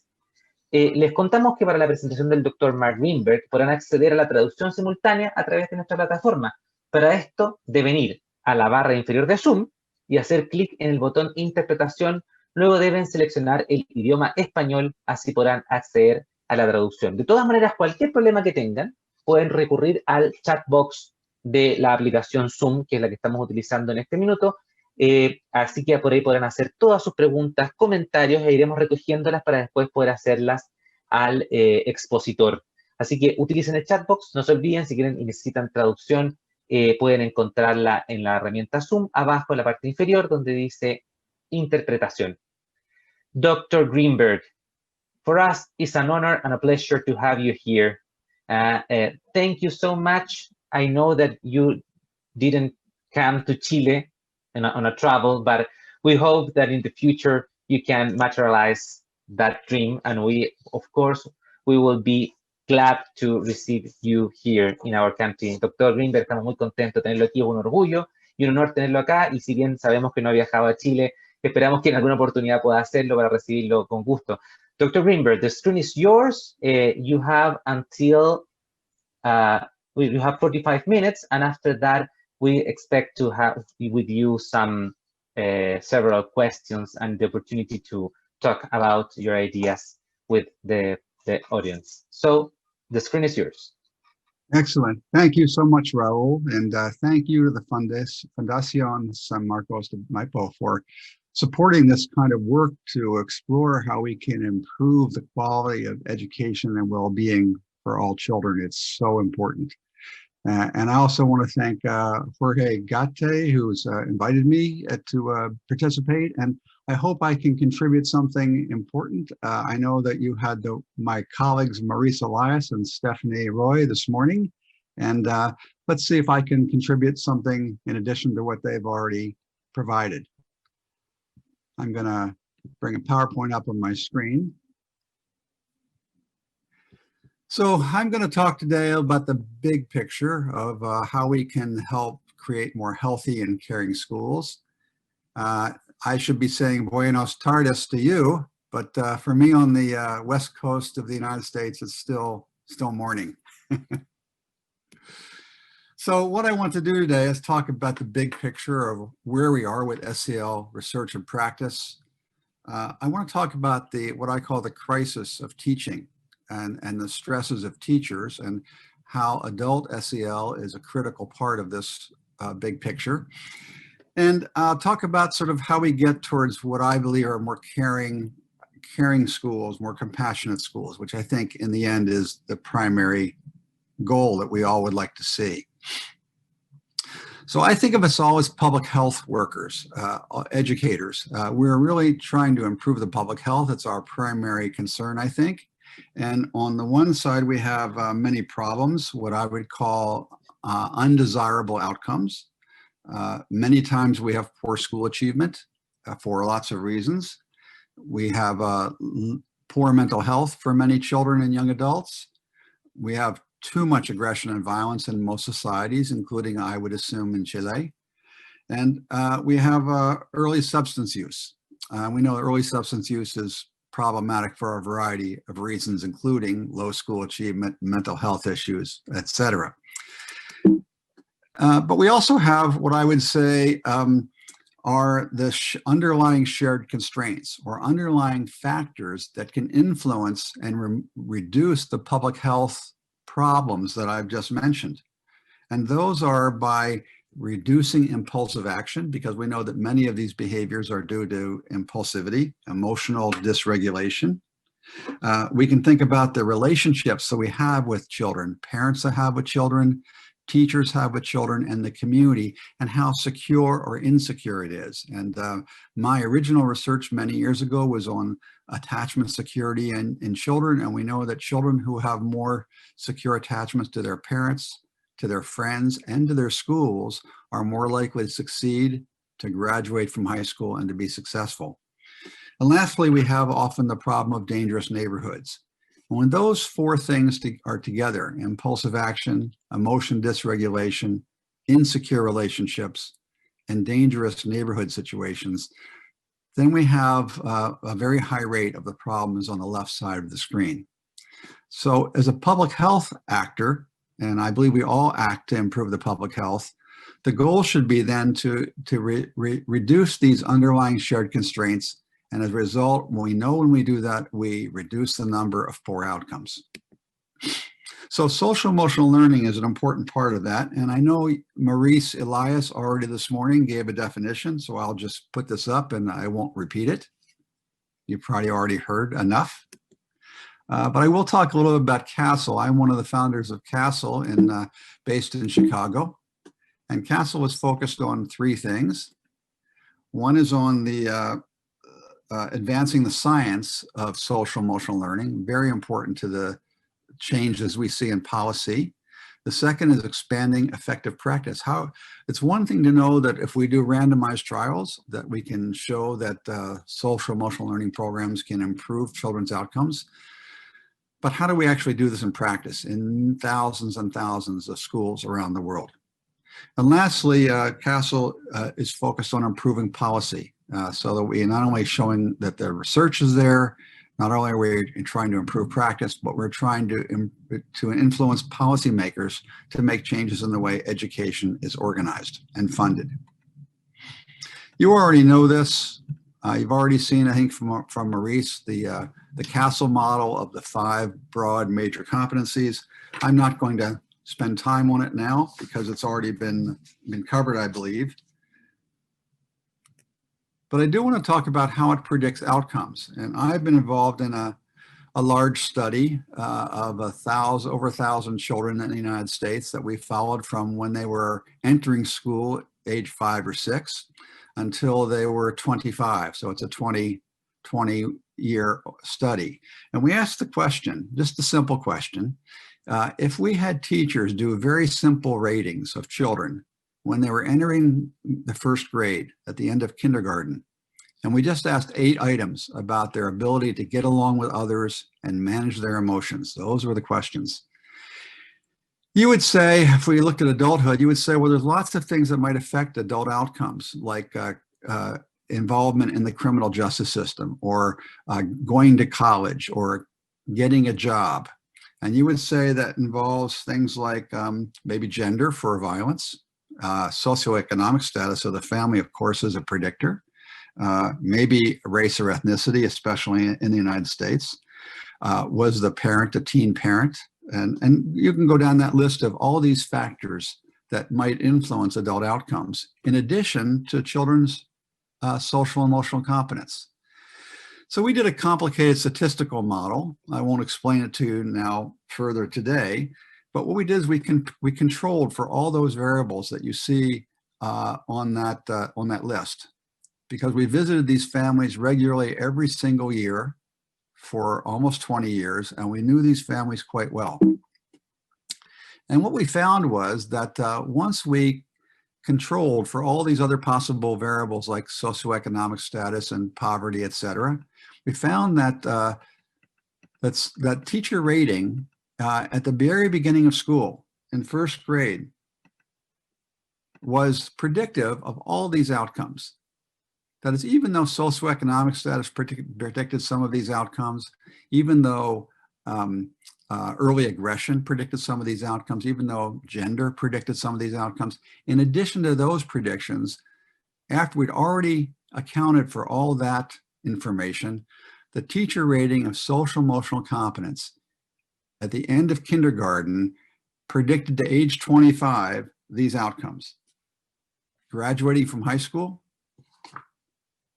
completing a college degree, having effective employment, but also negative outcomes: being involved with the police, being arrested, using public funds, living in public housing.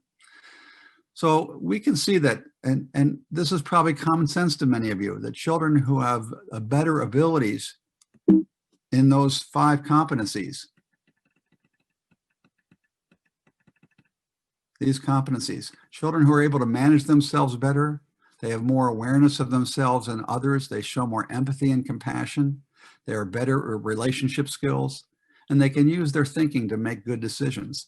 Children that have those skills end up having better healthy adult outcomes, as well as higher academic achievement. Not only that, they're not in the head teacher's office on a daily basis. And we know this is not very related to intelligence. We know that there are many children that are average in intelligence, but succeed greatly in adulthood because of their social and emotional abilities. Some of you may know who Fred Rogers is. He was a person on television for children in the United States, and he said there's no normal life that is free of pain. And don't we all know this now with COVID? He said it's the very wrestling with problems that can be an impetus for our growth. And that's what social emotional learning does. It helps children to focus on their problems and learn to manage them and overcome them rather than deny them. And as we know ourselves in adulthood as well as in childhood, the ability to encounter our problems and to face them, to understand what effects they're having on us and on others, and to make good decisions, that's the essence of an effective life. Now, I think that Maurice already told you that through the meta-analysis involving mostly children in the United States, but there have been other meta-analysis in England and in the Netherlands, other places, we see that through careful analysis that social emotional learning programs lead to improvements, not only in behavior, which we would consider to be, of course, important, but also in academic abilities.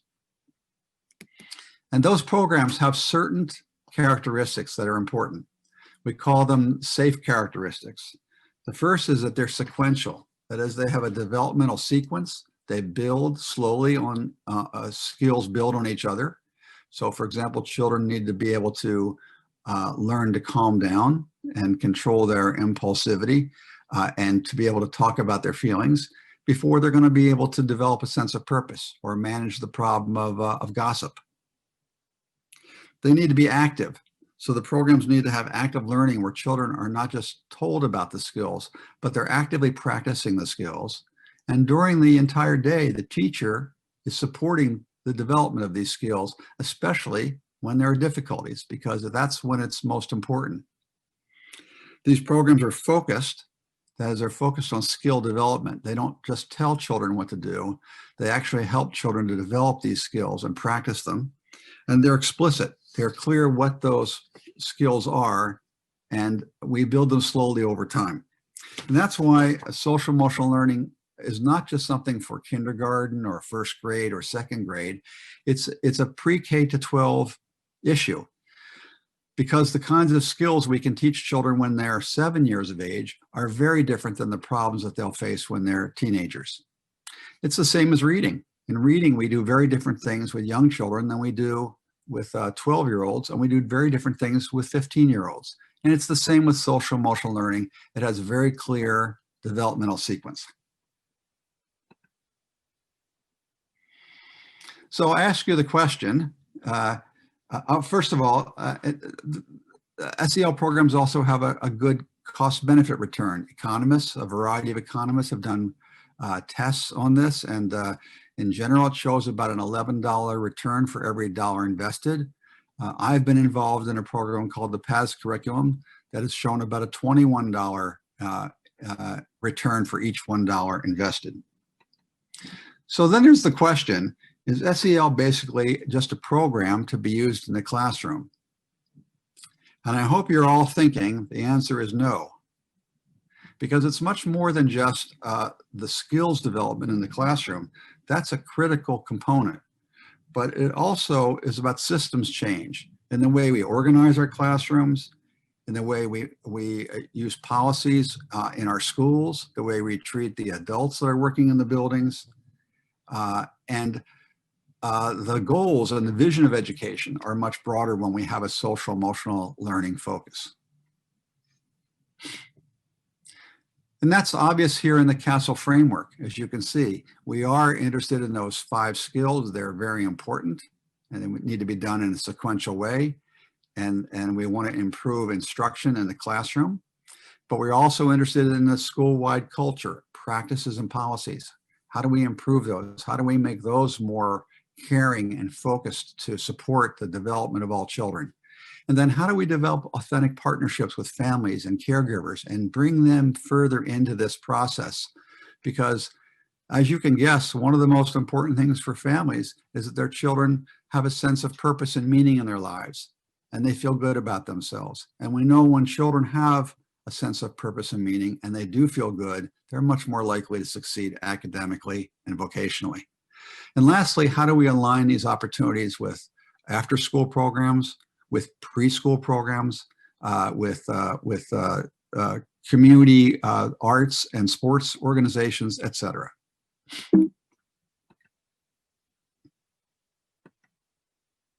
So when I think about creating a caring school, I think about these essential components. First of all, both children and adults need good emotion regulation skills. It's not just the children that need them, it's us as adults. As one superintendent of schools said to me one day, he said, "The problem in my school district is not my children, it's me and the teachers. We need to learn our own social emotional skills. We need to model effective emotion regulation in order for children to learn that also." And schools need to adopt shared practices. They need to work together as communities to develop healthy norms and a sense of safety. They can do this in lots of ways. Of course, high quality social emotional learning skills are important. In some cases, especially for teenagers, mindfulness can be very useful, especially if we're concerned about issues like anxiety and depression. But we can express caring and gratitude in many, many ways, and we can use things like service learning to be connected to the community. But this really requires not just the support of teachers, but the support of principals and head teachers. The leaders are critical here, because if we don't have strong leadership in this area, we won't see long-term and sustained change. And this requires us to think deeply about how we plan our education system. Now, in the classroom, we talk about what we call the 3 legs of instruction, 3 legs of what a great social emotional learning focused classroom would look like. And that is, first of all, as I've said before, explicit social emotional learning instruction. I believe Stephanie talked this morning about a program that does that. And you can go to CASEL and find many programs that are effective in that way. But we also need a supportive classroom atmosphere, an atmosphere that creates a loving, caring, culturally responsive context for children. And we need to also integrate the social emotional learning into the rest of instruction, integrating it into our reading, integrating it into social studies, integrating it into history, integrating it into science. Sorry, in Spanish. Now, there's many ways to find these programs. I don't think that you have a list yet done by Chile itself, but there are the CASEL guides, there's a blueprints guide. You can look at OECD as another example of an organization that's created guides for these kinds of things. And it's important that we use programs that have evidence that when they are done well, actually make a difference because, as you would guess, many people are doing homegrown programs and they may or may not be effective. And given the importance of our time in schools is precious, as well as the public dollars, it's very important that we use programs that we know are effective. But it's one thing to say a program is effective, and there's another thing for it to actually work in the real world. So we need to understand the right conditions so that SEL germinates, the plant actually grows, and it becomes strong and beautiful. There are many lessons I've learned in the past 35 years of doing this with thousands of schools in many countries, from China to Iran, from England to Australia, from Turkey to Australia, many places, and pretty much the same lessons are learned everywhere. And that is, first of all, we should be using programs that we know have evidence, if possible. But most importantly is we have to do them with fidelity. And that means that we know the best outcomes are associated with a program that's done well. Now, that doesn't mean there's not local adaptation. Local adaptation is critical. Local buy-in, adaptation, and changes in the program to fit the cultural context are critically important. But we can do that and still have fidelity to the core components of the program. And high fidelity results from careful focus on implementation. And that means that we think about training and technical support very carefully. Many times we see programs in which the school has money for one training for one day for teachers. And we know from experience that this is not going to lead to long-term sustainable change. We often see these days, of course, forget COVID for a minute, separate from COVID, we see that schools want to do things cheaply, so they do online training where someone who doesn't understand the context of that school, maybe from another country, is doing training online, and that is believed to be sufficient. But there is no evidence to show that that kind of training is going to lead to long-term sustainable change. We really need to be on the ground, knowing each other face to face and understanding the cultural context and how things change over time. That is, think about implementation as a multiple year process. So we have to think about school design and culture and climate. These are change processes over time. SEL programs are not going to grow in the wrong situation. And I've learned that the hard way over many years. Training and ongoing support are critical. We have to think about budgeting, not just for initial training, but budgeting for training over time as teachers change, as the context changes. And we need teachers to buy in, to want to do this, to feel that this is essential to their role in education. And that means we need to make sure there's sufficient readiness, that teachers don't feel like this is just put on them, but instead they're part of the decision-making process itself. And lastly, I cannot emphasize enough how important principal and head teacher leadership is to this process. We often spend a lot of time on promoting SEL with teachers, and we often ignore the principals or head teachers, and yet they are most important in this process. So that leads me to thinking a little bit about teachers themselves and educators in general, and what we can do to support them. And for the past decade or so, a bit longer than that, starting with my meetings with His Holiness the Dalai Lama, I've been involved in a series of projects that have to do with teacher stress. And that's because we know that we have a crisis of teacher stress. There's a serious issue of retaining teachers over time. And this is, I don't know the data in Chile, but I know the data in many countries is very similar to the United States. Teachers in the United States and in other countries in Europe now rate their profession as one of the most stressful of all professions. And this was before COVID. COVID has added additional stress. We need to support teachers' own SEL and their own professional growth. We know that teachers get better in teaching over time, and the more we support them, the more effective they become. And now 6 randomized trials have shown that we can improve the quality of teachers' lives by supporting them with effective programs. I'm going to skip my poll today, but you'll just see what I would be asking you. Are educators better with better social emotional skills more likely to be better teachers? And I hope you would all be answering yes. Is it important for educators to take time for their own social emotional development and self-care? And I hope you'd say yes. Will educators be better prepared to teach students if they have effective social emotional skills? A third yes. And if that's so, then why aren't we as policymakers are ensuring that educators' social and emotional well-being is critical to education? And this relates not only to the teachers that are already out there, but what are we doing in teacher training to really help teachers prepare for the difficulties they face in this profession? This is a model that I and others developed, which is a model that says, of course, we want to have these great outcomes in the green for all students. And to do that, we know that we need to have a healthy school climate. To have a healthy school climate and classroom climate, we need to have great relationships between teachers and students. We need to have good classroom management, and we need effective social emotional learning. But who's doing all this? Well, who's doing all this is the educators, the teachers.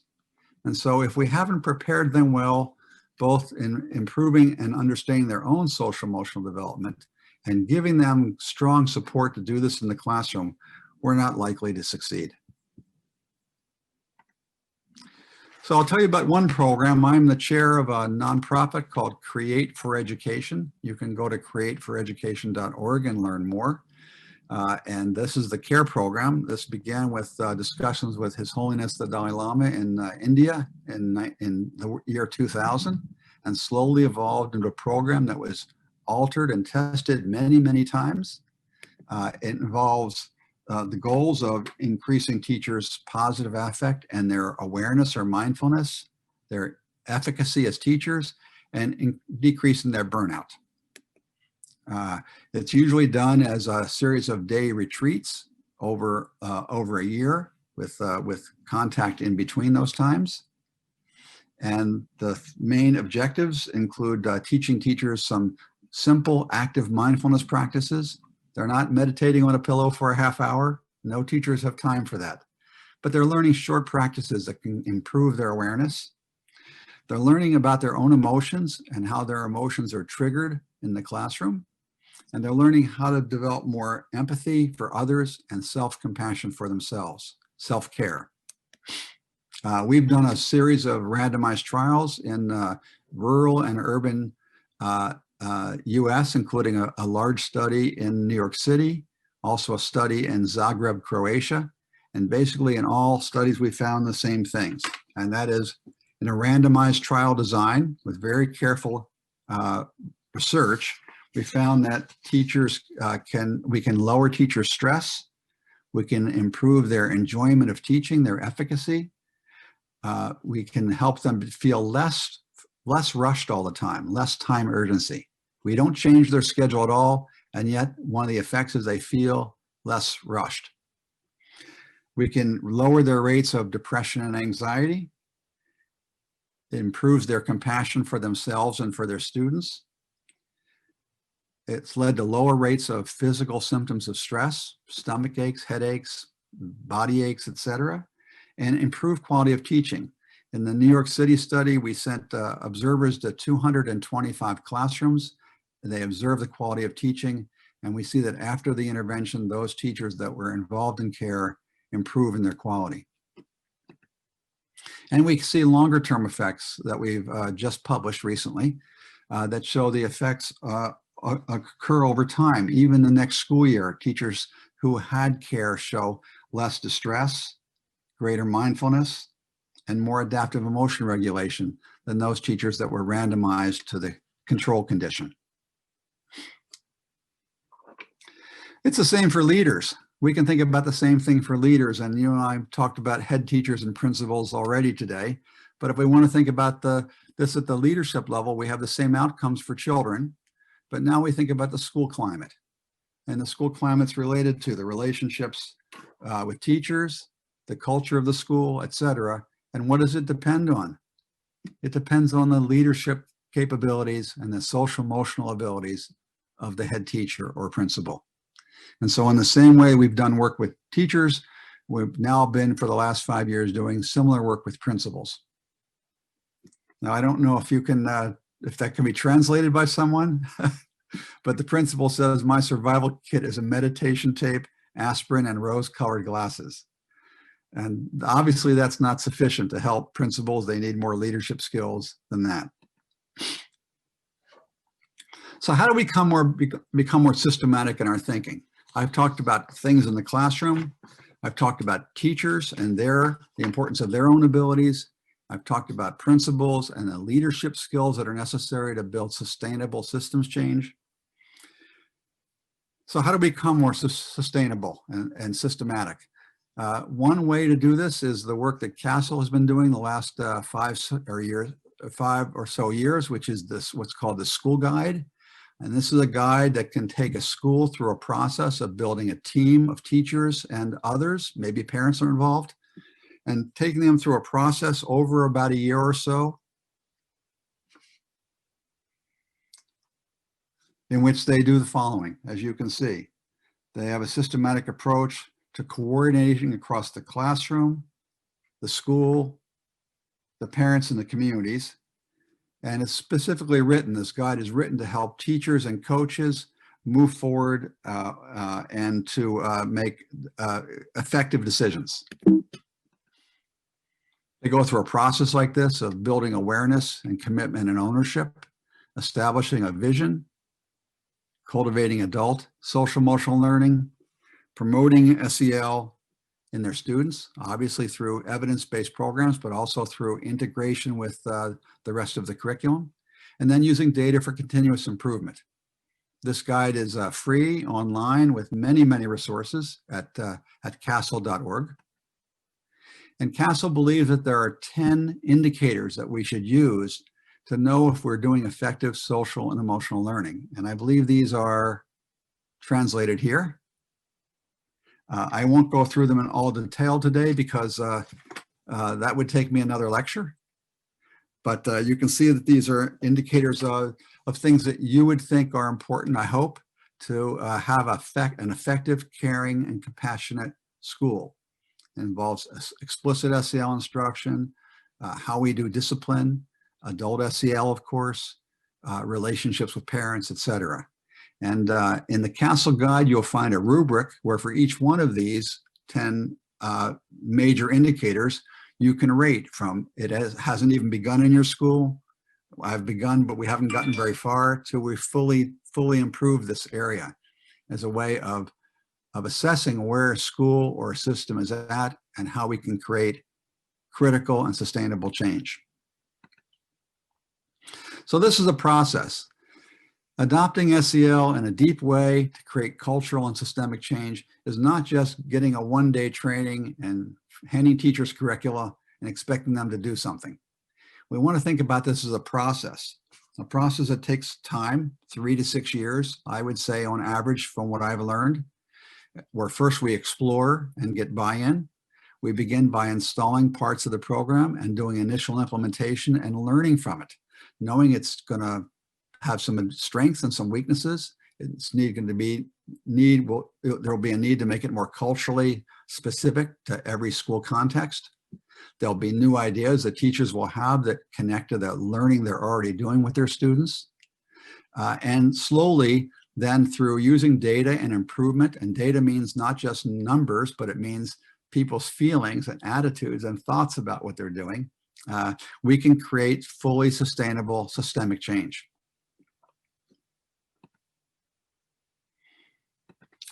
So, wrapping up now, so I have time for some great questions. What are the implications of all this? Well, the implications are, first of all, that SEL works. We know that it works, and it works across many, many countries and cultures. While there are important cultural differences, development proceeds in the same way pretty much everywhere. And the same skills are necessary to become competent in the multicultural society. Positive outcomes are shown for academic achievement, And of course, outcomes can be shown across grades and across cultural contexts. Secondly, we know that it's doable. Well-trained teachers can lead to strong outcomes, but well-trained teachers is very critical here, and that means training and technical assistance across time. Teachers want SEL. I can't spend time on today, but you might Google the missing piece as an example in the United States. Studies have been done in other countries showing that teachers yearn for this kind of approach to schooling, that they want to create these kind of caring classroom environments, and yet teachers in their training receive almost no training in child development, peer relations, or how to improve children's social and emotional abilities. It's a giant deficit around the world.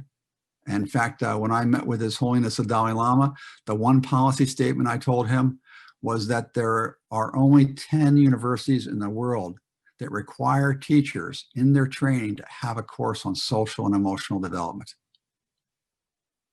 Is there one in Chile? It might be a good question for the chat time. And there are more. SEL has good economic outcomes. So from policymaker standpoints, policymakers love the discussions with economists about cost savings. But SEL needs support. It requires strong leadership at the local level. It requires effective planning in order to do it well.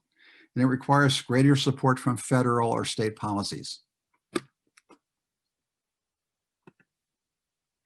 So what's the vision of social emotional development? At CASEL, we have a vision about how all this should go in the long run, that educators and students and families and community members will support the healthy development of children, that this will lead children to be engaged as learners and as members that are respectful and contribute to working in an effective democracy. And this will lead to positive and healthy communities. To do this, we need these three things all to come together. The one in yellow, this one is social emotional skills, which I've talked about, but we also need effective conditions for learning and policies in our schools that lead us to have effective learning and support for everyone. And lastly, we need the support for teachers and leaders. When we have these three together, then I think we'll have what we call systemic social emotional learning. So there are essential questions that each community needs to ask. What do we want our children to become? What are our goals as a society? What are the outcomes that we most treasure and want to plan systemically for? And then the second is, how can the entire community be organized to ensure that students reach these goals?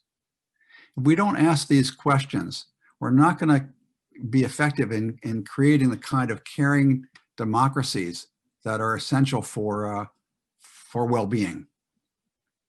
So with that, I'll stop and show compassion to you by not talking the whole time, if you will. And let's have some good questions.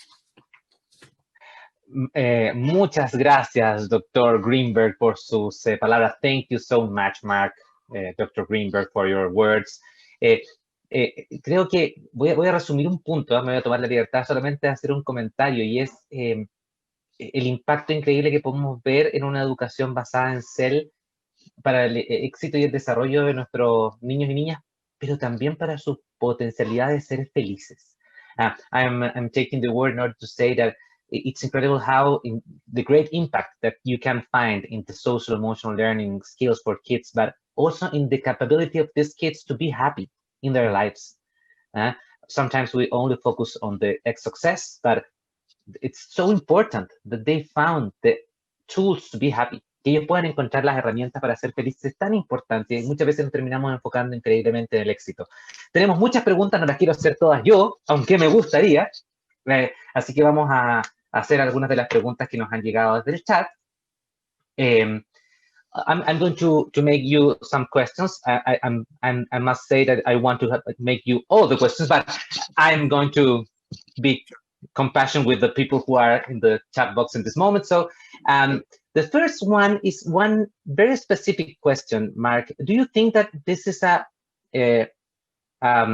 dichotomy? I don't know exactly the word, but I said there is a problem or a conflict between the training and the education in the academic aspects and the social emotional education. Is there a conflict? There might be. I think it depends. It depends on how teachers are doing instruction. But we know that look, we know that learning is about relationships. If I get to know you, Raul, and I really feel like you care about me, I'm going to be much more likely to work hard for you than if you just tell me things and give me tests and give me worksheets to do. If I feel that I have a relationship with you, then when things get difficult or I don't feel like doing my work, I'm much more likely to come to you and tell you about it. I'm more likely to work harder for you because I care about your opinion. And so we know that relationships are fundamental. We know that in our workspace as adults, that when we have supervisors that care about us, we're going to work harder because we're going to care more about the work. It's the same for children beginning in the preschool years. The more they feel seen and known and connected, the more likely they are to take chances and to be vulnerable to learn. So if we organize instruction, so we have children that are willing to take risks and willing to speak out and be curious, then an important part of this is the relationship building. This has become so much more obvious to people during COVID, because when they have to do teaching across a distance, which is in most places in the world happening now, not everywhere, but most places, they see what it means, because learning this way, like you and I are doing today, is good for information. But if we really wanted to do something important together, we're going to have to get to know each other better. We're going to have to work face to face. We're going to have to walk to the water cooler together and have a cup of coffee, maybe go have a drink, and develop a relationship. And it's the same for children. They're looking for a relationship. They're looking for someone that they see as caring about them. And when they have that, they're willing to go much farther in their learning. I'm going to make you some questions about from the community in the chat box. Voy a hacer algunas preguntas juntas, and you can answer as a package, and you can answer this question as a package, o las puedes responder como un paquete. Desde la audiencia nos preguntan, ¿cuánto tiempo crees que toma para la comunidad educativa ir instalando, y para el país, en el fondo, ir instalando los diferentes componentes que se requieren para desarrollar este sistema educativo? How much time do we need as a country to conform all the pieces that this systemic approach to social emotional learning and teaching needs to install it in the school community? You need teachers who know, it needs authorities and leaders. You need the people in the public sector. You need universities who teach this. How much time a country needs to incorporate all these blocks of this complex system? Well, I think it depends. You know, sometimes things move very slowly. So, for example, when I and others began CASEL 25 years ago, for the first 10 years, we got no action at all. We did our own research. We showed the programs were effective. We worked with small groups of schools that could be models, but it wasn't important from a policy standpoint, so that principals and head teachers didn't know much about it. Politicians and policymakers in education didn't care much about it. Now, all of a sudden, in the last 5 to 10 years, it's become a focus. And now things are moving very, very quickly, because when people become mobilized about an issue, and it's not just a research question, it's like a movement. Think about the civil rights movement, or the women's movement, or the LGBT movement. Nothing happened for quite a while, and then all of a sudden, whoosh, it happened. And this is sort of happening with SEL now. So we need to be careful, because when it moves fast, it can move too fast. And when it moves slow, it moves too slow. And when it moves fast, we need to make sure we have in place enough quality in the implementation of good programs. and the training, not just for teachers, but for these leaders also, so that we think about it as a long-term systemic process. And, you know, those 10 indicators are all very interesting, but we can't do them all at once in any place. And I've just finished a class this morning for principals and superintendents in the US. And after 4 months of working with them, their goal was to pick 2 of those, just 2 of them, that they would build into their comprehensive school plan for the next year. So we want to think about essential things. Obviously, explicit SEL instruction is really a critical issue. But all of those, when you look at them, seem very important. And we have to figure out how to load them together slowly, because we can't do everything at once. If we try to do all 10 at once, we'll become overwhelmed. And so each school, each context might treat this a bit differently, and it partly depends on what their history is and what they've also done so far. I would say from a policy standpoint, instituting effective programs is very important. And I'd say from a policy standpoint, building better training and support for teachers is really critical. Okay, the last 2 questions. What about this situation, this moment, the COVID situation? What are the meaningful abilities or competence or tools that our teachers need to have in order to face at least 1 semester of complex situation by COVID, and perhaps 1 year with the consequences of COVID situation? And another thing is, I want that you can, if you want to go deep in the concept of evidence and the relevance of evidence in the social emotional learning process of incorporated to the communities, to the scholar communities. Yeah, evidence is very important when you have something new. We don't have evidence for many things that are already going on in schools. In fact, if we test them, we probably find they don't work very well. But when you add a new thing, it's important that you have evidence. And SEL worldwide has built strong evidence. Of course, it's important to have local evidence from Chile, and Jorge and other scientists in Chile are doing a great job of building that. But the evidence is important because we want to make sure social emotional learning is not seen as something soft and squishy, but something that can have accountability, and it is part of what we need to do to create the right kind of public outcomes. The outcomes I talked about at the beginning: academic achievement, reductions in violence, improvements in our communities. Now, COVID creates special circumstances. It makes people realize how important social emotional learning is, because everybody feels so isolated.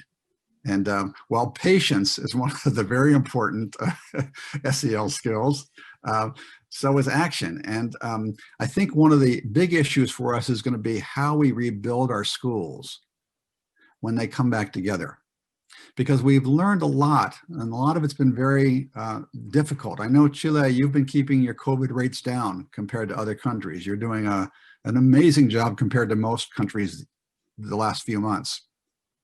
But when people actually come back together, a lot of teachers are going to want to say, I want some changes in my building. I want our building to be different than it was before.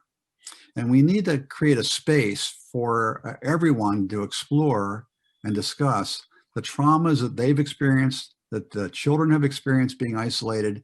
And we need to think together as a community about the issues of how we want our schools to operate. And in the US, we've developed a one-day training through Create for Education. We call it Rebuilding Our Community, which is one attempt to do this. You'll find a great report on the Castle website, also about all the resources that can be used during and after COVID to support both students and teachers and families. Mark, thanks a lot for your words. Before you go, please, I want to ask people in the chat box to do something. Mark, muchas gracias por todas tus palabras. Y antes de que te despidamos, queremos pedirle a la gente del chat box un pequeño favor. ¿Serían ustedes tan amables de escribir de dónde están escuchándonos? ¿De qué comuna o ciudad nos están escuchando y han participado de este seminario? Me gustaría poder decirle al doctor Greenberg de cuántas partes distintas hemos tenido oportunidad de poder compartir con él. Well, Mark, there are people here in Santiago de Chile, but also in different, and a lot of different cities, Valdivia in the south part, on the north part, Temuco, Macul, in Antofagasta. There's a lot of, it's very incredible, but at least people who are 1,000 kilometers from here, and cities who are 40,000 people, and also in the biggest cities as Santiago. I know that people from Argentina and Peru are connected right now, like Linares, Colina, Austin, Texas. In this moment, there's one where there, and it was an incredible experience to share with you and with all these incredible people who are connected right now with us, this opportunity to understand better what CEL is and what can we do for our children with that. Ha sido una increíble oportunidad compartir este espacio contigo desde tantas partes distintas que han tenido la generosidad de conectarse con nosotros. Thanks a lot for your time, for your words, and I hope that this, at least the coffee, we can share with you in the future. Muchas gracias por todo y espero que al menos el café lo podamos compartir en el futuro. Yes, or a good glass of Chilean wine. Or a good glass of Chilean wine. Pues me parece. I want to take the word. Okay. Well, thanks so much, Mark. Les agradecemos a todos los que han participado en el chat box. Lamentamos no poder plantear todas las preguntas al Dr. Greenberg, pero estoy seguro que podremos hacérselas llegar si ustedes después nos dejan las preguntas o las mandan por correo a area.escuela@fsancarlos.cl. En el chat box vamos a repetir el correo. Ahora, se nos viene el tiempo, como desde la canción de Silvio, el tiempo, el implacable, el que pasó, y nos tenemos que avanzar en este maravilloso seminario que hemos estado disfrutando con más de 100 personas conectadas en partes tan diferentes como las que hemos tenido oportunidad de compartir. Y tenemos ahora la oportunidad de compartir con nuestro académico local, con el doctor Jorge Gaete. ¿Quién es el doctor Jorge Gaete? Bueno, es profesional asociado de la Facultad de Educación de la Universidad de los Andes, investigador asociado del IMAI, médico cirujano de la Pontificia Universidad Católica, psiquiatra de la Universidad de Chile, magíster en psicología infanto-juvenil de la Universidad de Chile, PhD en epidemiología psiquiátrica en la Universidad de Bristol, Reino Unido, postdoctorado en salud mental global en el Reino Unido también, fellow en psiquiatría infantil y del adolescente en el King's College London, Reino Unido, ha dirigido varios proyectos de investigación en el área de prevención en salud mental, con intervenciones en establecimientos educacionales, ha dedicado gran parte de sus proyectos científicos en la generación de evidencia de la efectividad de programas de prevención en violencia escolar, bullying, consumo de sustancias de abuso, depresión y suicidio. Es autor de más de 50 artículos en revistas científicas y capítulos de libros sobre psicopatología del desarrollo, prevención en salud mental y conductas de riesgo. Investigador principal de programas basados en evidencia del área de escuela Fundación San Carlos de Maipo, es un compañero de ruta también, y es el actual director del Centro de Investigación en Salud Mental Estudiantil de la Universidad de los Andes. Es además el primer expositor que iba a presentar siendo la tarde de él, porque todos los restos de nuestros expositores han presentado en la mañana por las diferencias de horario. Así que, Jorge, muchas gracias, bienvenido a esta ocasión, gracias por toda tu colaboración, también por el desarrollo de este seminario. Es un gusto, como siempre, poder compartir este espacio contigo. La pantalla es tuya. Les recuerdo a todos los demás, primero, que no van a necesitar traducción simultánea porque Jorge amablemente hará su presentación en español. Y a todos, de todas maneras, el chat va a seguir abierto para que ustedes puedan hacer todas sus preguntas y también para participar y hacer comentarios. Jorge, adelante. Muy bien, muchas gracias. Estoy compartiendo ahora la pantalla. ¿Se puede ver? ¿Sí? ¿Sí? Raúl, ¿se ve, cierto? Sí, perfecto. Bueno, muchas gracias por la invitación. Ha sido un día muy interesante, con mucho que pensar y con mucha experiencia. Lo que nos contaba Maurice Elias en la mañana y Stephanie Roy y recién Mark Greenberg. Así que espero yo hoy día tratar de darles algo nuevo, aunque es difícil porque yo creo que muchas de las cosas ya fueron tocadas. Algunas de las cosas probablemente las iré tocando un poquito más rápido, dado que ya han tenido bastante información sobre eso, pero es un honor para mí poder estar acá y poder al final también contestar algunas de las preguntas que puedan tener. Y me alegra mucho que haya una audiencia de tan distintos lugares dentro de Chile y también fuera de él. Así que, bueno, la presentación, vamos hoy día a conversar sobre las siguientes temáticas. Lo primero es contarles un poquito sobre la salud mental en Chile, darles un poquito de contexto y quizás algunas cosas nuevas que han aparecido en el último tiempo que nosotros como equipo de investigación estamos viendo. Luego, muy rápidamente probablemente iré a conversar sobre las habilidades socioemocionales, que son estas. Mucho ya se ha dicho, así que no voy a tocar algunas de las cosas que ya se han dicho, pero quizás alguna cosa nueva podría entregarles también. Maybe some of the things that we've already seen, but maybe some new things too.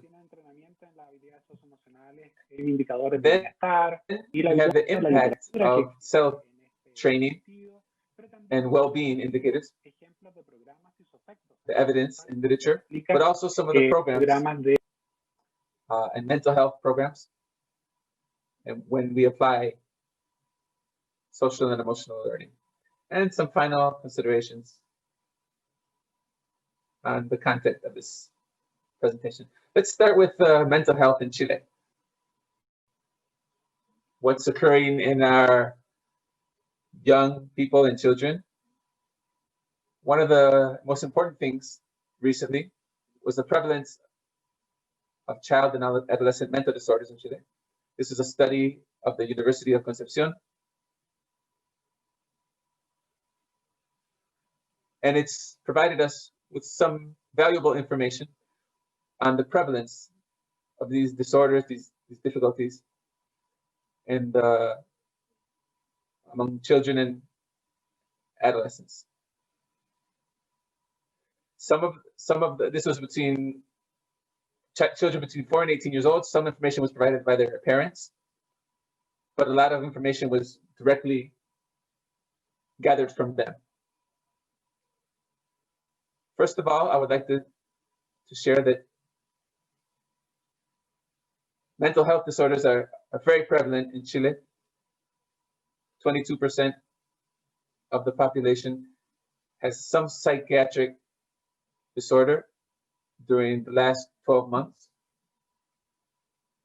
If we look at what are the most common ones are,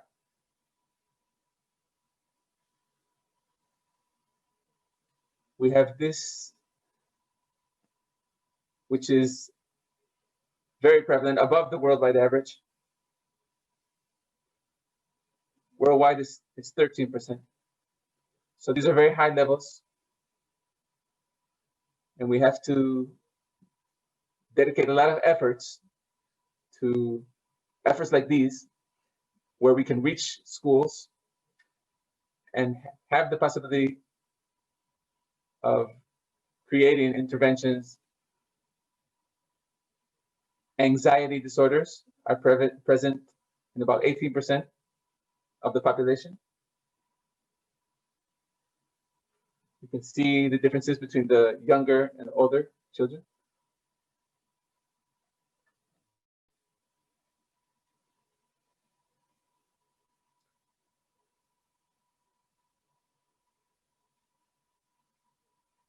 And the teenage population is around 7%. Another thing I want to mention is that a large percentage of our adolescents may have not just one disorder, but 2 or more. So around 25% of those surveyed had 2 or more disorders. Individuals who are suffering a lot from different disorders. And the same study evaluated some of the factors that are related. For example, females had a greater tendency to be affected. We know that women have a greater prevalence of emotional disorders, especially during their teenage years. And this difference is maintained in adult life.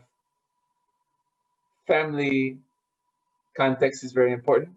We know that when the family is functioning better, this reduces these risks in the child and youth population. The family history of psychopathology is also an important factor. Genetic factors, but also environmental factors. And the family structure, which has changed a lot recently, in recent years. The fact of having only one parent present, and probably with less support and greater difficulties in the family, increases the risk of some pathologies. Like I said, I'm just going to give a very brief overview of what's going on in Chile and some investigations we've had in Chile. In terms of suicide, we see the general population. The rate in Chile of suicide is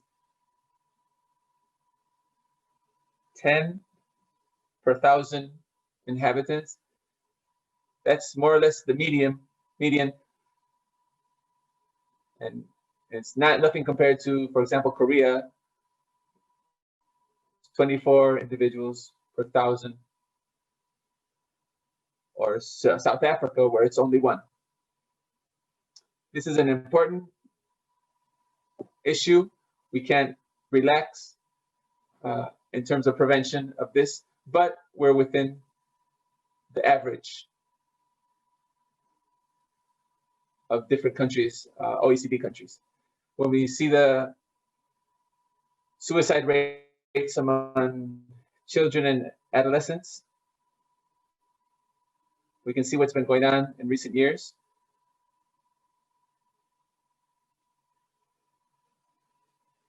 We can see that there are some differences. There's been an important decrease, especially from 2008 to 2012, where there have been some efforts to reduce this rate. And the last recent years, it's been somewhat stable.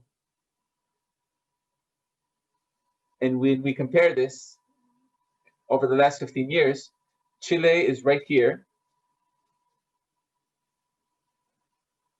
OECD is a little bit below us in terms of their average.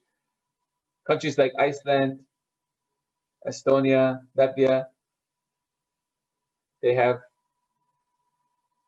much higher suicide rates than what we have here in Chile. And what about bullying? We can show you very quickly a study that is going to be published very soon, where we asked them about their experiences with bullying, not school violence in general, but specifically bullying. This is using international standards used to measure bullying. And this was from 4th grade to 8th grade. And we asked them what their experiences with, if they had been victims, if they had been aggressors, if they had been witnesses. And we found that around 10% was an aggressor versus 9.99%, which was both aggressor and victim. 15% were only victims. And around 37% were witnesses of bullying experiences.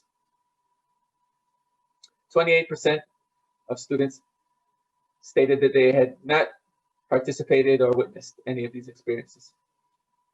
So, in summary, we could say that in Chile we have reported aggression of around 20%, a reported victimization of around 25%.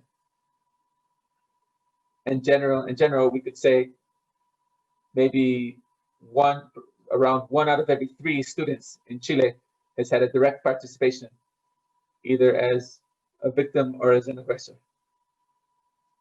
And this has been confirmed by other studies developed in Chile and other international studies, which are showing that 1 in 4 or 1 in 3 students have had a direct experience in Chile. The emphasis I want to make is on witnesses. They're very important. They're seen, they're around these experiences. And a lot of the prevention exercises to be able to change the culture of bullying in schools is that witnesses must have a greater role of protection to victims and of prevention and of non-validation of violence. And the last overview, I want to show you very briefly the report on the consumption of different substances compared to other countries in the Americas. We can see that in Chile, high school students who consume tobacco, we have the highest rate of consumption of tobacco in America. This is showing us something important, which is the prevention of early abuse of substance or use of substance. Many of these programs of prevention are based on the teaching of social and emotional skills as a mechanism for action. In the consumption of alcohol, we have a high level, not at the top, but we're not among the least consumers of alcohol. But in terms of the consumption of marijuana, clearly we're leading the continent. And I insist, compared with other developed countries like United States, Canada, or other closer countries such as Peru. In terms of the consumption of pasta base, crack cocaine, Chile is also leading consumption among high school students. This scenario shows us that the situation of our child and adolescent population is not ideal. We have mental health problems, we have bullying experiences, and early consumption of substances. And what has happened during the pandemic?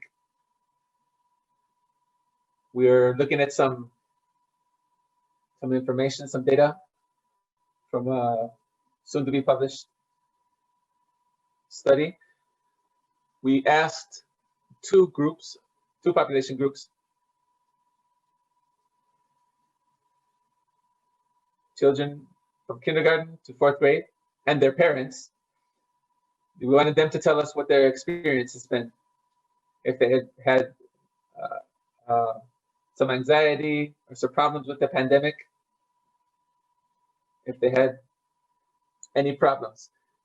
And then we asked students from 5th grade to 12th grade the same questions, basically, adapted obviously for their age group. And we wanted them to tell us how they were feeling. And the second semester of this year, we did this, and we're just finishing this study. In this study, from kindergarten to 4th grade, we asked them what their mood was. Was it better or worse during the pandemic? In each of the populations, the younger and the older population, we see that there's a significant percentage from both private, charter, and public schools who felt worse. Especially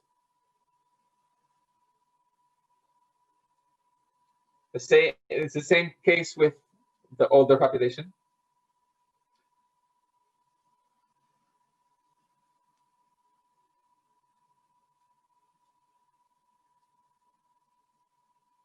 And we also saw this in private schools. When we asked them about the quality of their sleep, the same we have the same situation, an important percentage, significant percentage, public school and charter school, private school students had a worse quality of sleep during the pandemic. Almost 50% of the older population in charter schools reported worse sleep. And we also asked them about their energy level, their physical energy level. We made lots of questions, but these are just some of the ones that I wanted to present to you, to show you our situation today in Chile. The level of physical energy was worse in an important, significant group, especially among adolescents. A very important group, and especially we could say among teenagers, the majority of them is feeling worse during the pandemic. The numbers I showed you before were before the pandemic. We don't know what the current situation of this group is. It's very difficult to do with this methodology, but we can have some idea or some suggestion. And we see that they're feeling worse than before the pandemic. We also evaluated an indicator, a psychological indicator from before the pandemic. We divided them into 3 groups: ones who are over the average, average, and under the average. An important group was in the average.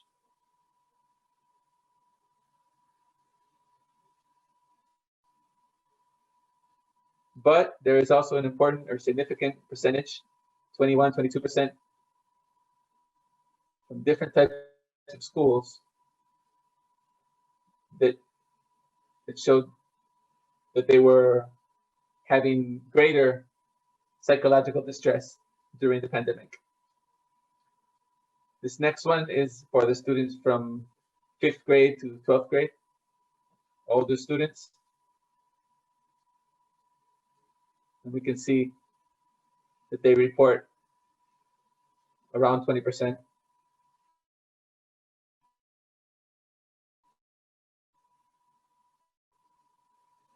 Over the average of psychological distress. These are some more complex tables, very quickly. They should be published soon. This has to do with emotional symptoms, behavior problems, hyperactivity problems, problems with peers, and these are some mental health issues, and versus pro-social behaviors or life satisfaction. What we were able to observe was that in general, in girls, we could see more symptoms, less behavior problems, more emotional symptoms, less behavior problems, and better pro-social behaviors. We also evaluated some educational aspects such as academic motivation, feelings of belonging, and we see that the children who had greater motivation, greater feelings of belonging, had less psychological problems, less behavior problems, especially with academic issues. And in terms of their experiences with COVID, if they were afraid that a family member might get COVID, we asked if they were doing exercise, and we see that some of these are very revealing. The students who were meditating more regularly, especially teenagers, they reduced their emotional symptoms and had better pro-social behaviors. On the other hand, those who had family problems during the pandemic or health problems had a higher risk of mental health issues and hyperactivity. And in general, as in the other study, we can see that clearly when the family is functioning better, there are less problems with peers, less of these other issues, and more positive outcomes. These are some of the factors that are contributing to the experiences of children during these times. What are social and emotional skills? We've seen a lot of this in the other presentations, so I would just say that social and emotional skills are an integral part of students' development. It's important to develop them so that they're capable of interacting respectfully with others, creating teamwork skills, being good citizens, good work habits. The first time this term was used was in 1994, when a study was made to show some of the indicators that could affect children's success in later life. One of the authors has already explained to us more about CASEL, which seeks to establish evidence about social and emotional learning. These things are available on CASEL's website and literature.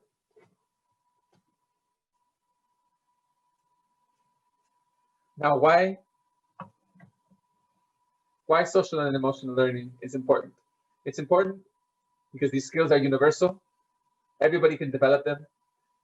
Everyone is cultivating them and practicing them day to day. This is important because it's present in all of us. And in this sense, they're essential for the challenges that students face in schools. And on the other hand, effective learning is limited when children have social and emotional problems, because we know that social and emotional problems or problematic behaviors also affect not only academically, but the future that these students want to build. And on the other hand, the promotion of self skills can improve academic performance, and these programs are effective. Programs that promote these skills are effective. This is the model of social and emotional skills as proposed by CASEL. Self-awareness, self-control, social awareness, making decisions, responsible decisions, and personal relationships. We've seen this already in other presentations. These are some of the skills, but the issue of self-regulation is important, self-management. We could use any of these terms. This is the capacity of each of us has to regulate our own ideas, emotions. Why is this important? It's because, as we'll see in another model, these skills are the relationships we have with others, our social awareness, and also decision-making skills. But there's another model. This is a model by Jones from Harvard. And this is the relationship between our cognitive world, where we need to self-regulate in some way to be able to establish from the cognitive perspective, to be able to use cognitive issues such as memory, to be able to take advantage of our strengths, and also deal with difficulties. There's emotional management. All this can help us to establish better relationships with ourselves and with others, with our peers, or with the adults surrounding us. So this helps us to have a better social management, to be able to collaborate, to solve problems. This model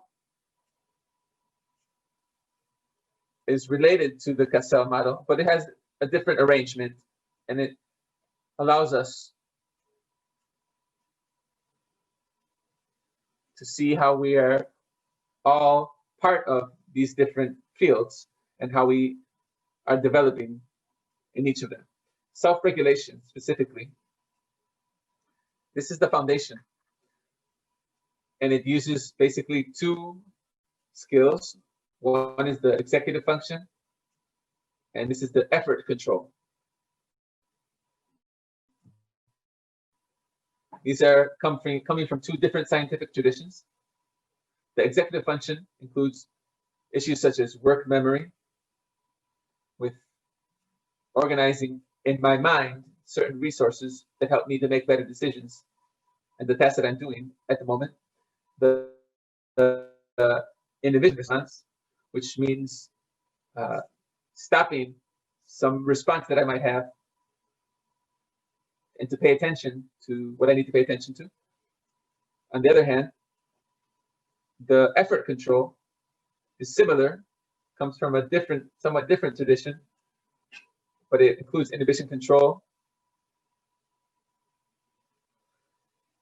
focusing attention or changing attention.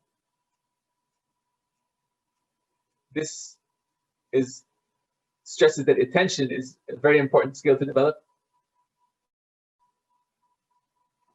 and that we must promote and motivate. Exercises that can help develop this activity in order to create the foundation of our social and emotional development. The difference between these, one places the emphasis on work and the other on attention. Where are these skills located? These are present in our brain.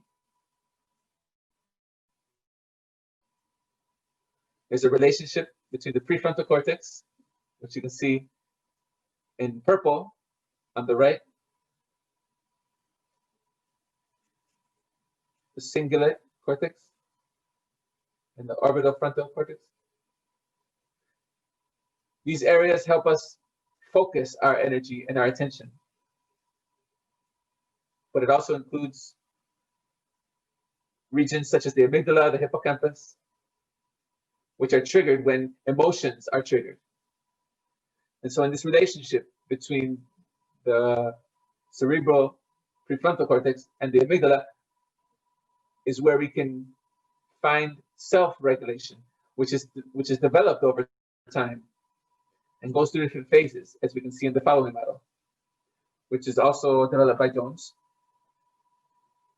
And this shows us that it appears that different moments of life, for example, between the ages of 5 and 8,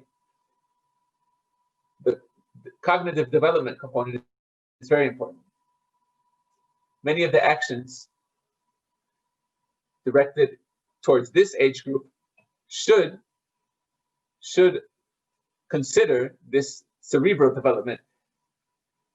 And we have to stimulate these areas: work memory, control of attention, inhibition response, cognitive flexibility. Over time, we develop other areas such as planning,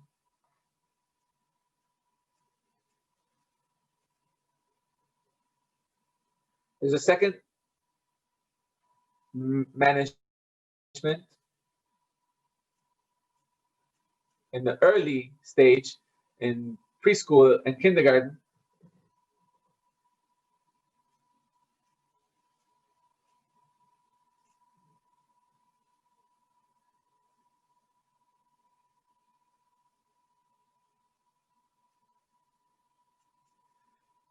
Finally, in the teenage years,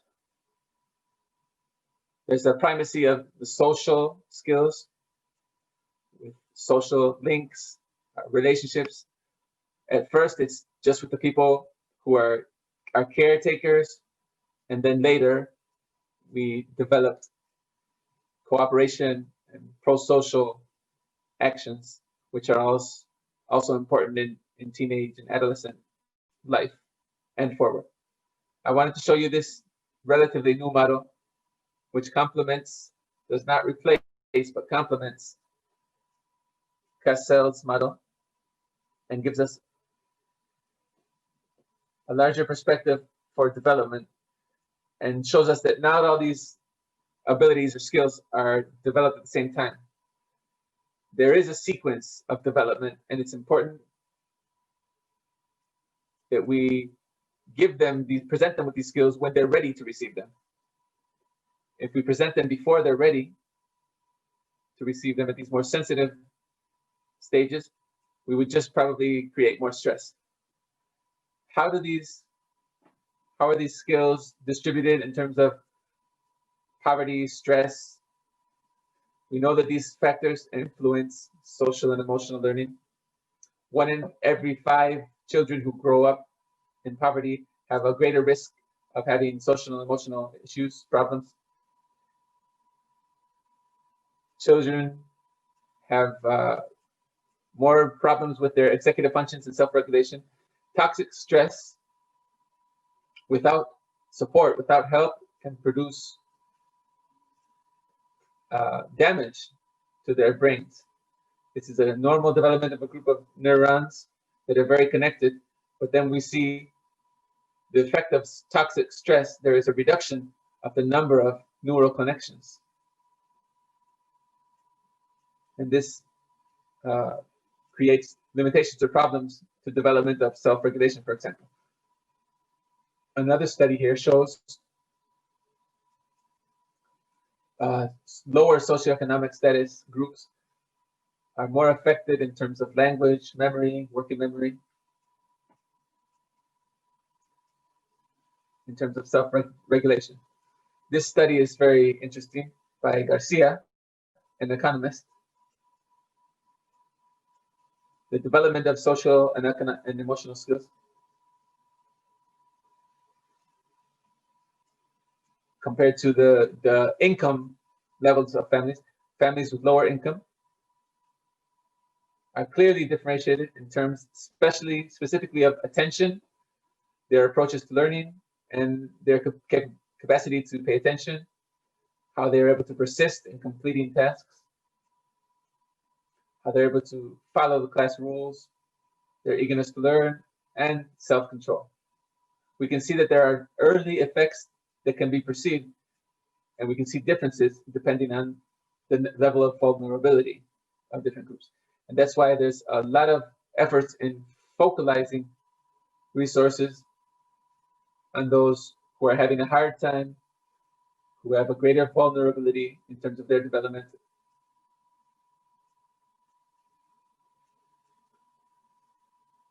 One example, for example, we know that the impulsiveness, when it increases, it creates behavior problems. Despair creates a greater suicide risk. We know that reducing problem-solving skills can increase bullying. We know that lower assertivity and rejection by peers can produce a greater early consumption of substances. And the intervention must be designed to improve mental health. And how does it improve it? Through some strategies that may counteract impulsiveness, despair, lower problem-solving skills. So it may stimulate self-regulation, lower impulsiveness, and improve behavioral problems. If we help them in their emotional self-regulation, this decreases despair and suicide risk. If we show them a method for problem-solving that can help them increase their problem-solving abilities, this decreases bullying. And if we promote social skills, it increases assertivity and lowers the consumption of substances. All these interventions, which have in some area, in some skill, been occurring, these are also basically social and emotional skills programs. We have to incorporate these skills in the curriculum and the development of students. And that way we can deal with several mental health problems that we have. Some ideas which are very general, which have also been seen in the other presentations. The evidence that we have of the effects of programs, evidence-based programs, and the promotion of social and emotional learning. This is a recent study from 2018.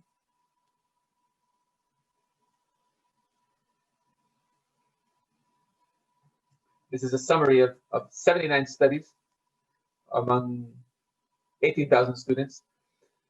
It found significant increases in the levels of social competency, emotional competencies, self-regulation, increased early learning abilities among students who had been exposed to CEL programs. And the most important effect that we found was emotional competence and its development. So again, to stress, can this produce changes in mental health in students' lives? The summary of this study in terms of emotional competence. This increases academic or improves academic performance. We've seen this in a study by Derluck. This showed important effects, an 11% improvement, which Maurice also mentioned. Mark also mentioned this. Comparative improvements over the control group. And these studies increase our evidence of how CEL programs not only increase their emotional competences, but also academic performance. This is a summary. These are 4 more meta-analyses. The first ones were short-term improvements. And I would like to show you that there's an effect, a very important effect in improving behavior and reducing emotional distress.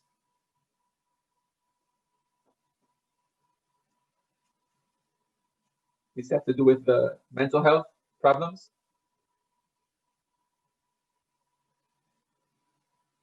And the long term, for example, 3 or more years later, when we follow up and we see what happens with these individuals after they participate in the program, we also see that there's a less conduct or behavior problems, less emotional distress. This means that the effects that they had initially, these skills remain with the students, and they can continue practicing them to reduce mental health problems. The return on investment, some of the speakers also mentioned this today.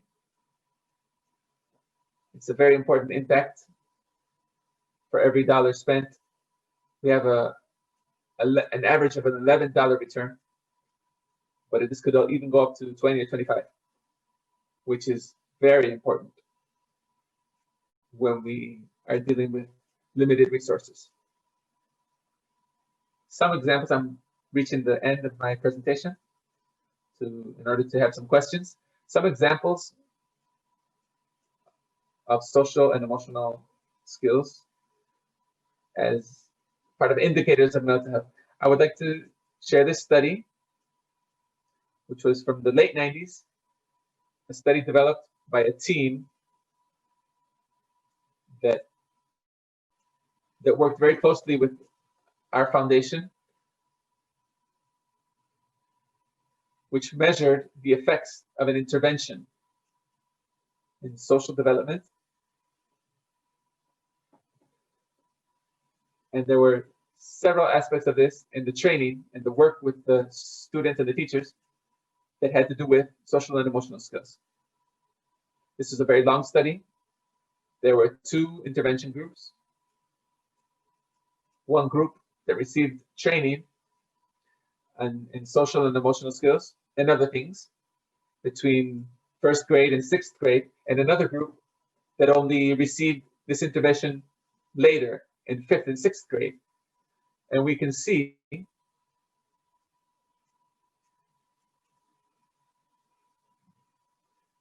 is an important study with many schools participating, but we see that in this first analysis, we can see that at 18 years old, that is very much later after this study or the intervention, from the 6th grade, they followed them until 18 years old.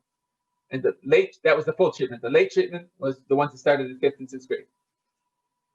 So the children who participated in the early group had a better relationship with their school. This is a very important, significant indicator. We've spoken about this with others in terms of what's happening during the pandemic. We see that there are marked differences between these groups. This could have been important or not for the future of the students. Years later, in 2005, we followed up when these students were 21 years old. What happened with them? Many of them had seen improvements in some aspects of their functioning at school or in their workplace. They felt constructive in their self-efficacy. They had less propensity to have suicidal thoughts in terms of compared to the people who didn't participate in this intervention. Less depression at 21 years old. So this has effects long-term, and that's what I wanted to stress here. They also consumed substances less. And then we evaluated when they were 24 and 27 years old. The results here showed that they continued finding mental health effects and lower disorders, lower suicide rates. The students who participated very early in an intensive work, or not so intensive, of social and emotional skills had very important effects.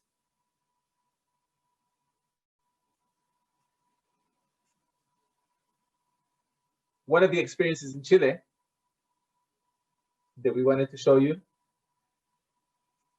are these results related to this study between 2016 and 2019, a program for reducing bullying.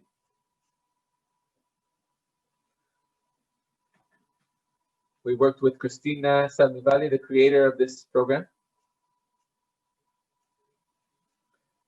This program has several actions that we call universal actions, which are implemented throughout school, and others only implemented with the students who have suffered bullying. These are 5th and 6th grade students. But one important thing is that there's a workshop. This is basically a cell workshop, how to communicate, how to relate with others, how to handle peer pressure, how to deal with these violent situations which may arise. So basically, it's a social and emotional skills workshop. These are the levels of emotional symptoms of those who had been victims compared to those who had not been victims in 5th and 6th grade. We see that there's a significant difference. In other words, those who had been victims had higher or greater emotional symptoms and felt worse than those who hadn't.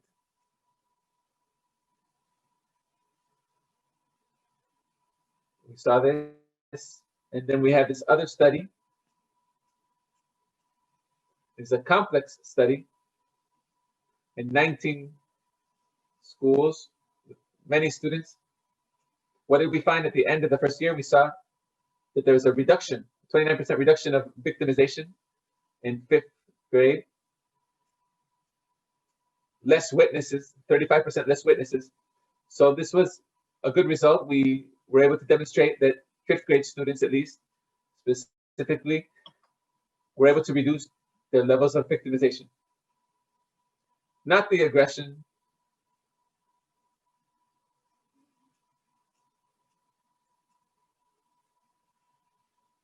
Did this lead to any changes in mental health?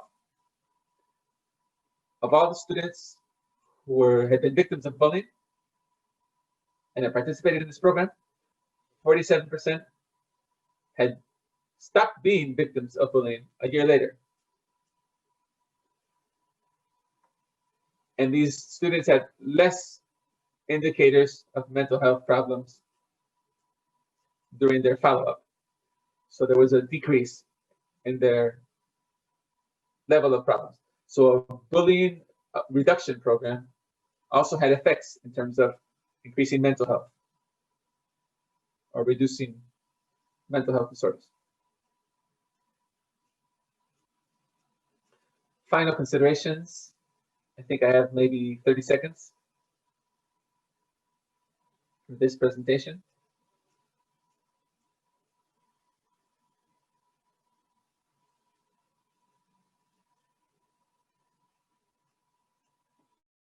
La prevención creo que es clave, que es un mensaje importante. Vemos que intervenciones tempranas tienen Prevention is key. This is an important message. It has important effects in the long term. The earlier we begin with these comprehensive perspectives and work on social and emotional skills, we can clearly change the lives of many students and many families in many school contexts. Governments should provide resources for educational authorities to implement and establish practices and policies of social and emotional learning. We've been speaking about that during this whole seminar. We have to have social and emotional standards that are high quality and that cover the period from preschool. We can't just have it in one moment of schooling. It has to be during the whole development of students' lives. These programs or these interventions that we implement must be based on evidence. The ones we've been developing in Chile have evidence, and we're building up this evidence in our country that can guide us and show us. But also, governments must establish centers of excellence that can promote training for all schools to incorporate this into their work. It's not easy. This is one of the main barriers. We don't have time, we don't have space to be able to train people. We can't do the necessary monitoring or follow-up. We have to care and make sure that these programs maintain their fidelity, but also adapt these programs to the local culture for them to remain sensitive to the population, the community, in order to be able to satisfy their needs. Thank you very much. This is my email in case anybody wants to write me directly. Now, and I know you'll have these materials available to you, and it's open now for questions. So. Jorge, muchísimas gracias por tu presentación tan completa, tan interesante, debo decir, como siempre, y además muy oportuna en materia de la gestión del tiempo. Eso también se lo agradezco enormemente. Tenemos muchas preguntas, ha habido muchas reacciones en el chat, vamos a tratar de recoger algunas, digamos. Las voy a relatar para para que tú puedas hacerte un panorama, digamos. Primero, ¿cómo podemos detectar el estrés en niños y niñas en estos tiempos donde las escuelas o las comunicaciones son online? Si podrías profundizar un poco en el concepto del estrés tóxico.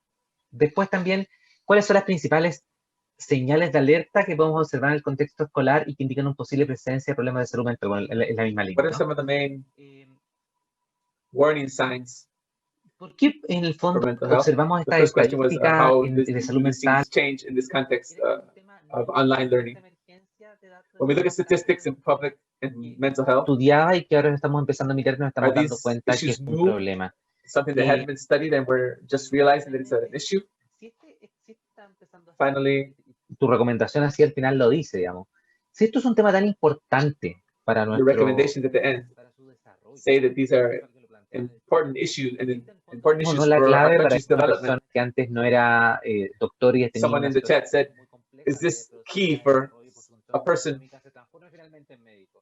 who had development problems importante para el desarrollo de la to finally economía del become a doctor, país? for example? ¿Por qué nos ha costado If tanto? this is important for the development of the country's economy, why has it been so hard for us to make this a national priority? Muy buenas preguntas.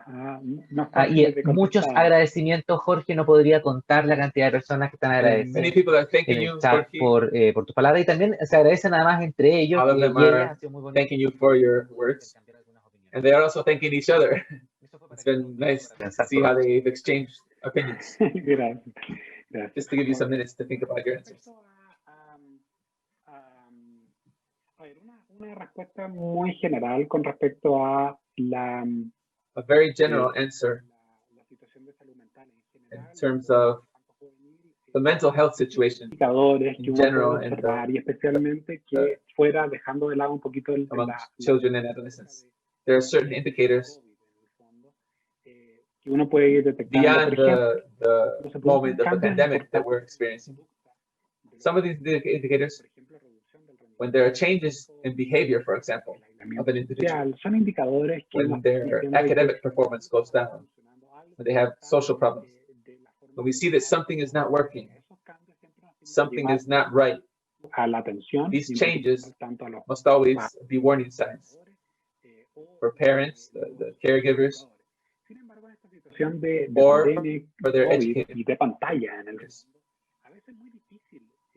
And in the situation of COVID and the screen life that we have now, it's very difficult to evaluate these indicators. And that's why it's so important.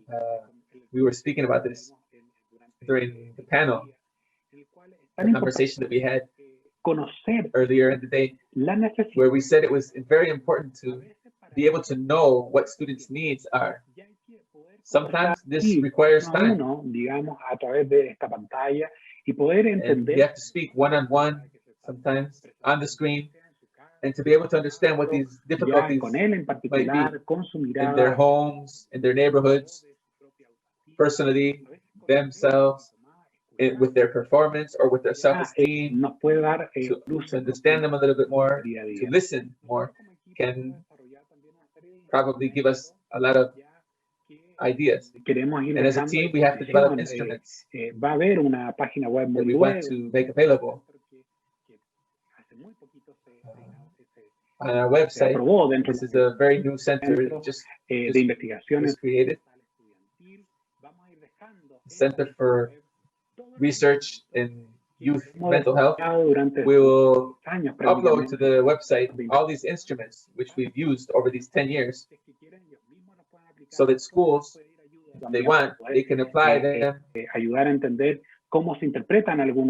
they can also help them understand how to interpret some of these results. And they can also create an evaluation over time. One of my dreams, I don't want to go into another area, but I would like to have some kind of a barometer, some kind of a way to measure how schools are making decisions, for example, regarding the presence of bullying or drug abuse problems or mental health problems. What's happening with self-esteem? We saw academic concepts. There are different mental health issues related to these, and how this could have an effect. These are some of the warning signs and how to evaluate them. In terms of why now to study this, for child and youth mental health, this has been kind of a poorer sister of mental health studies. First of all, in adults and from adulthood. In Chile, to give you some context, there are 5 to 7 large studies of adult mental health, which show us what problems exist.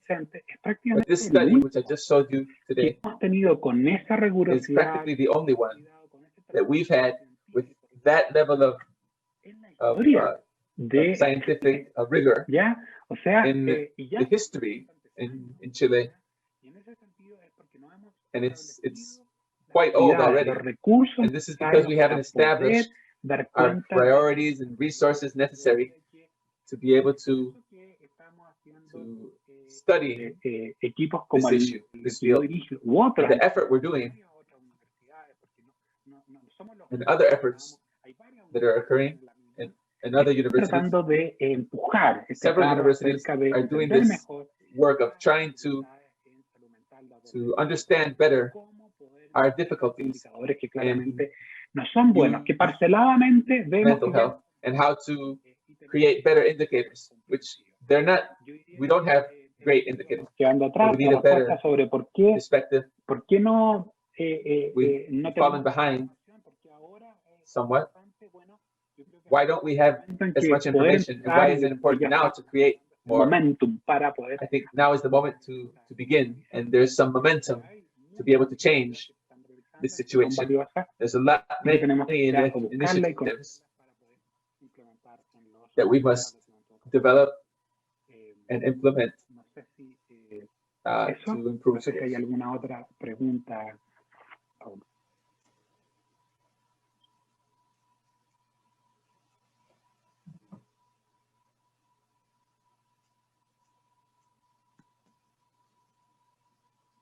¿No te escucha, Raúl? Ya, perdón, ahora sí. Jorge, la última pregunta, la quiero aprovechar, salir un segundo del Jorge, the last questions. Y entrar en otro espacio. Getting away from public policy como and educational policy. And speaking as parents, as caregivers, as mothers and fathers, what elements can we consider to strengthen the development of social and emotional skills in our children at this time? Bueno, hay algunas claves que I would say there are some keys, por ejemplo, which are the same as some of the others. Cuidado en las relaciones. This has to do with establishing care in our relationships. In what sense? In the sense that our relationships are considered considering the well-being, considering how we provide service. One of the answers is that we're very centered. One of the problems we have is that we're centered on our difficulties. And there's a great message in the pandemic is to be able to have the time, the appropriate time to get to know each of our children, to take the time to speak every day to them, a couple minutes every day with them about what they're doing, the hardships they've had,